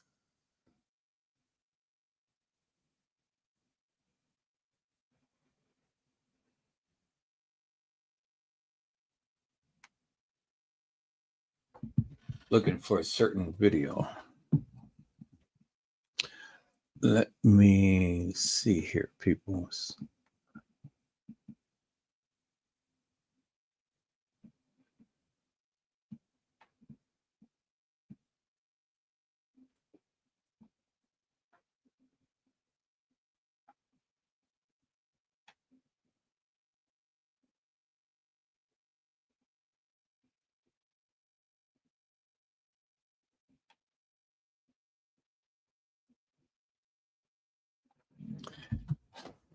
This case is going to be very, very, very, very interesting.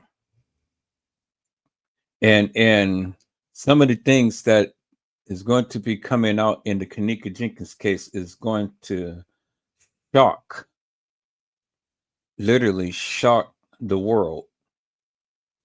And I'm glad that a lot of people are having the balls now to come forward with that of what they know in this particular case, peoples.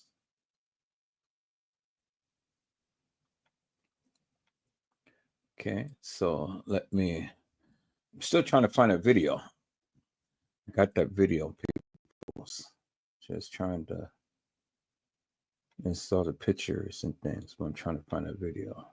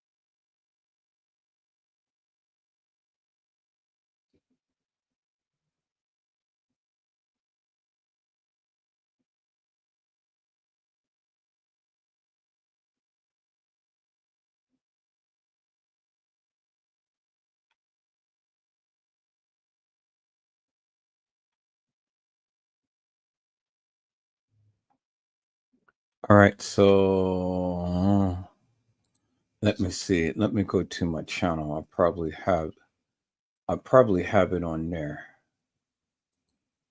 So let me go home.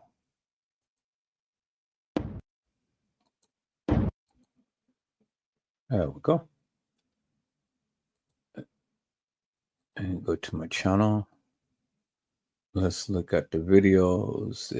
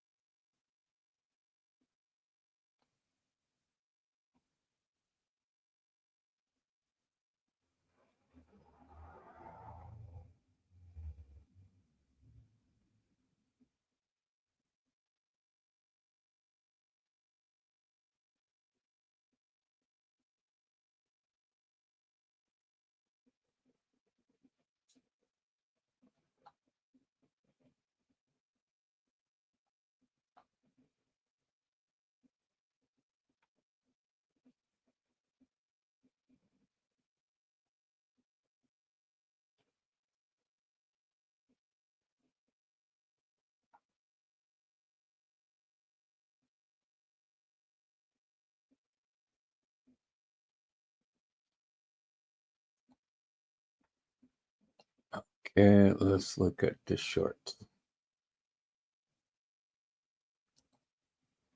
What is going to come out? It'll come out that she got paid off a settlement. She can't talk about the amount, whatever the fuck. The rest of this shit's never going to come out. And the lady did say, because she does have, I don't know if it's her or her husband, somebody's got somebody in law enforcement, whatever, blah, blah, blah, that the cops did treat it like it was nothing. And then when they took statements right there, oh, wow, that means that oh, shit. Hold on, let me think. What did she say? Oh, shit. Because, look, okay, she went missing, let's say 2 o'clock Friday morning. They found her before 7 o'clock Friday night. She was found in the pool area.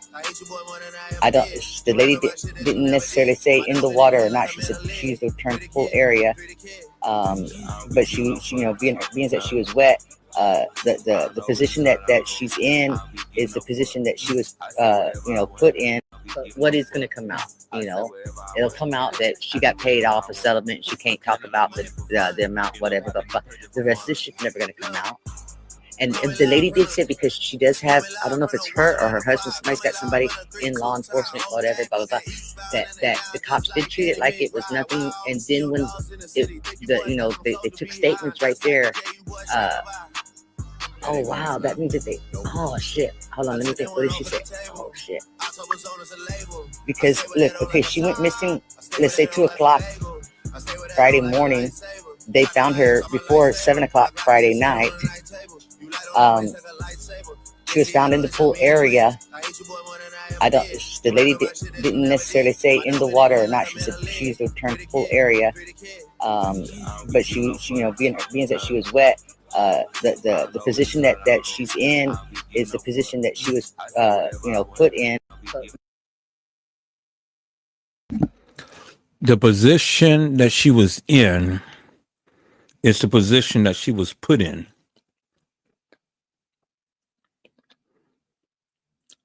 The position that she was in is the position that she was put in. Meaning that she never walked the halls of that establishment, peoples. Because if she walked the halls of that establishment, well then, how could she walk herself into a freezer? You guys hold on.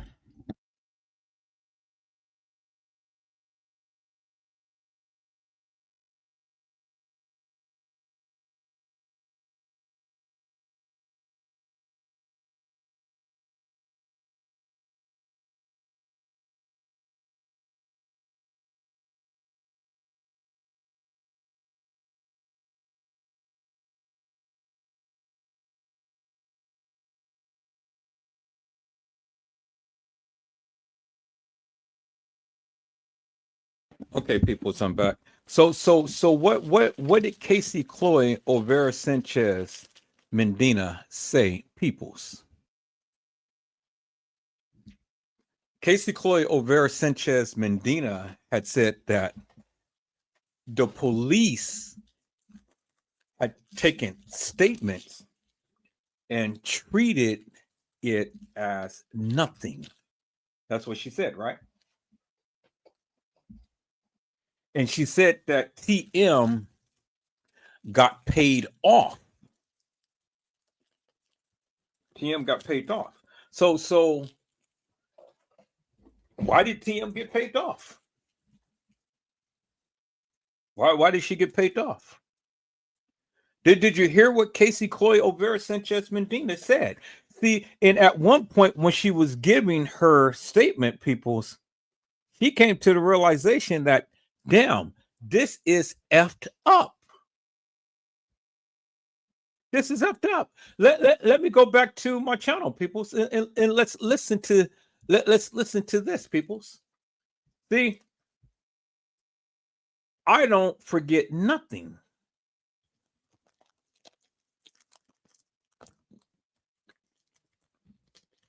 I don't forget nothing, peoples.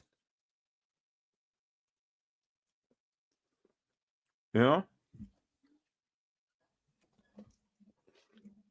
And I've always said that I was going to hold the people accountable for what they said.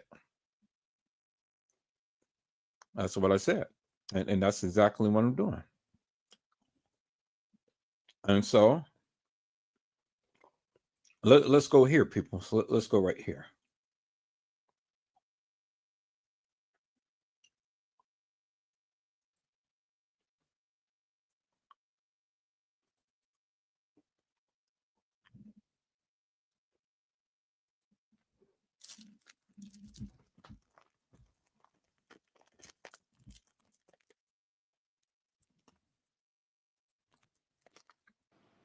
Okay. If it's not about V, I don't even know why you coming and jumping down my throat. Again, Garcia and B has been missing in action. That's all I know. I know Kate jumps around and stirs mess up, but she also knows. I told her what I was going to do. I told her who else was doing things. You know, if they're doing whatever, they're doing whatever. I can't help it. Innocent people are getting hurt. Innocent people are getting blamed for shit that they're not doing. And we've had enough. It's not about clout. It's not about attention. It's not about who's got the most on their team, because for me, it ain't never been team. That's child's play.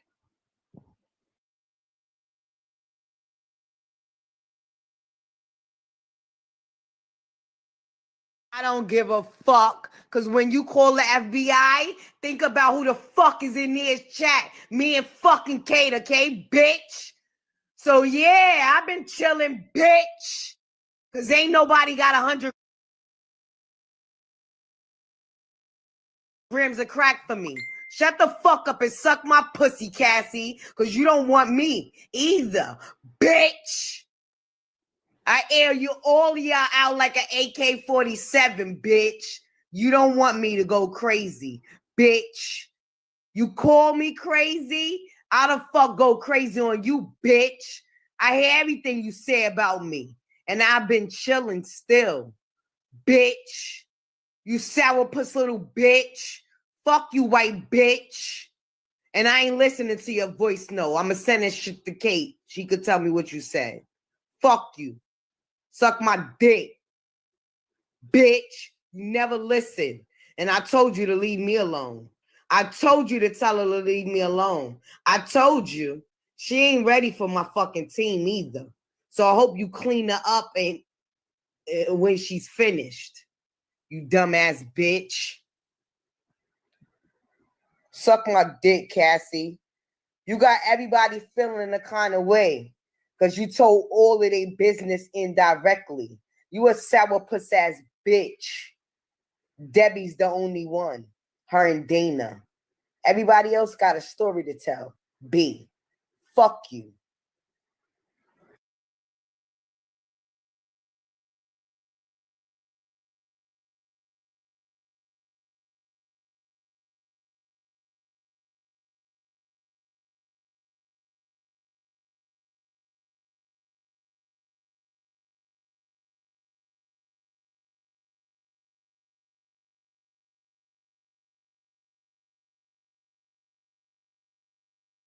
You know, I don't run around here. Y'all don't hear me running around here saying I'm trying to fight for justice for Kanika,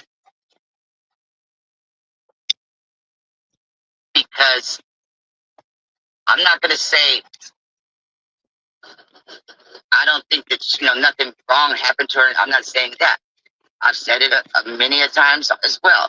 I do not believe Kanika walked herself in that freezer and lay down and died. I also don't believe that somebody put their hands on her to end her life on purpose, in any kind of way, shape, or form. Okay. So if Casey, Chloe, Olvera, Sanchez, Mendina do not believe Peoples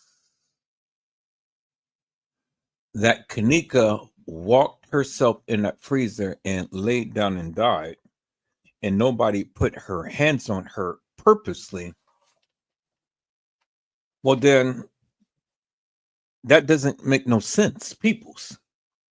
So if she didn't lay down in, if she didn't lay down in the freezer on her own accord, and nobody put their hands on her purposely, well, then how in the hell did she get in the freezer?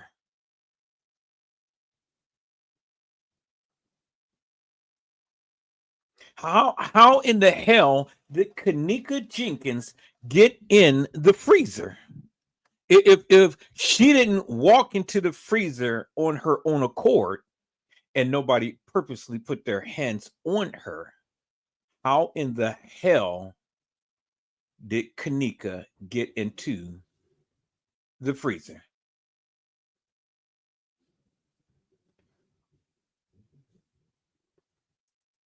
Me and B's friends again. Me and B will always be friends. Whether a bitch is retarded, mentally ill, it doesn't matter. That still will always and forever be my twin. You can't calm the bitch down, but I bet you, and record this so you can send it to her inbox, I can calm that bitch down with a snap of a motherfucking finger. And that's why you're mad. You're mad because you can't calm B down, but I can calm B down. You ain't nothing but a crackhead, meth head, and report this to the FBI, because, bitch, what I got to say and what I am going to say, you're not going to like it. First of all, you mad? You blocked me when they told you I was getting out of jail. You blocked me, but you told B you blocked me when I you guys can't. her. No, Spirit, you blocked me when I got out of jail. I couldn't hear tag you. the live. I couldn't respond to nothing.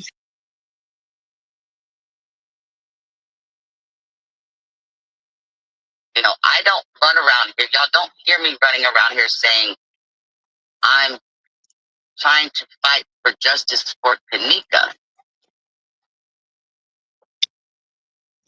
because I'm not going to say I don't think that, you know, nothing wrong happened to her. I'm not saying that. I've said it many a times as well. I do not believe Kanika walked herself in that freezer and lay down and died. I also don't believe that somebody put their hands on her to end her life on purpose, in any kind of way, shape, or form. Well, if she don't believe that Kanika did not walk into the freezer by herself, Peoples, well, then my question is simply this: how did she get in there?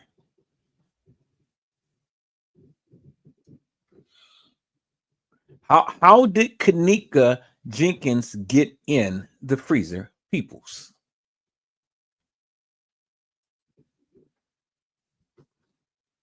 You know, how did she get in there, Peoples?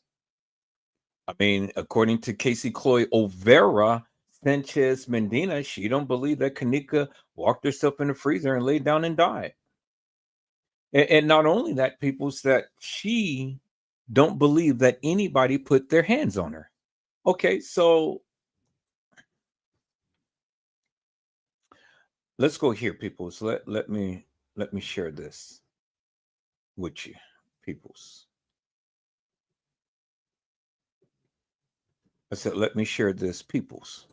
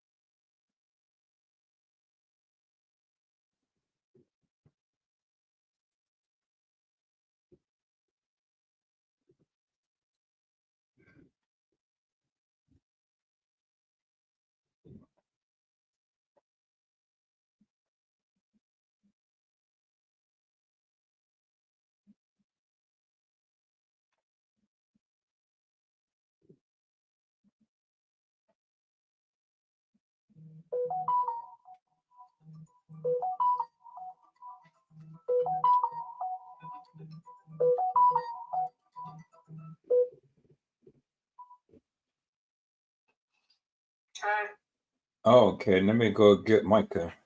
Mike, are you up? Yeah. Here, your friend is calling you.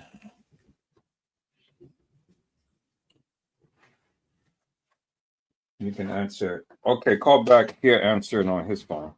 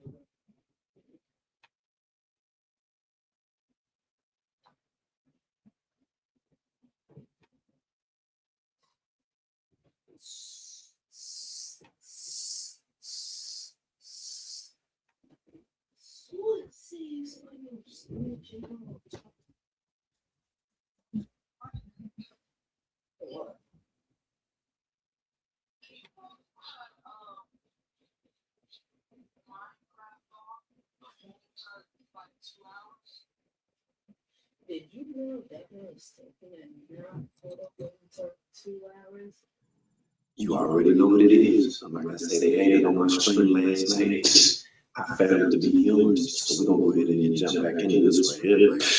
Boy, I'm hollering right now, but it's going down, man. Shout out to the chat. Shout out to everybody tuning in. Man, if you ain't smashed like already, make sure you smash the fuck up that like button as we get into this edition right here. It's crazy, but like I said, just hold on for a minute. Because I've been waiting for years, just like people were waiting for years in reference to what took place with Kenneka Jenkins, who was found on the floor of the freezer in Rosemont, Illinois, and the Crown Plaza, Chicago, O'Hare. Man, and all of the stuff that's connected to the Crown Plaza, Chicago, O'Hare, the main person who first stated about what took place with Kenneka Jenkins, this person now, there's allegations that's been waged by a woman, and it's about a sexual assault, ironically. Now, what I heard ironically, it's about a sexual assault. The situation that took place with Kenneka, don't forget, that was a sexual assault as well. Before young Pharaoh was saying anything about him being drugged, Kenneka was actually drugged in the Crown Plaza, Chicago, O'Hare. So as far as the sexual abuse, sexual assault, and various other things that we can link and connect to what took place to Kenneka in the Crown Plaza with Larry Holmes, now facing a sexual assault charge. Oh, it's real now. Instantaneously, as I was just skimming through the video, what she said was that, after that whole situation, I don't know if it was like some forced struggle stuff that took place or whatever, but she kind of don't remember what happened. She kind of blacked out. She blacked out kind of just like what we heard about Kenneka and that whole situation, okay? And people wanted to know what was going on, but one thing that I will say about the whole situation is that Andrew Holmes was the first person I look in my life that I ever heard use the terminology fentanyl.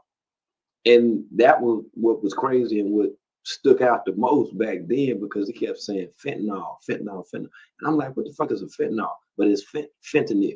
That's what it is, the drug fentanyl.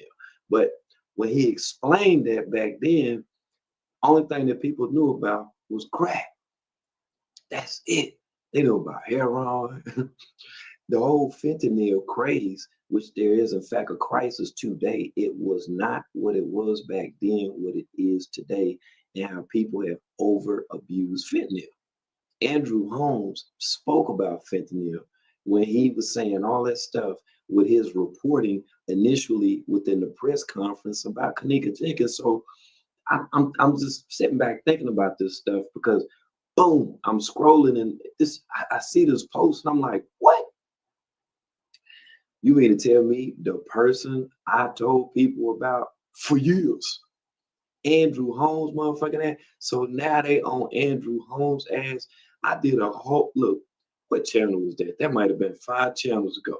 But anyway, I did a whole, motherfucker, maybe 6 channels ago. I don't even fucking know, this stuff been so long though. Whole live discussionary bill with pictures included showing in detail all of the illustrations of Andrew Holmes when he actually received the plaque from the FBI.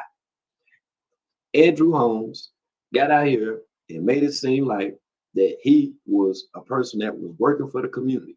Like he was a crisis, like community engaging, active person. That was his position.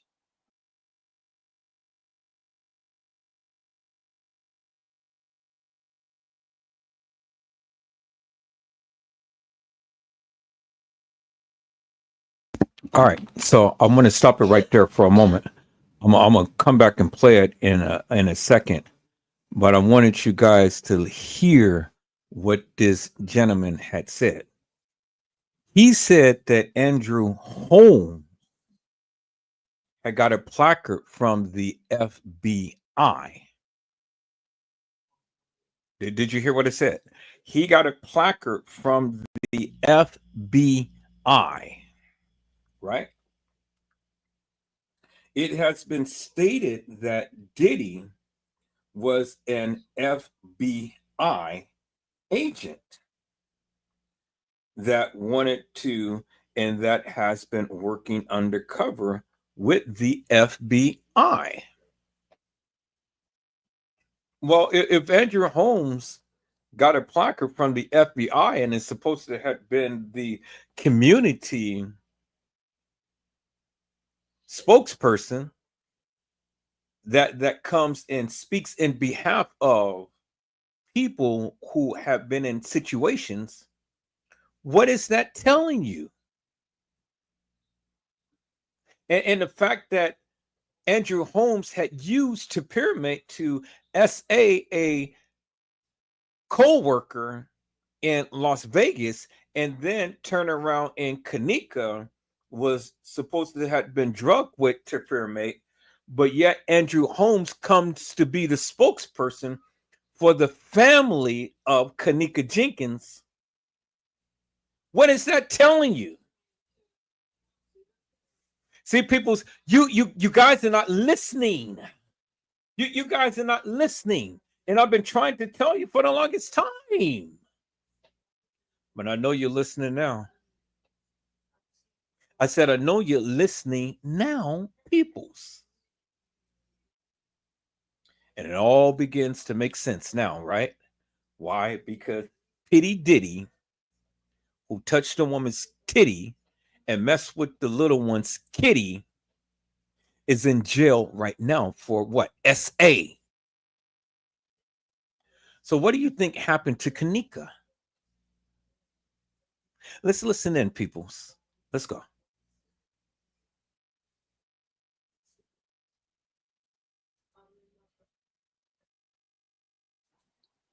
But one damn thing about that whole crisis situation and him being like a crisis responder, I think that's the name that they would use, crisis responder. Yeah, Andrew Holmes, crisis responder. But anyway, when it came down to Andrew Holmes, you know, with him being the damn, you know, alleged crisis responder, back in the day, I showed people that there were videos. One video in particular that stuck out was of Holmes, and he allegedly found a girl, a child, excuse me, might have been the age of 5 to 6 years old. I'm gonna give it 5 or 6. But anyway, Andrew Holmes supposedly just found a child. Upon doing so, Andrew Holmes then went on to the big leagues. And by that, I mean Andrew Holmes then was a guest on the Steve Harvey Show. And when I seen that back in the day, I was like, wait a minute. How the fuck you get on the Steve Harvey Show? I'm like, wait. And when I seen it, it was after the whole situation with Kanika, because I just was looking into who he was. I just was like, wait a minute now, like, who in the hell is this dude? Like, if this dude is on the Steve Harvey Show. Now, see, did you hear what he just said, peoples? He said that Andrew Holmes had literally been on the Steve Harvey Show after the Kanika Jenkins case. You heard that, right? And you heard what he said. He said that Andrew Holmes found Kanika. That's what he said. You heard what he said. Let me rewind it back, and so let me let you hear what he said, and then let me let you hear what happened to Andrew Holmes after the Kanika Jenkins case. Boy, let's listen in, people. Let's go.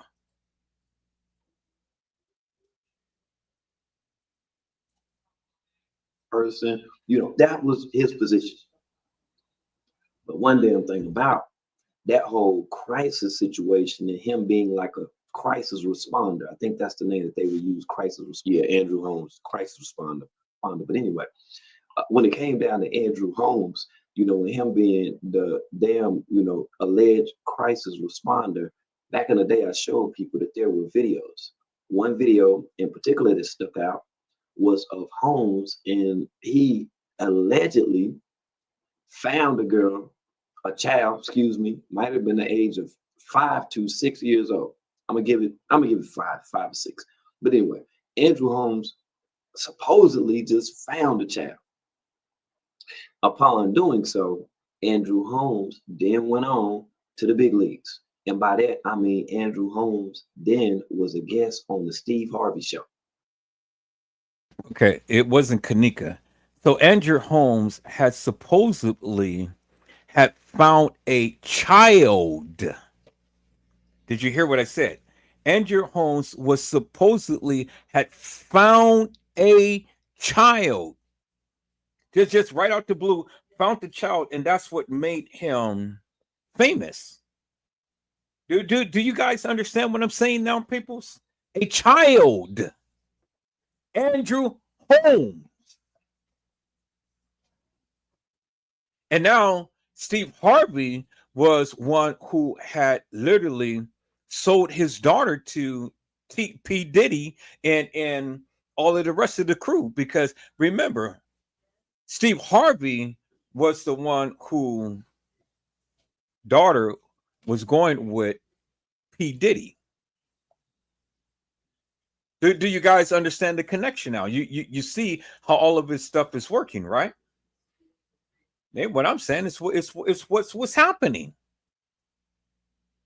So all of this SA trafficking and stuff has ties to other people. And so if Andrew Holmes is working for the feds and he didn't even get arrested for the SA of the woman, but yet he happens to find a child and then comes to the big leagues. People, do you see what I'm saying? Do you see the connections now? Is it really becoming clear now to you peoples how all of this stuff that's happening in LA has ties back to the Kanika Jenkins case? And not only the Kanika Jenkins case, but other cases as well, peoples. Because I have been saying for the longest time, all you have to do is connect the connects to the connects. Connect the connects to the connects. See, you guys can sit over there and listen to Trey Gay forever and a day with all of this bullshit and madness and stuff, and trying to say that everybody was involved. People know that is so far from the truth. So far from the truth.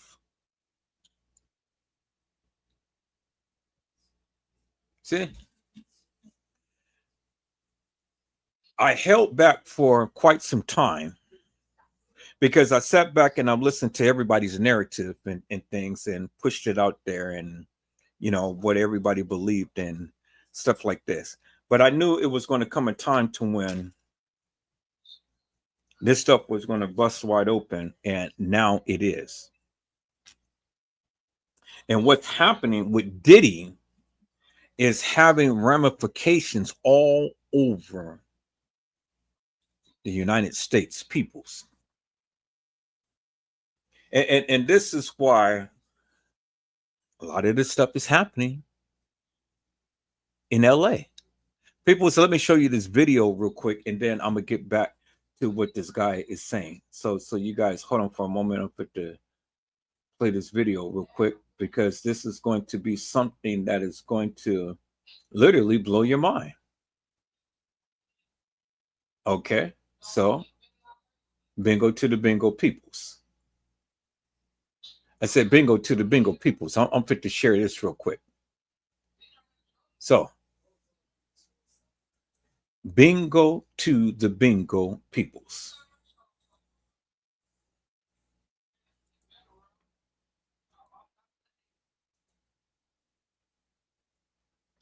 Missing child.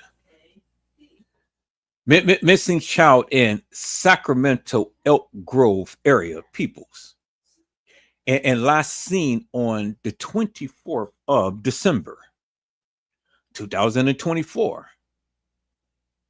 Her name is Alana Sterling Peoples. There she is right there. Alana Sterling. Last seen on December the 24th, 2024, could be in the Sacramento Elk Grove Watts area. No tips is too small. If you have information on her whereabouts, please call. For any information that could help bring her home, please contact her family at 916-207-5355. 916-316-4661. Peoples, this is in my backyard. Another missing child goes missing. Miss Alana Sterling, 15 years old, 106 pounds, and she's 5'4". This is in my backyard, peoples. This is in my backyard. And this just happened on December the 24th, 2024. Now, you guys say that, oh, well, the kids ain't coming up missing. The kids is coming up missing. And they're coming up missing on the daily, peoples. And see, where the news refused to talk about this, Edward Joseph is going to continue to bring awareness to the things that's happening in my community, in my area. When the people and the police and the news refuse to say anything, peoples, I'm going to consistently and insistently keep bringing awareness to what's happening to our people. Another Black child gone missing, peoples. There it is right there. It's in your face. So if anybody that is in the area know of anything, peoples, call the family. Call the family, peoples. Call the family. And then for all of you who's watching, pray for the family for the safe return of Alana Sterling Peoples. This just ain't happening in Chicago, in Texas, in Tennessee, in Michigan. It's even happening in California, peoples. And there is she, peoples. So if you have any information up on Alana Sterling, peoples, they need you to call the family, if you will. All right, peoples. So I am going to go and I'm going to play this video, peoples. I'm going to play this video.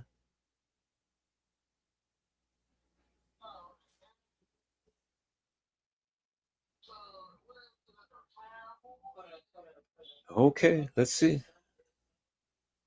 Here we go. Something else, people. All right, so let me share my screen again. Let me share my screen again. It just keeps coming. So let me go ahead and share my screen again, peoples. Okay, it says kidnap tips. Spit all over the ground. It's your DNA. If they are carrying you, scratch them. There is DNA under your nails. Call 911 and ask for a pizza. They will know you need help. If you need to call someone like 911 but can't speak, call 55. They will track your location. If you're in a truck and see a hammer, grab it and try breaking the tail light and stick out your hand. The car behind you will probably call 911. For you,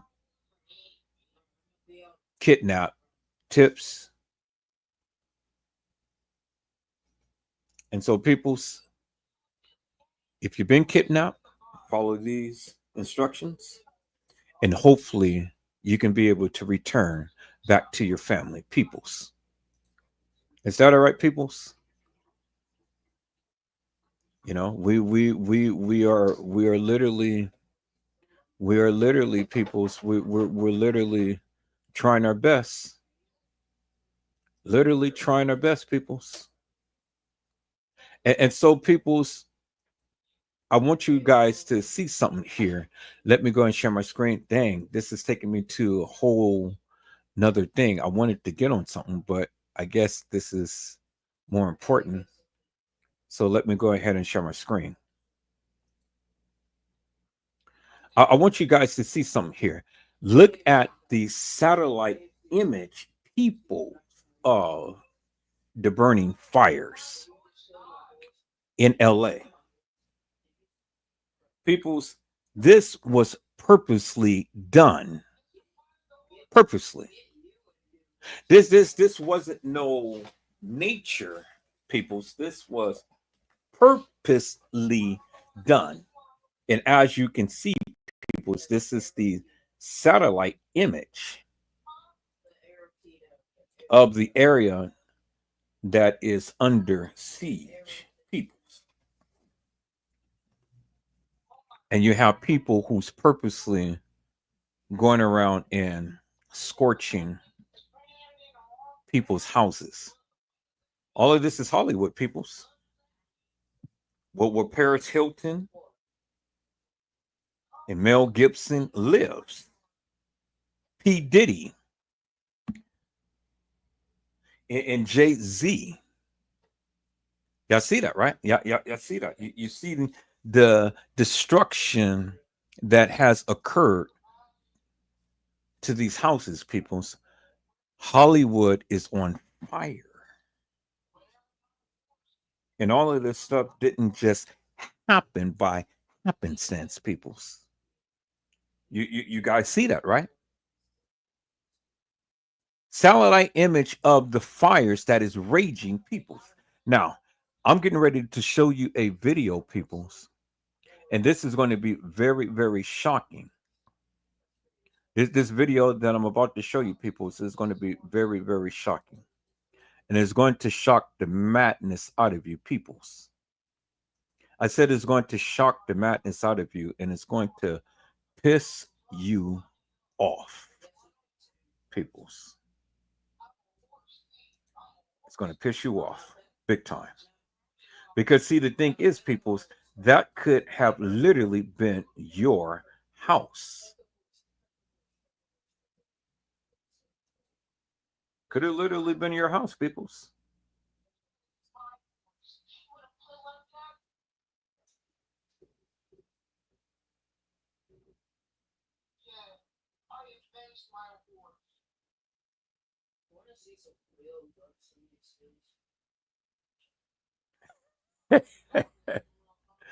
All right. Okay, people. So I'll put the I'll put to show you something real quick. This is a little funny, but this is kind of like I'll put to show you something, people, real quick. So here, let me share my screen. And it's kind of like take the tension off a little bit, but let me show this right here, people. This is so funny.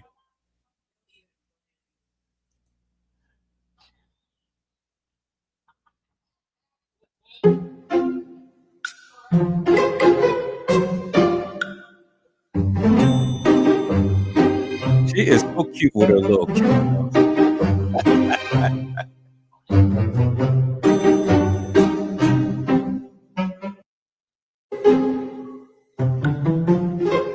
Now, why is the mother gonna go do that to that little baby?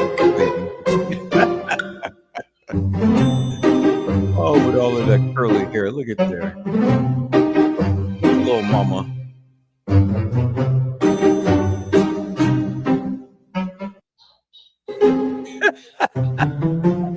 I just had to play that, people. Boy, that was funny. You know. Oh my God. But here, in all seriousness now, let me get to this, people. I'm going to show you this video. I'm getting ready to show you this video, peoples, and I'm telling you, this thing is going to be very, very disturbing and very, very shocking. And it's going to show you that the things that's happening in LA is purposely done. Purposely done. And it's all because of this shit that is happening with Diddy. Ever since Diddy got arrested and the superseding indictments is going to be coming out in March, all of this shit that is happening in Hollywood has ties with that. And not only with Diddy in that, but let me tell you something, people. It has ties with Jeffrey Epstein, the Weinstein guy, Ghislaine, Jeffrey Epstein's mistress or wife or girlfriend or whatever, Ghislaine. It has everything to do with and they let him die a natural death. The Playboy guy, Hugh Hefner. Oh, you didn't know that there were kids that was photographed in the Playboy magazines and stuff.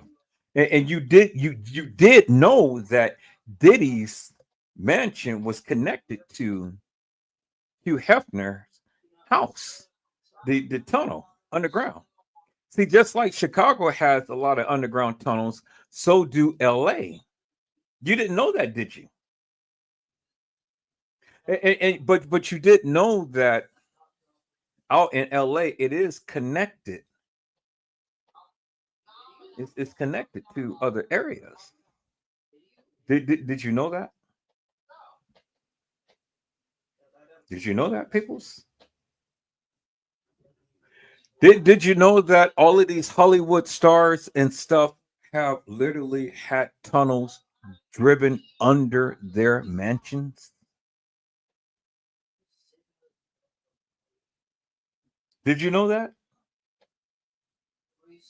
Did you know, peoples, that a lot of Hollywood stars like Oprah Winfrey and Tyler Perry and all of these others, J Lo and Paris Hilton, Mel Gibson, and the likes, Justin Bieber, and even Usher.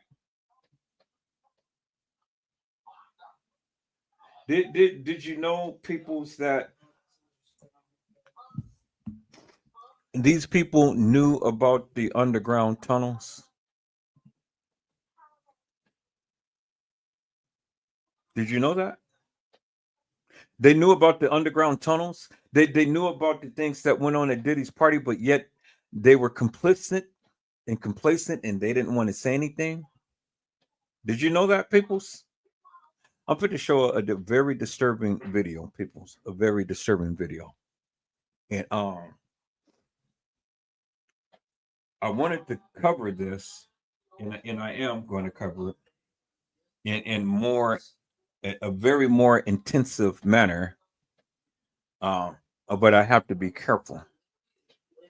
I have to be very careful because, like I say, what's happening in LA is about to happen in Oakland.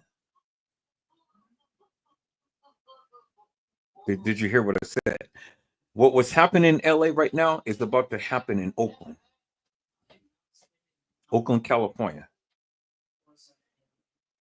And remember, the Oakland Hills was burning. And for what reason? And see, when you really take a look at this, people, you got to ask yourself, why did Oakland cut the funding for the Oakland Police Department, but not only the Oakland Police Department, but the Oakland Fire Department?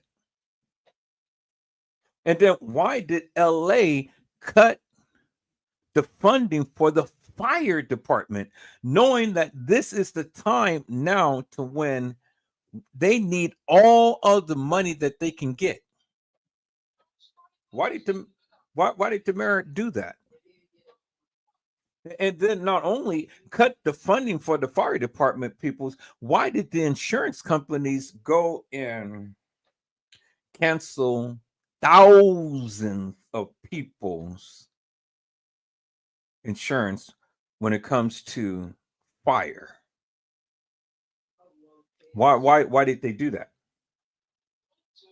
And then people say that, oh, well, the fires is raging near the ocean, and why come they just can't use ocean water to put out the fire? Well, peoples, we're going to cover that too, because I was reading an article that literally expresses why they cannot use ocean water. Why they can't use ocean water. And why is it that the water is drying up in LA? The time to when they need all of this water, the water is drying up. The tap, the well, the hydrants is drying up because they only had enough water just for a couple of fires. But people's, this fire is raging.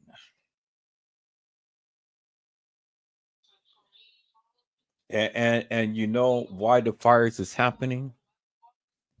Because of what's getting ready to happen in March. And so where there's no evidence, well, you can't convict, right? Well, you can burn down the houses as much as you want to, but you can't burn down the photos. You can't burn down the bank accounts. You can't burn down the checks. You see, people's, it's always a paper trail, and it's always a electronic trail. No matter what you do, that's how businesses run. Nobody's going to be flying around with millions of dollars in luggage and suitcase and settle business things and stuff. These people are so goddamn stupid, they crazy. Everything in this world is run by electronics, peoples. And the feds got it. They got it. And all of these big people who has been in this sex trafficking. I didn't say human harvesting. I said sex trafficking. Don't you know that that is big business in Hollywood? Don't you know that that shit has been going on forever and a day?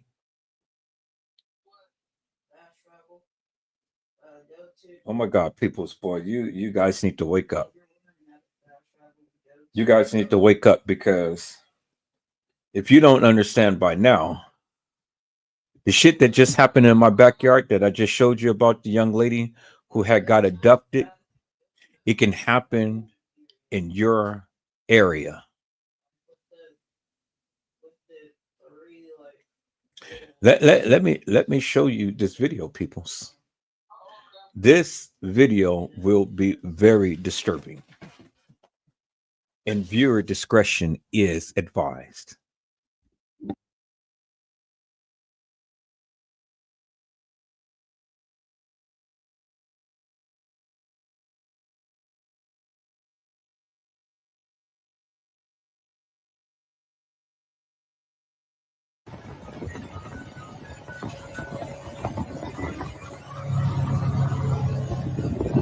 People are literally driving and setting this.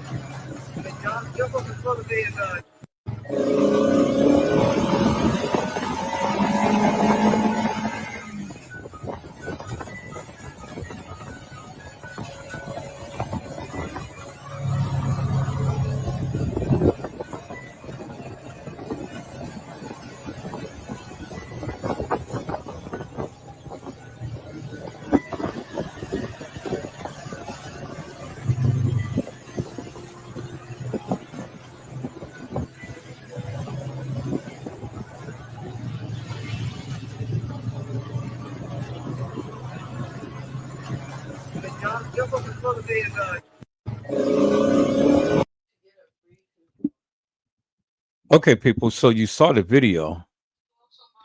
You saw the video, and not only did you see the video, but you saw the satellite pictures of this whole area on fire.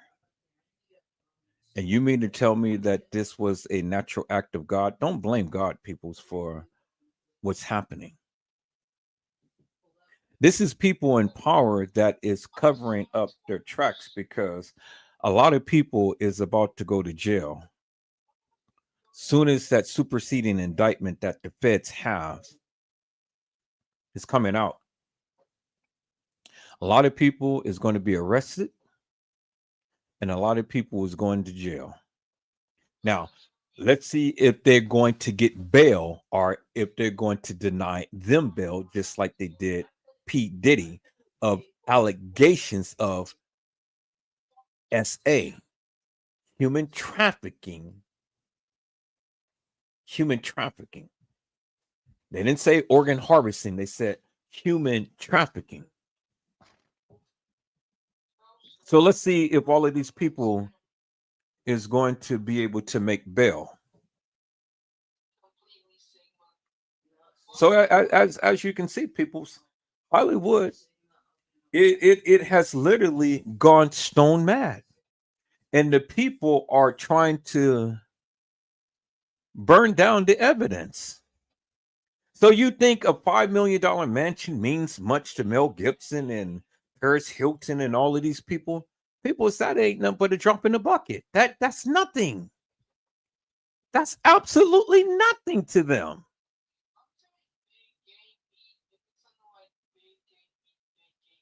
So, Hollywood is going down and they can't stop it. So what do? They cut out the insurance for the people. Only the rich can rebuild. And there's going to be a new Los Angeles. Lost Angeles peoples. And remember that young lady, what's her name? Her name slips my mind, peoples. I can't think of her name. Let me take this home. Let me go back to my channel. Share my screen. Allie something. I think Allie Carter or something. I think that's her name. People, it is about to be a major awakening. And I'm trying to find this information that I have shown. I have saw this. Let me go back to my history. They were showing about a new Los Angeles and how the new Los Angeles is going to be built.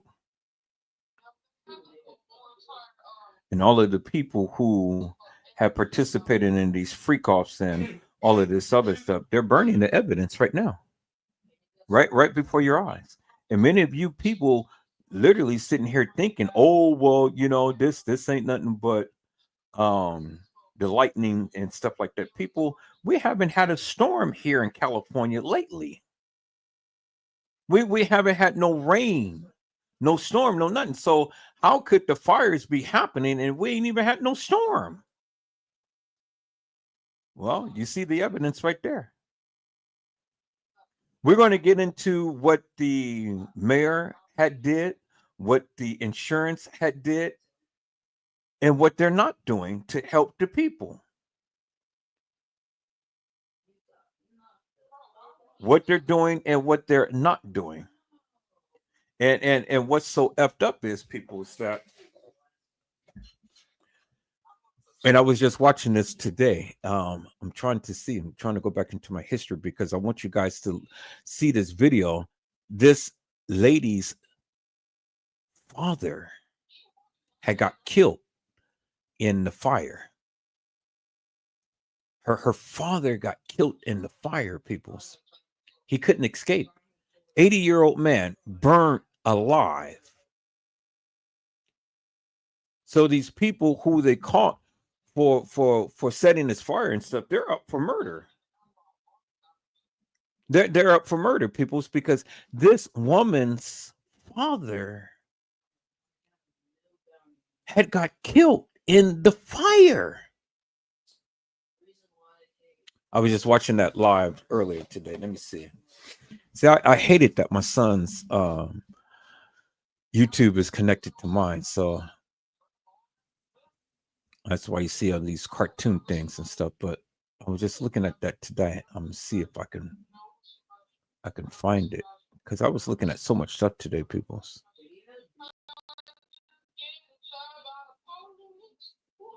Let me see. Yeah, this is deep. What's happening in California, peoples. This is very, very deep, and not too many YouTubers is talking about it. But I'm gonna talk about it. But I'm gonna be very, very cautious as to what I say, because shit, I live in California, and I ain't too far. And once you start dropping names and things and stuff, well, then yeah, same shit can happen over here. There's already a buzz that shit is about to go down in Oakland. And I'm going to cover that story, peoples, because the same shit that's happening in LA is happening in Oakland right now, my backyard. I thank God that my family is safe, because my family lives out there. I have family that lives out there in, and it's reaching to their area, but they're already prepared in things. But see, we trust and believe in God. We know that God is going to make sure that they're safe and their home is safe and things, and all of the stuff that's happening that surrounds them and stuff won't happen to them. So we truly believe that. But you know, yeah, it's hitting close to home with some family members and stuff. But you know, like I said, we truly believe in God that nothing's going to happen to them. But that's where it stands, peoples. And this is why I take this shit so personal, because it's affecting me, because it's affecting my family. And they have to live through it. They have to breathe the smoke, smell the smoke, look at all of the carnage and desolation that's out there and stuff. Somebody has to say something.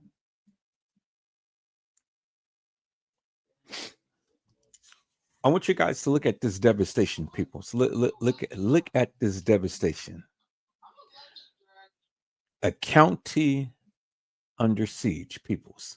You have to look at it. You have to see it for yourself. And once you see it for yourself, peoples, then it becomes something so real.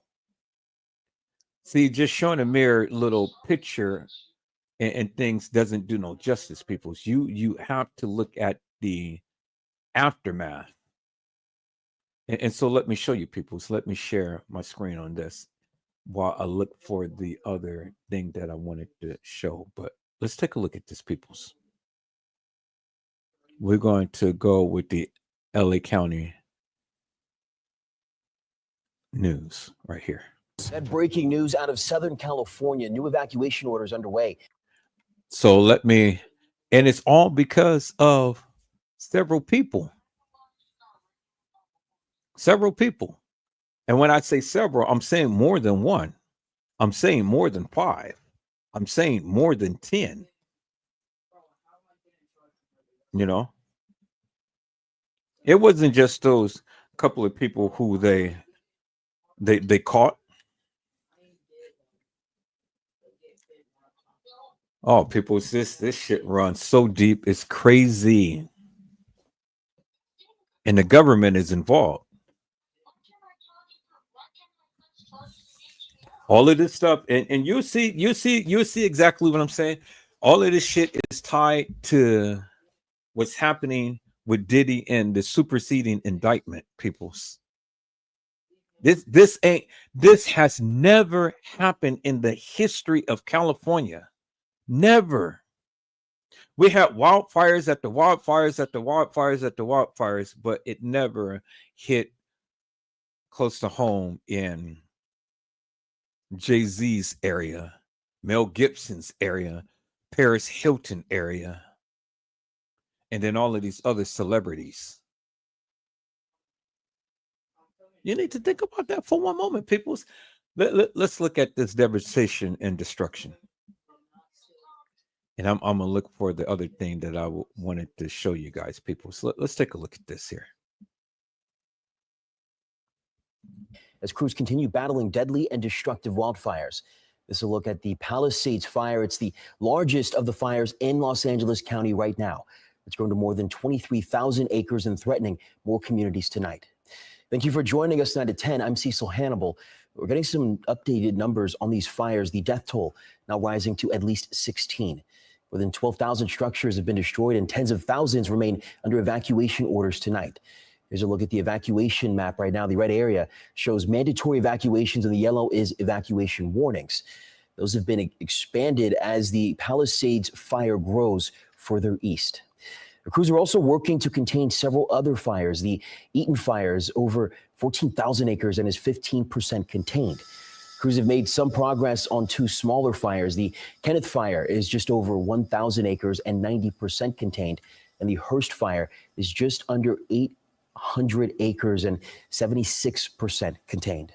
Today, fire officials hosted a community meeting to give updates on the fire, answer questions, and discuss recovery.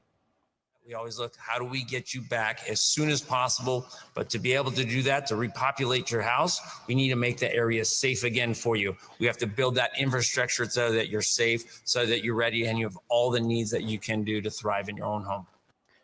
Lee Waldman is in the Pacific Palisades tonight with a look at the mass devastation left behind and the risks residents face as wind speeds are expected to pick back up.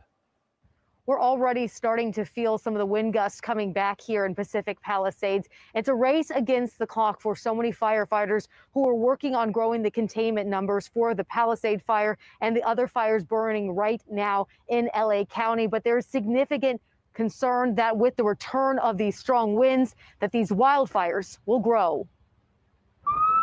The firestorm in Southern California stretching east Saturday, and now new concern over the wind speeds increasing, posing a further threat. The multiple blazes combined singeing nearly 40,000 acres in Southern California, decimating communities. It's okay, Alyssa. It's like your heart's been ripped out. We have everything. We have our lives. And stomped on and thrown away. And you're just trying to find a piece to put it back together. The Pellegrini family lost a restaurant of 40 years. Like so many others, they've lost so much. 2 doors down, the house is gone.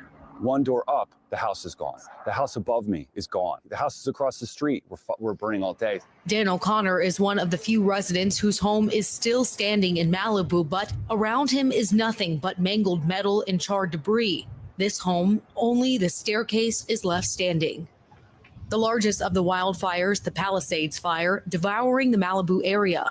It's devastating, heartbreaking for us all, but it's great to see the community come together. The winds calming down Saturday morning, allowing crews to make progress, fighting the flames by air and reducing the risk for firefighters. You're not having those, strong winds that are providing ember casting and starting spot fires in front of the head of fires. But the dry conditions still leaving much of Southern California under a critical level for fire danger. The Santa Ana winds are expected to pick up Sunday, which could worsen fire risk. Today, we heard from Governor Gavin Newsom, who is doubling the amount of National Guardsmen who are here helping to fight these fires. Firefighters from Mexico are also here in Los Angeles, and fire crews from Texas arrived today as well, all hoping to accomplish the same goal: protect the communities and the people who live here. In Pacific Palisades, I'm Lee Waldman reporting. We're now learning federal agents are leading the investigation into at least one of the Los Angeles County wildfires. Authorities announcing today ATF will lead an investigational task force to find out how the Pacific Palisades fire started earlier this week. There's indication the fire started accidentally since there was no reported lightning that day, nor any transformer lines impaired. But arson is also being looked into as well. The task force is made up of local, state, and federal partners. California is getting more help to fight these fires. This afternoon, firefighters from Mexico landed at the Los Angeles International Airport. They'll join the 14,000 other firefighters battling these flames. Governor Newsom welcomed the crews when they landed. Tomorrow, 4 Sassoon City firefighters will head down to Southern California to help fight the Palisades fire. They'll assemble as a strike team along with other regional agencies. We have a new video tonight of crews from Sac Metro Fire helping with efforts on the Palisades fire. Metro Fire currently has crews on both the Palisades and Eaton fires. Los Angeles County has declared a public health emergency because of the smoke. They warn it could pose immediate and long-term health threats and are advising people to keep windows closed if you see or smell smoke and wear a mask when outdoors. We're going to check now with our meteorologist, Dirk Verdorn. Dirk, how are the winds looking as firefighters work to battle these flames? Yeah, well, the winds are going to pick up a little bit tonight, and we're going to see that again pick up again Sunday afternoon and into the evening. But right now, let's go ahead and start with what you were talking about with air quality. We do have levels that are in the moderate category for much of the Los Angeles, LA Basin area. You can see from Inglewood to Los Alamitos and on into El Monte, Arcadia, Covina, kind of in that range of moderate levels of smoke. And the big reason why is most of the smoke that's being produced, especially by the Palisades fire, which is the fire that's still the most active, is being pushed right out into the ocean. So we're seeing that north wind kind of pushing that smoke south out to sea. So Air quality not too bad right now, but we are going to see a possible shift in the winds right now. We have some of the winds anywhere from 5 to 15 miles per hour with gusts in Orange County up over 20 to 25 miles per hour. This is a look at some of the maximum wind gusts that I was able to find in the surrounding mountains for today. So since midnight to now, these are some of the numbers that we've seen. So in the Santa Monica Mountains, there was a wind gust earlier today, about 57 miles per hour. Again, that's the strongest wind gust that I found in those mountains. Also saw a wind gust at the San Gabriel Mountains. This is over 5,000 feet. So this is in the upper elevations. This is where we're seeing, again, peak wind gusts of 69 miles per hour. San Bernardino Mountains had a 52 mile an hour wind gust, and the Santa Ana Mountains had a 61 mile an hour wind gust. So again, that's what's going on with the winds in the upper elevations. Again, those are the maximum winds that we saw today, and we could even see stronger winds as we head into the coming week. Back over to you. Dirk, thank you. While the fires rage on, some residents are getting their first look at the destruction left behind. This is a lot of cars waiting to get a look at what's left of their homes in the Pacific Palisades, some waiting for hours. The Pacific Palisades fire destroying countless homes, but also schools and churches. I want to show you this video. You're looking at the remains of the Community United Methodist Church in Pacific Palisades. The building reduced to rubble. The pastor says they will work to rebuild. This is awful and horrific, and I'm not sugarcoating anything, but I know the power of the Methodists. I know the power, though, of everybody in this community, all the faith. We're all saying we're going to work together and rebuild. Attorney General Rob Bonta is offering tips for Californians to protect themselves after concerns of fraud and price gouging, and reminding people that price gouging during a state of emergency is illegal. We've seen businesses and landlords that use increased demand during emergencies to jack up the price of essential supplies and services, of gas and water, batteries, first aid supplies, construction materials, and housing, including hotels and including short-term rentals. It's called price gouging. And during a state of emergency like there is currently in effect in Ventura County and Los Angeles County, it is illegal. You cannot do it. It's unlawful. It is a crime, punishable by up to a year in jail and $10,000 fines. Bonta says in order to protect yourself from scams, you should verify their credentials by checking licenses, certifications, and reviews. Be skeptical of upfront payments and avoid paying large sums of money upfront. Use officials' channels to verify government representatives and monitor your accounts for any suspicious activity. Also report any suspected scams to local law enforcement. Nightly curfew orders will continue in the evacuation areas of both the Palisades and Eaton fires. Anyone who is not emergency personnel are not allowed in the area between 6 p.m. and 6 a.m. nightly. Officials today emphasizing the curfew is designed to limit looting. In total, we have made 22 arrests between the Eaton Palisades fire, 19 arrests in the Eaton area and 3 in the Palisades area. All these individuals were in areas they were not supposed to be there, meaning they had no business being there. Of the 4 arrested last night, 2 were arrested for unauthorized entry of emergency areas. Basically, we had 2 arrests for curfew violations. The curfew also keeps people out of hazardous areas. Officials say anyone found in violation of the curfew, even if they own property in the area, will be subject to arrest or misdemeanor citation. We'll continue to follow the developing news out of Southern California with these wildfires, both on air and on our KCRA3 News app. Make sure you turn on those push alerts to get the latest updates. Okay, people. So I want to share something else with you. We're going to go to the news break right here. I think I just shared it to my Facebook real quick here. Yeah, I did. So let's go here. Yeah, let's take a look at this, peoples. Let me share my screen. Okay, there it is right there. Cool. Let me send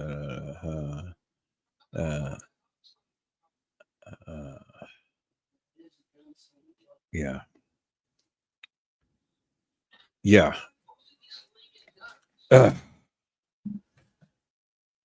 Whew, man. All right, so let me share my screen, peoples. Let me share my screen. Let me share this particular thing right here. Okay, let's go back here. We're going to cover her right here real quick. Jennifer Lopez. Let me enlarge this real quick, peoples.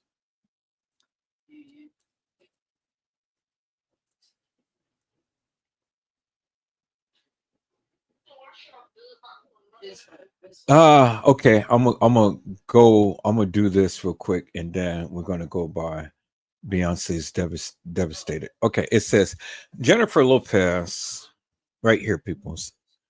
I think you guys can be able to see it because I think it's so big up on the screen. Let me check my phone. Okay, so here, let me do it like this. Not going to, you guys can't see it big because I just clicked up on the thing there. So let me do it like this. I'm gonna share the screen a different way so you guys can clearly see it. So let me do it like that. Let me do it like that. Let me do it like that. Now let me go to the website.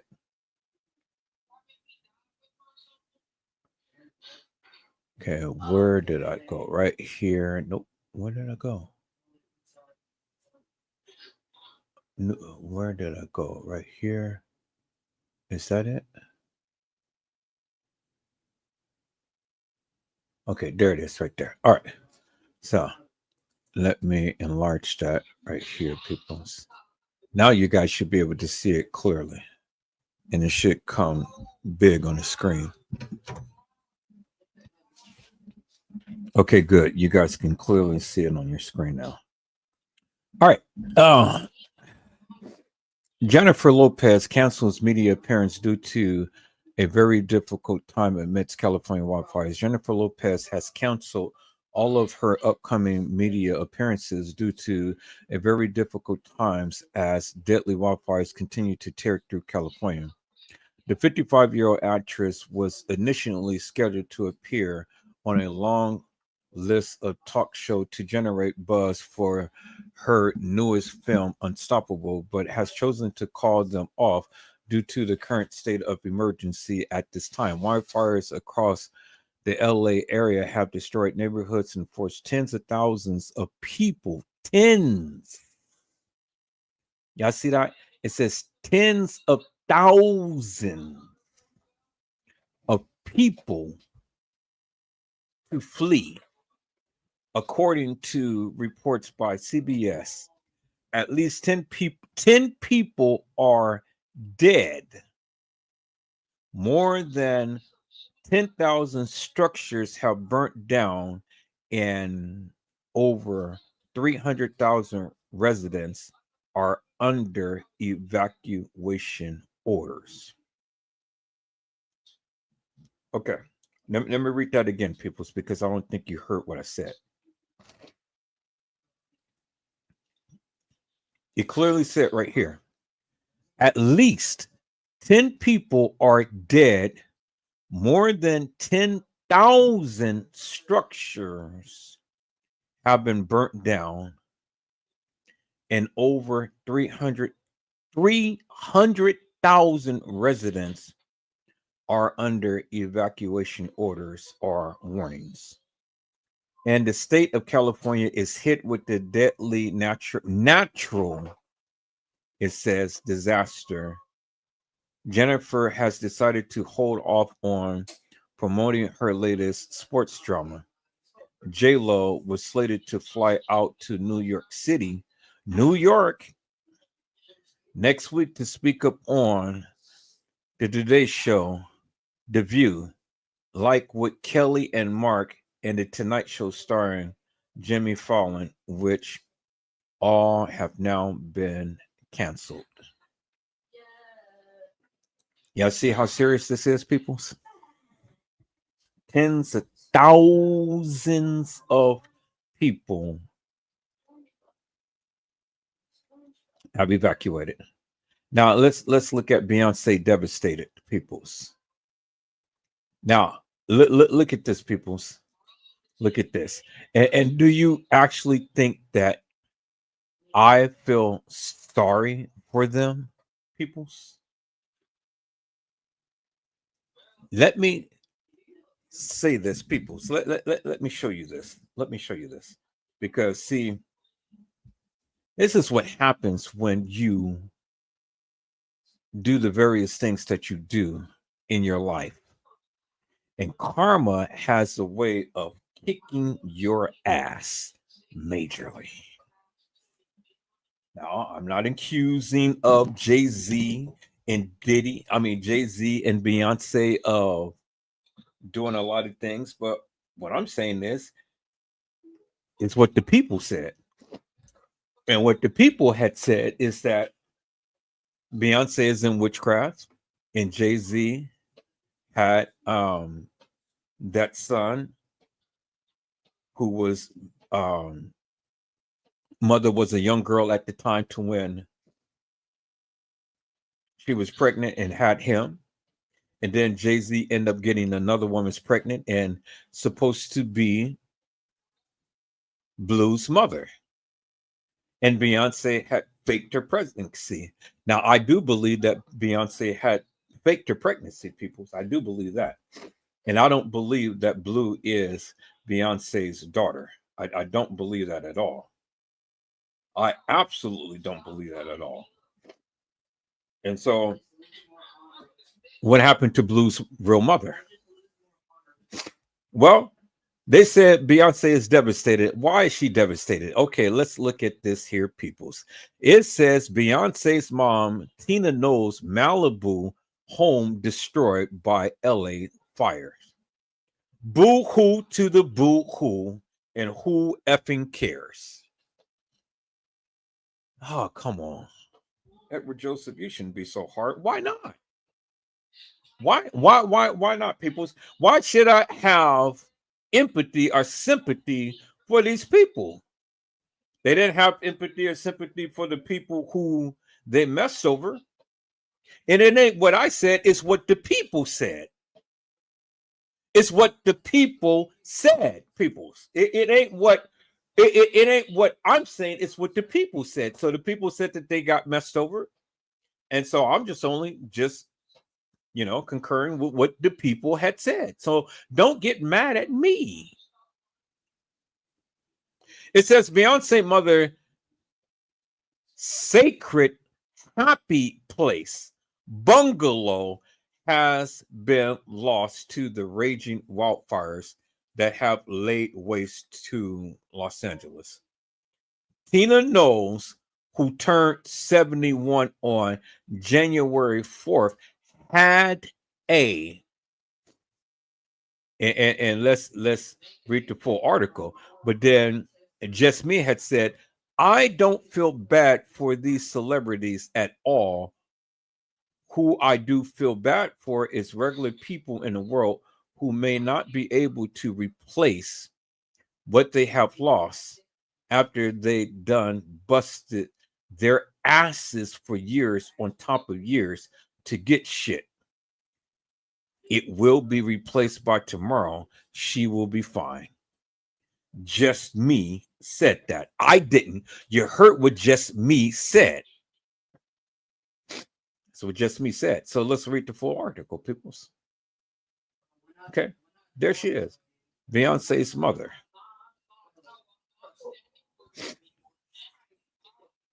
Beyonce mother, Tina Knowles, peoples.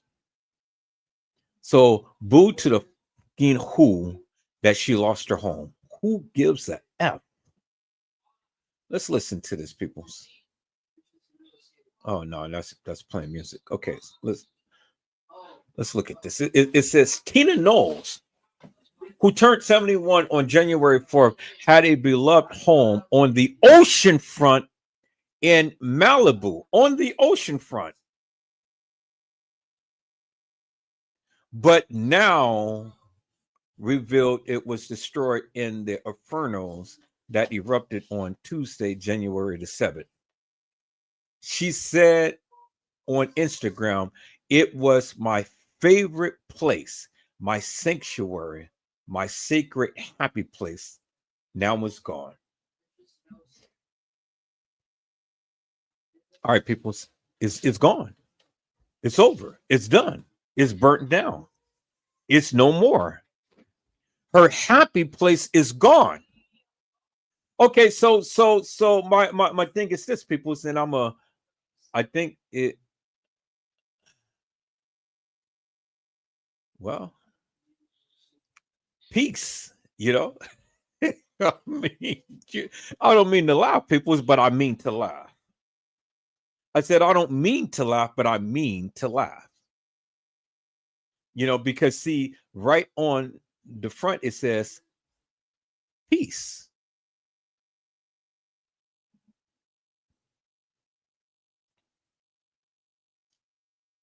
Well, it's all burnt down now, peoples.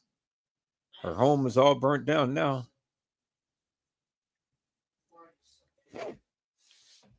Y'all see that?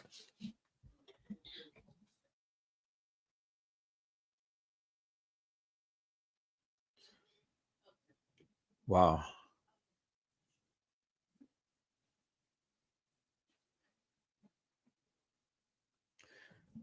Wow.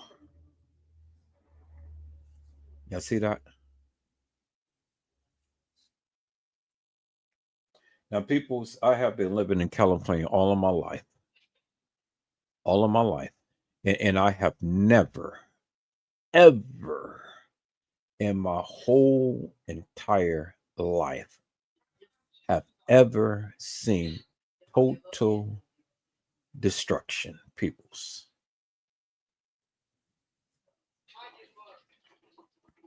Never. And see, peoples, that's what hell looks like right there.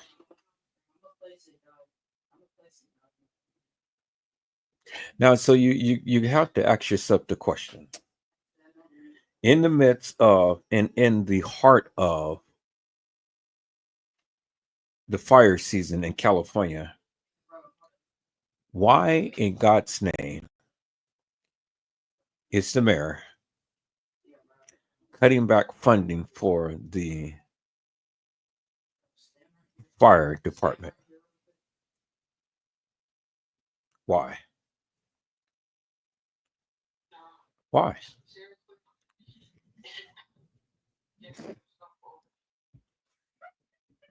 See, people, you know what I say? You know what I say? And I know this may seem so cold, peoples. See, the fire is raging in the hills, but it's coming down to the mainland. You see the fires down here, and it's coming down to the mainland, peoples. More and more houses is it can wipe out a whole entire city. You see that, right? These people built their houses so close to the hills and mountains and stuff, and all it takes is just one little ember to fly over there and ignite somebody's house, and those houses is all built together. And so once one house, goes up in flame, then it's going to be like the fire out and what happened in San Francisco many, many, many years ago, back in the 1930s. See how densely populated this area is? All it takes is just one of those embers to fly down, spark somebody's backyard or whatever and stuff, and before you know it, poof. It's gone. I mean, all of that is gone.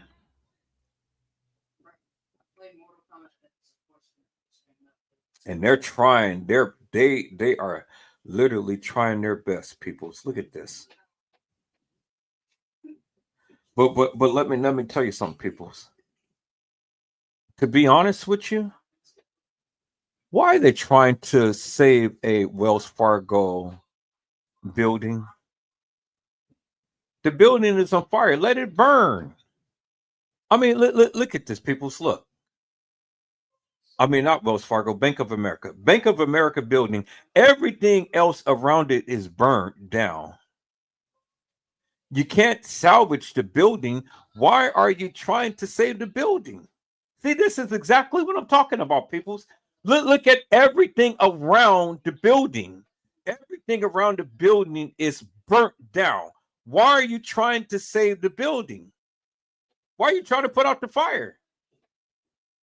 It doesn't make no sense, peoples. See, you guys look at this and you say, oh, wow, okay, well, the fire department is doing their job and stuff. Bullshit! Peoples, all of this shit is staged. Why are they trying to save a Bank of America building when everything around it is burnt down? Let it burn. And look what they're doing. These suckers is over here just standing.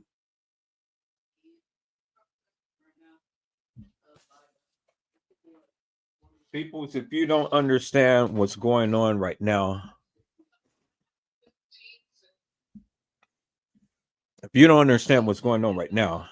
I don't know what to tell you. See, they're not fooling Edward Joseph.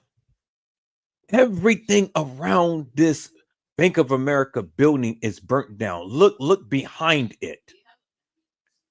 So why are you trying to put out a fire when everything around it is already burnt? It's a waste of time. It's a waste of money. It's a waste of resources. What, you think that you're going to save a couple of dollars from the bank? All of that money is going up in flames, peoples. You can't use that no more. It's over with. It's done. It's on fire. The whole building is on fire. Look. So why are you trying to put out the fire? Why are you wasting precious resources, peoples? See, that's what I'm saying, peoples. That's what I'm saying. Look at that.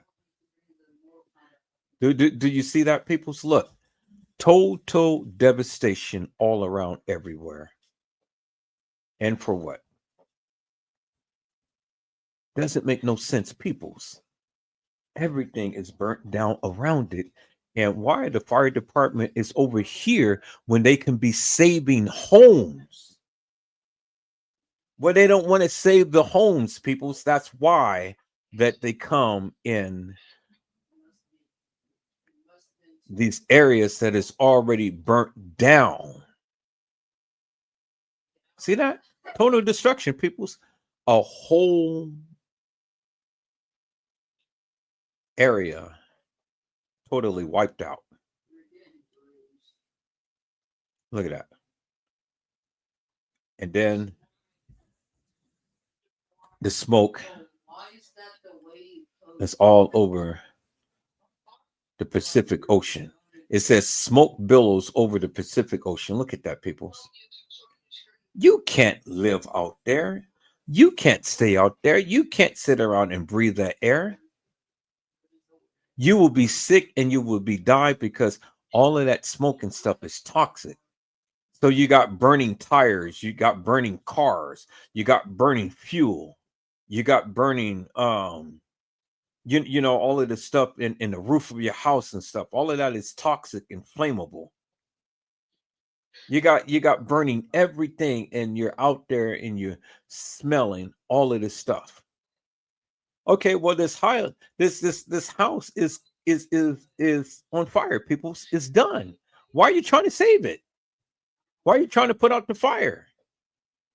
That doesn't make no sense, people. You can't save the house. You cannot save the house. So why are you spending precious resources in trying to save a house that is already burnt down and gutted by the fire? It says firefighters battle flames to save house. Why are you trying to save the house? Peoples, all you got to do is just look at the pictures and see this shit doesn't make no sense. The house is done.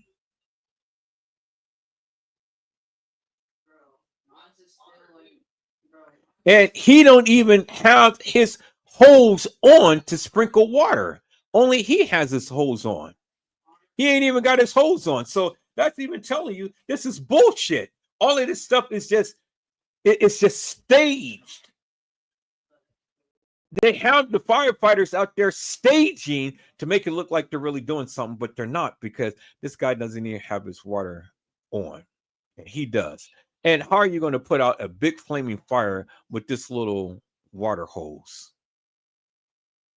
Well, when you're fighting fires, people, you have 2 and 3 firefighters on the hose, because the pressure from the hose is way too much for any single firefighter to hold.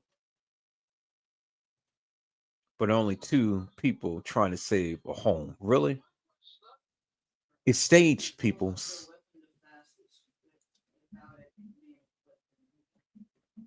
Save the people's homes that are not on fire than trying to put out a fire that is already on fire. See, look. Case in point right there. It says that home is nearly burnt down. There it is right there. The evidence is in your face. Home is nearly burnt down, and it ain't nothing that they can do. And the firefighter is just walking, looking at total devastation. Y'all see that? Peoples, it's a part of the play. Why is he trying to put out a fire that is already raging? See, they're playing games, people. The city of Los Angeles is playing games. They're playing games. A firefighter attempts to save a home. Really? How are they going to save a home that is already burnt down, peoples? This is an insult. A firefighter attempts to save a home. But look at the home, peoples. The home is already gutted and it's already burnt crisply down to the ground. So why are you trying to put out the fire? Is let it burn out. It's a lost cause. It's done. All of that water on the ground is wasted water. Precious water that can be used to save a home that is not on fire, peoples. Look at that. Well, I can't say the home, so I might as well just turn off the water and just take a look at it. Why are you standing there looking at the fire when you could be over somewhere else saving someone else's home that is not on fire? All right, people. So a person watches a home burn.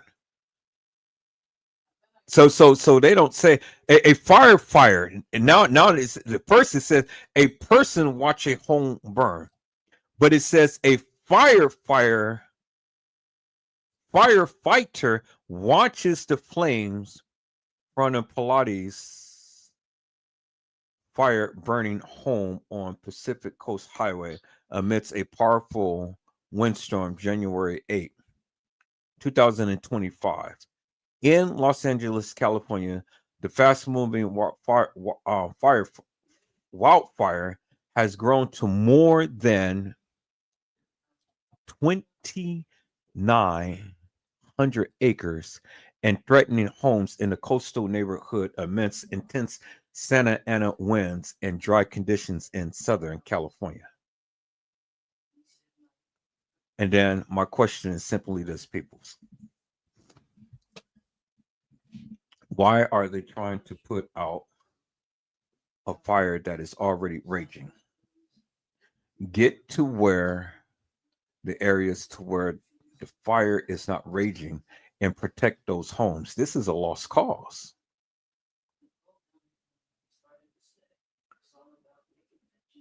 And look at him. See, I told you it takes 2 to 3 fire people to go and hold and put out a fire. You see, he's holding the hose and he's back there. But what is he doing? Is he holding the hose? He has his hands upon his face, and he has the flashlight in his hand. Why are they wasting precious energy?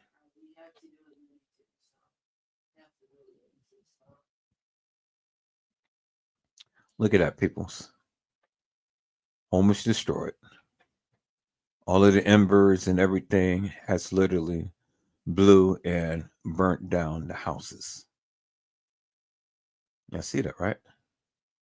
See, it says, while wind moves embers towards their home, now the whole is engulfed in flames. People, is this a lost cause? I don't know why they're sitting over here trying to put out fires that the city has already burnt down. It doesn't make no sense. Total devastation, peoples. People who has been living in their homes forever and a day, the wildfires has literally burnt down their houses. So now they could save this home, or could they? Well, maybe not, because look, fire's already raging and stuff, and they ain't even got their gear to even try to put out the fire. They're just standing around. Look what it says. A firefighter watches the flames from a Pilates fire burning in front of the Pacific Pilates Presbyterian Church during a powerful windstorm. Well, why is he standing there? Because he knows there's nothing he can do.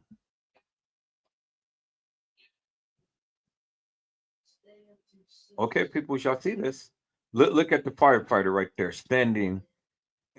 Flames destroy a neighborhood, and the firefighter is standing right in the midst of the neighborhood, and the neighborhood is on fire. It ain't nothing they can do. So they might as well leave the place. Why are you just standing there watching the flames?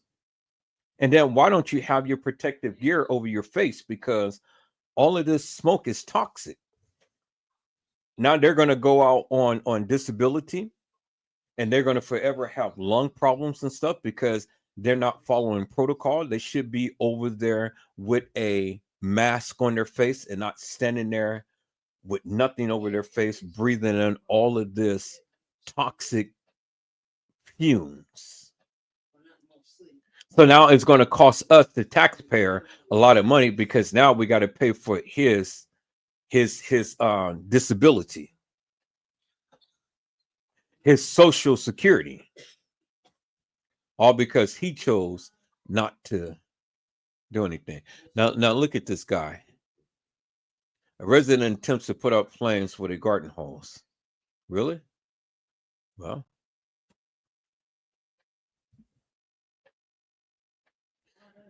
seems it didn't do any good. The firefighters could have saved your house. But at least he's doing something right. He has a mask on his face.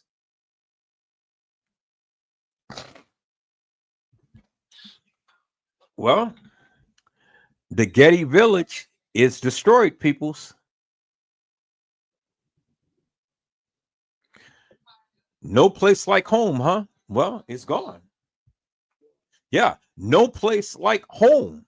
And look at the residents right there, standing there at the entrance and saying, well, it was nice living over here, but now, hey, it's nice living over here, but now, hey, I don't have no home no more.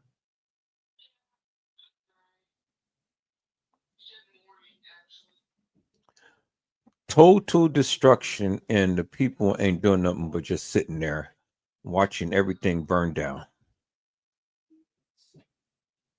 Now, let me tell you something.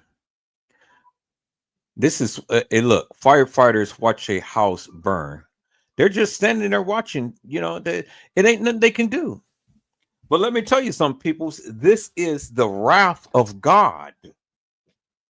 This is the wrath of God, because see, let me tell you something. And I'm put to show you the stark contrast between this of what's happening, people. But to show you the stark contrast of this of what's happening to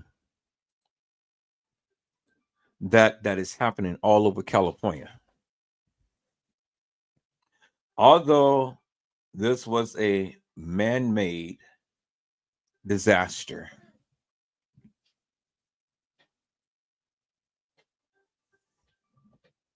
in fires is what they call a firestorm, because the hotter it gets, the heat produces a turbine, a heated turbine, and the winds starts to blow. And when the wind starts to blow, you know, it's gust of winds that is 50, 75, even 100 miles per hour. And it's taking all of that heat and everything that's in it, all of the embers and flames and stuff, and it just spreads quickly. I mean, it just engulfs. Heat builds up energy. Well, the Lord ain't allowing it to rain.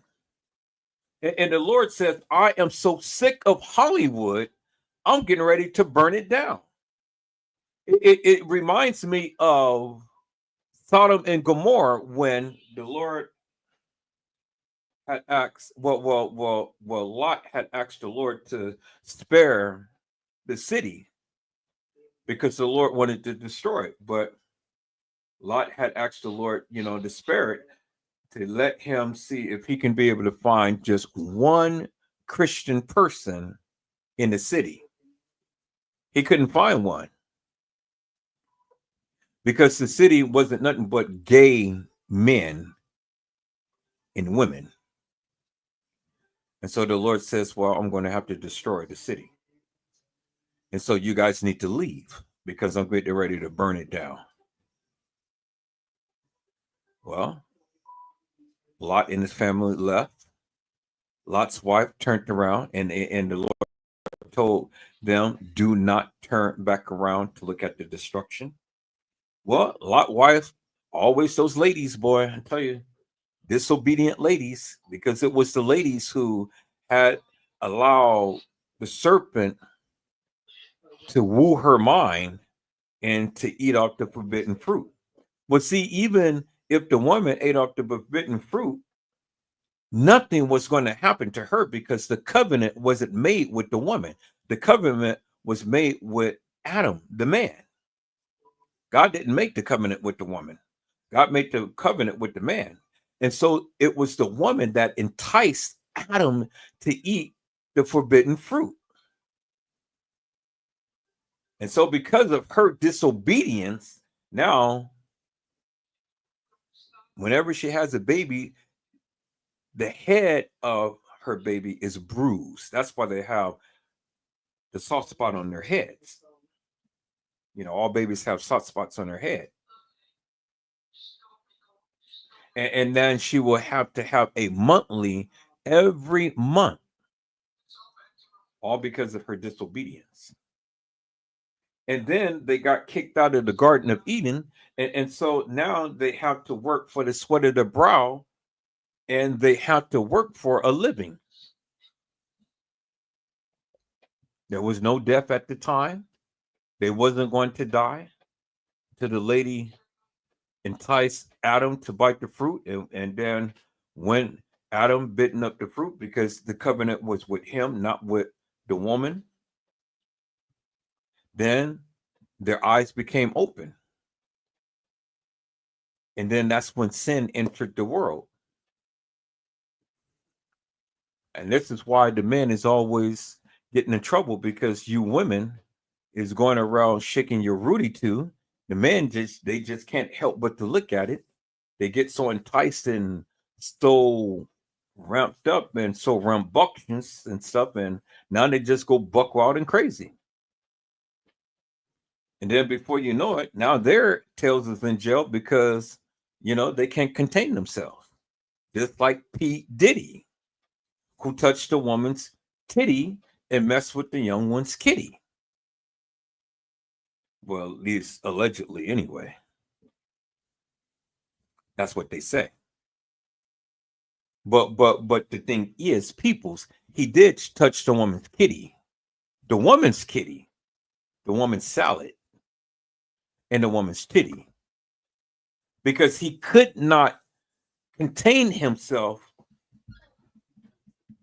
Couldn't contain himself because it was stated that his mother was the one who had literally started these freak-offs and taught him everything that he knows. See, y'all want to sit over here and blame Clyde Davis for him going up men's rectums and stuff like that. Nah, well, according to P. Diddy's friend, the one who grew up with him, stated that it was the mother who had started all of the freak-off.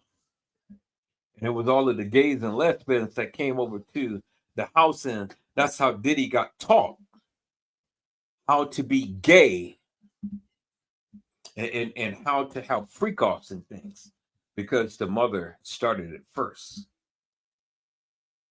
Like mother, like son. You know? So it all started with the mother. So if the mother didn't do what she did, well, then maybe Diddy would have never did what he did. But he did it.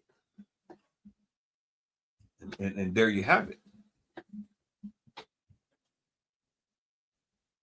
So, in essence, peoples, I feel sorry, but I don't feel sorry for these people who lost their homes and things, because, see, this is why I'm going to do a documentary in Oakland, because there is many people in Oakland, and we've been seeing this forever and a day, people's been living out on the streets, and for what? We are one of the richest states in the Union, California. And they can find money to help all of these other entities and things, but they can't help house their own people or feed their own people. All in LA, downtown LA and stuff, all you see is just desolence. People living out on the streets. Tent City. Y'all remember Tent City?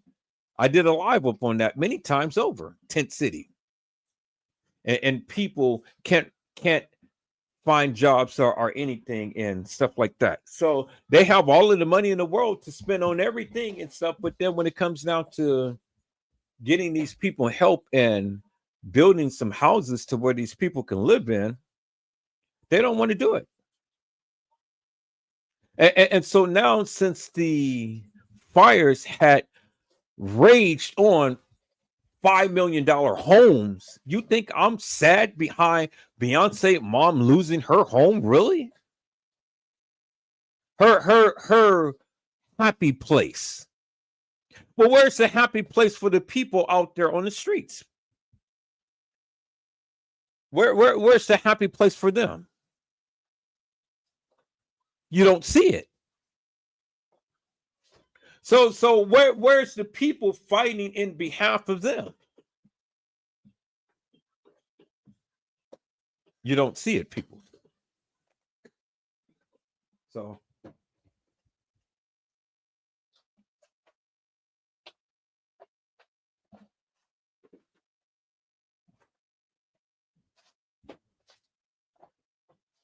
you don't see it, people.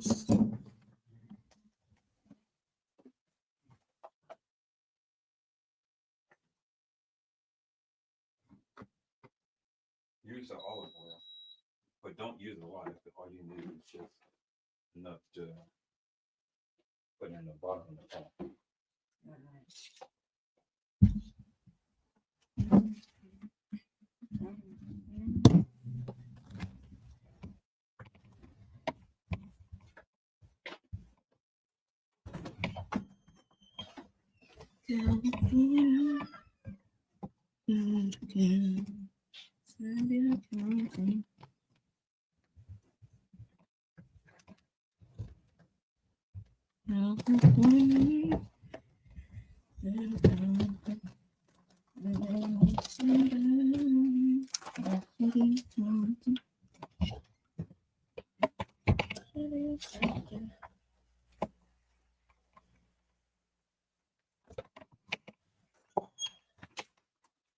think it's somewhere.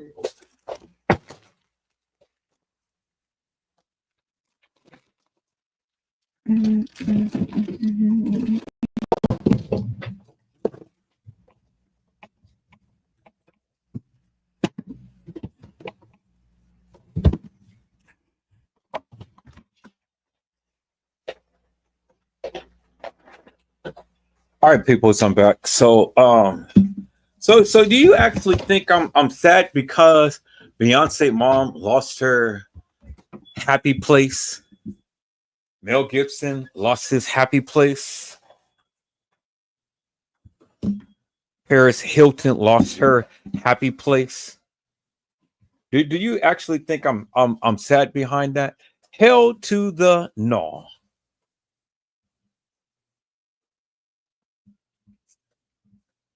And do you think I'm actually sad because many other those people lost their happy place? Hell to the no. Now they beginning to feel what a lot of these people in Los Angeles feel every day that they walk over. They don't even pay attention to. They don't even come down and give these people a lunch or a meal. Now, I'm saddened for the young lady who lost her father, who's 80 years old, who got burnt up in the house. I'm sad behind that. But I'm not sad for a lot of these people who have all of these expensive homes and now they ain't got nothing. I'm not sad behind that, peoples. Because see, the thing is that God had a unique way to bring these people down to the level to where the people they looked over. Do you ever think that these people ever went to an encampment and brought some food? Have you ever went to an encampment to bring some food to anybody, peoples? I don't think so. And so, because you haven't did it, you can't say nothing. So you think I feel sad and bad behind a lot of people who lost their homes and stuff? To some certain degree, peoples. I don't. I really don't. You know, I really don't. And I know that's kind of bad and harsh to say, but to be honest with you, I really don't. Now, I'm not happy that they lost their homes, but I'm not sad that they lost their homes. Do I feel sorry for them? To a certain degree.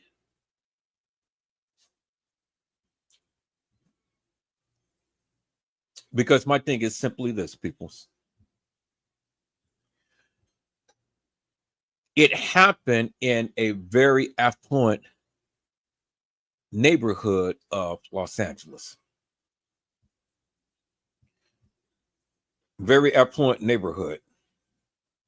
And so it happened to where the people that has incomes of 500,000 or more, you know, people who's well off, people who, you know, who has luxury upon luxury upon luxury, $1 million homes and stuff. That's where all of this stuff happened. You know,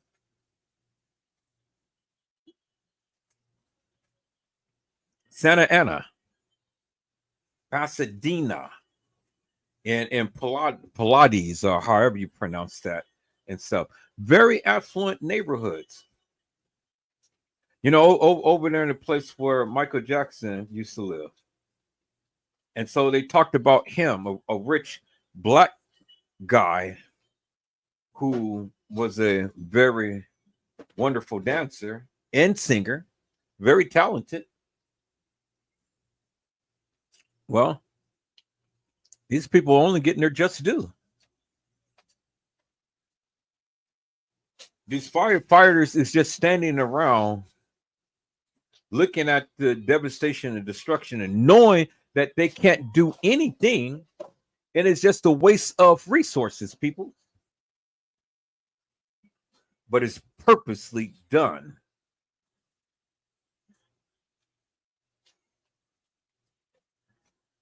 It's purposely done.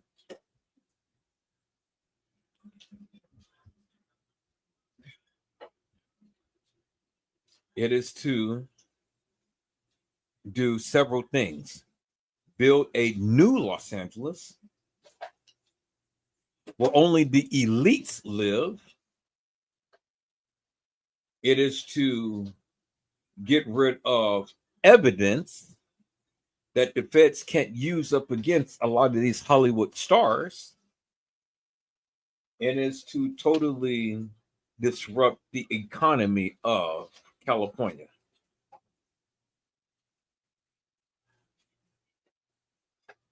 It's to disrupt the economy, peoples. And that's how you have to look at it.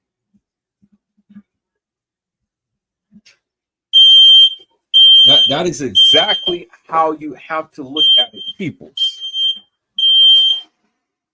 It is a shift in wealth.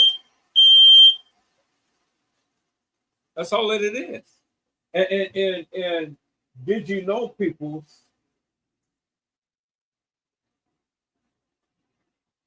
why do you have the price so high?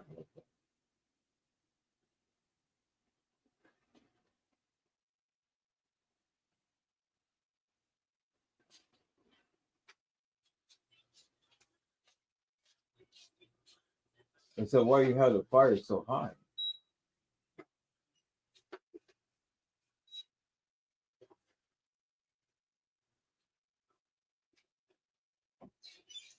Did you know, peoples, that there is a shift that is happening, and they're trying to displace a lot of people. So where is all of these tens of thousands of people going to go?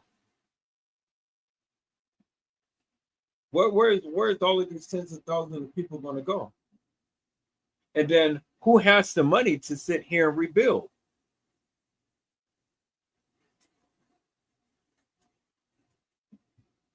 Do you understand what I'm saying? Who has the money to sit there and rebuild? And where is all of that trash going to go? It's going to take years before all of that stuff gets rebuilt. So there's going to be a lot of construction jobs, but is the construction jobs going to be to a lot of the people within the lower communities? This will be a good opportunity for some laborers. So what they're going to pay them $5 an hour, $7 an hour to go and pick up some trash and stuff, and they can't get no health care.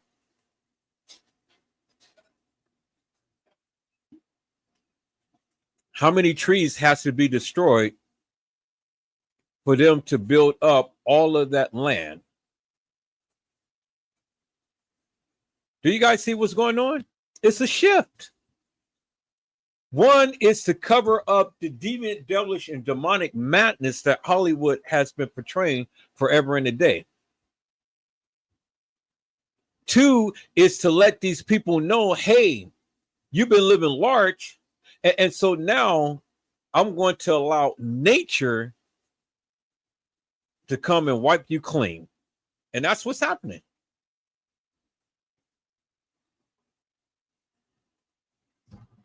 That's what's happening. So when y'all think of wildfires and this stuff naturally happening, it wasn't nothing natural behind all of this, peoples. This was coordinated and it was planned. It was coordinated and it was planned. And it's unfortunate that a lot of people is displaced, but I mean, that's the way that it is when there's a shift that is happening, peoples. There's your shift in wealth and prosperity in living. And so I really don't feel bad for a lot of people, because all too often people's, and for all of this time, these people turned a blind eye to the people who had to live out in the cold, in the rain, in the snow, in the sleet, and the heat and everything. And these people ain't never lifted up a finger to bring any clothing to any of those people. Living large. Well, how you going to live right now? That's the question. I know it's irritating. What I'm saying is irritating many of you people, and I really don't care. You know, I really don't care, because like I said, I'm going to say what I need to say. This is just the beginning of my report, peoples, to and about the things that is going on in Los Angeles. Y'all seen the pictures. You've seen the destruction firsthand. Now, let's watch how all of this stuff is going to play out. I'm still not finished with Andrew Holmes, peoples, because I still got to play that gentleman's video, because he's brought in some clarity out of confusion to the various things I've been saying forever and a day. And I'm glad that he made that live, because we're going to go back and we're going to hear what he had to say, but not tonight. It's almost at the 7 o'clock hour, people. So I've been on this live for almost 7 hours. I'm going to go ahead and get off of here. I'm going to play back that guy's live tomorrow. I'll be back sometime tomorrow to do a part 2 to this, to bring some clarity out of the Kenneka Jenkins case and what Andrew Holmes' true role was, peoples. Because he certainly played the role, peoples. And you remember what the guy said, and I want you to remember that. The FBI gave that man an award, and he got fired for SAing a woman from the people who he's supposed to have been protecting. I want you to think about that, meditate upon that, and we'll be back to talk about that. Is that all right, peoples? So, peoples, I hope I had said something to encourage your hearts upon today.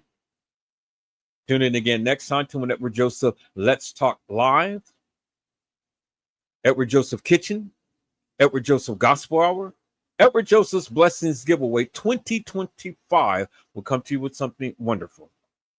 I love you with the love of Christ, and there's absolutely nothing you can do about it. Peoples, mask up and be safe. And again, peoples, if the Lord says the same, I will be back tomorrow, and I will be back live, and I will be back to talk about this of the Kenneka Jenkins case and a continuation.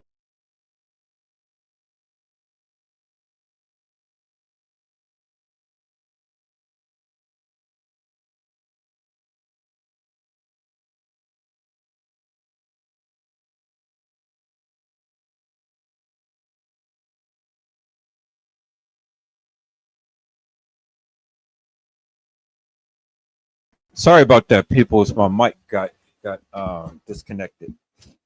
And if the Lord says the same, people, I will be back tomorrow with a continuation of the Kenneka Jenkins case and more coverage of what's happening in Los Angeles. And we're going to get down and we're going to listen to what the mayor and what the governor is doing. And we're going to see if we can get any answers to the questions as to why all of these insurance companies has literally dropped the ball when it comes down to these people's protection on their homes. Why did they cancel their policies? So we're going to take a dive into that, and we're going to ask questions about that and see if we can bring some clarity out of confusion. But like I said, people, now you can see exactly for yourself the role that Andrew Holmes had played in the Kenneka Jenkins case. And was this man covering up the demonic deeds that the establishment were doing? Stay tuned and find out, peoples. Because, like I said, now there's someone else who talked about it, who have literally shown you and has told you, just like Edward Joseph has for over 7 years, peoples. And so now you're still prone to believe what you want to believe, but we're going to take a second look at this, and we're going to look at everything, and we're going to look at it methodically. We're going to look at it methodically, people. We're not going to do a rush to judgment or anything. And we have to look at the video footage as what it is. That's what it is. It ain't nothing but a collage of. It ain't nothing but a collage of edited photos. That's all it is. A collage of edited photos that was stitched together to put together a narrative. That's all it is, peoples. Because the timelines, everything was edited and everything was stitched and put together to make us believe certain things has happened. So we're going to take a look at that, peoples. Because the one thing we cannot discount is the narratives that they gave. It's not a police report. It is a narrative of what these people have given. And so we got to take a second look at that, peoples, and stitch this thing together according to what they said, not for what we think or what we believe, according to what they said. You know, doesn't matter what no other YouTuber said. It doesn't really matter what I say. It's according to what they said. And we will only follow by what they said. Do you understand what I'm saying?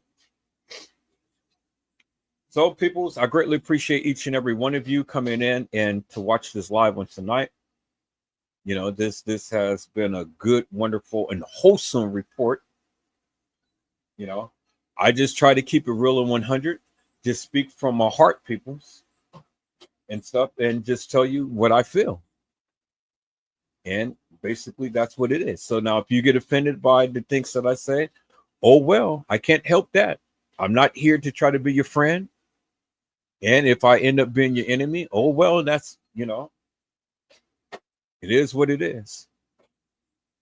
But like I say, you know, I give you every right to come in and to speak your piece. Just be to the degree to where, you know, you come in and not be disruptive or not be hilarious and nefarious, and, you know, just say what you need to say. Okay, you can turn it up now.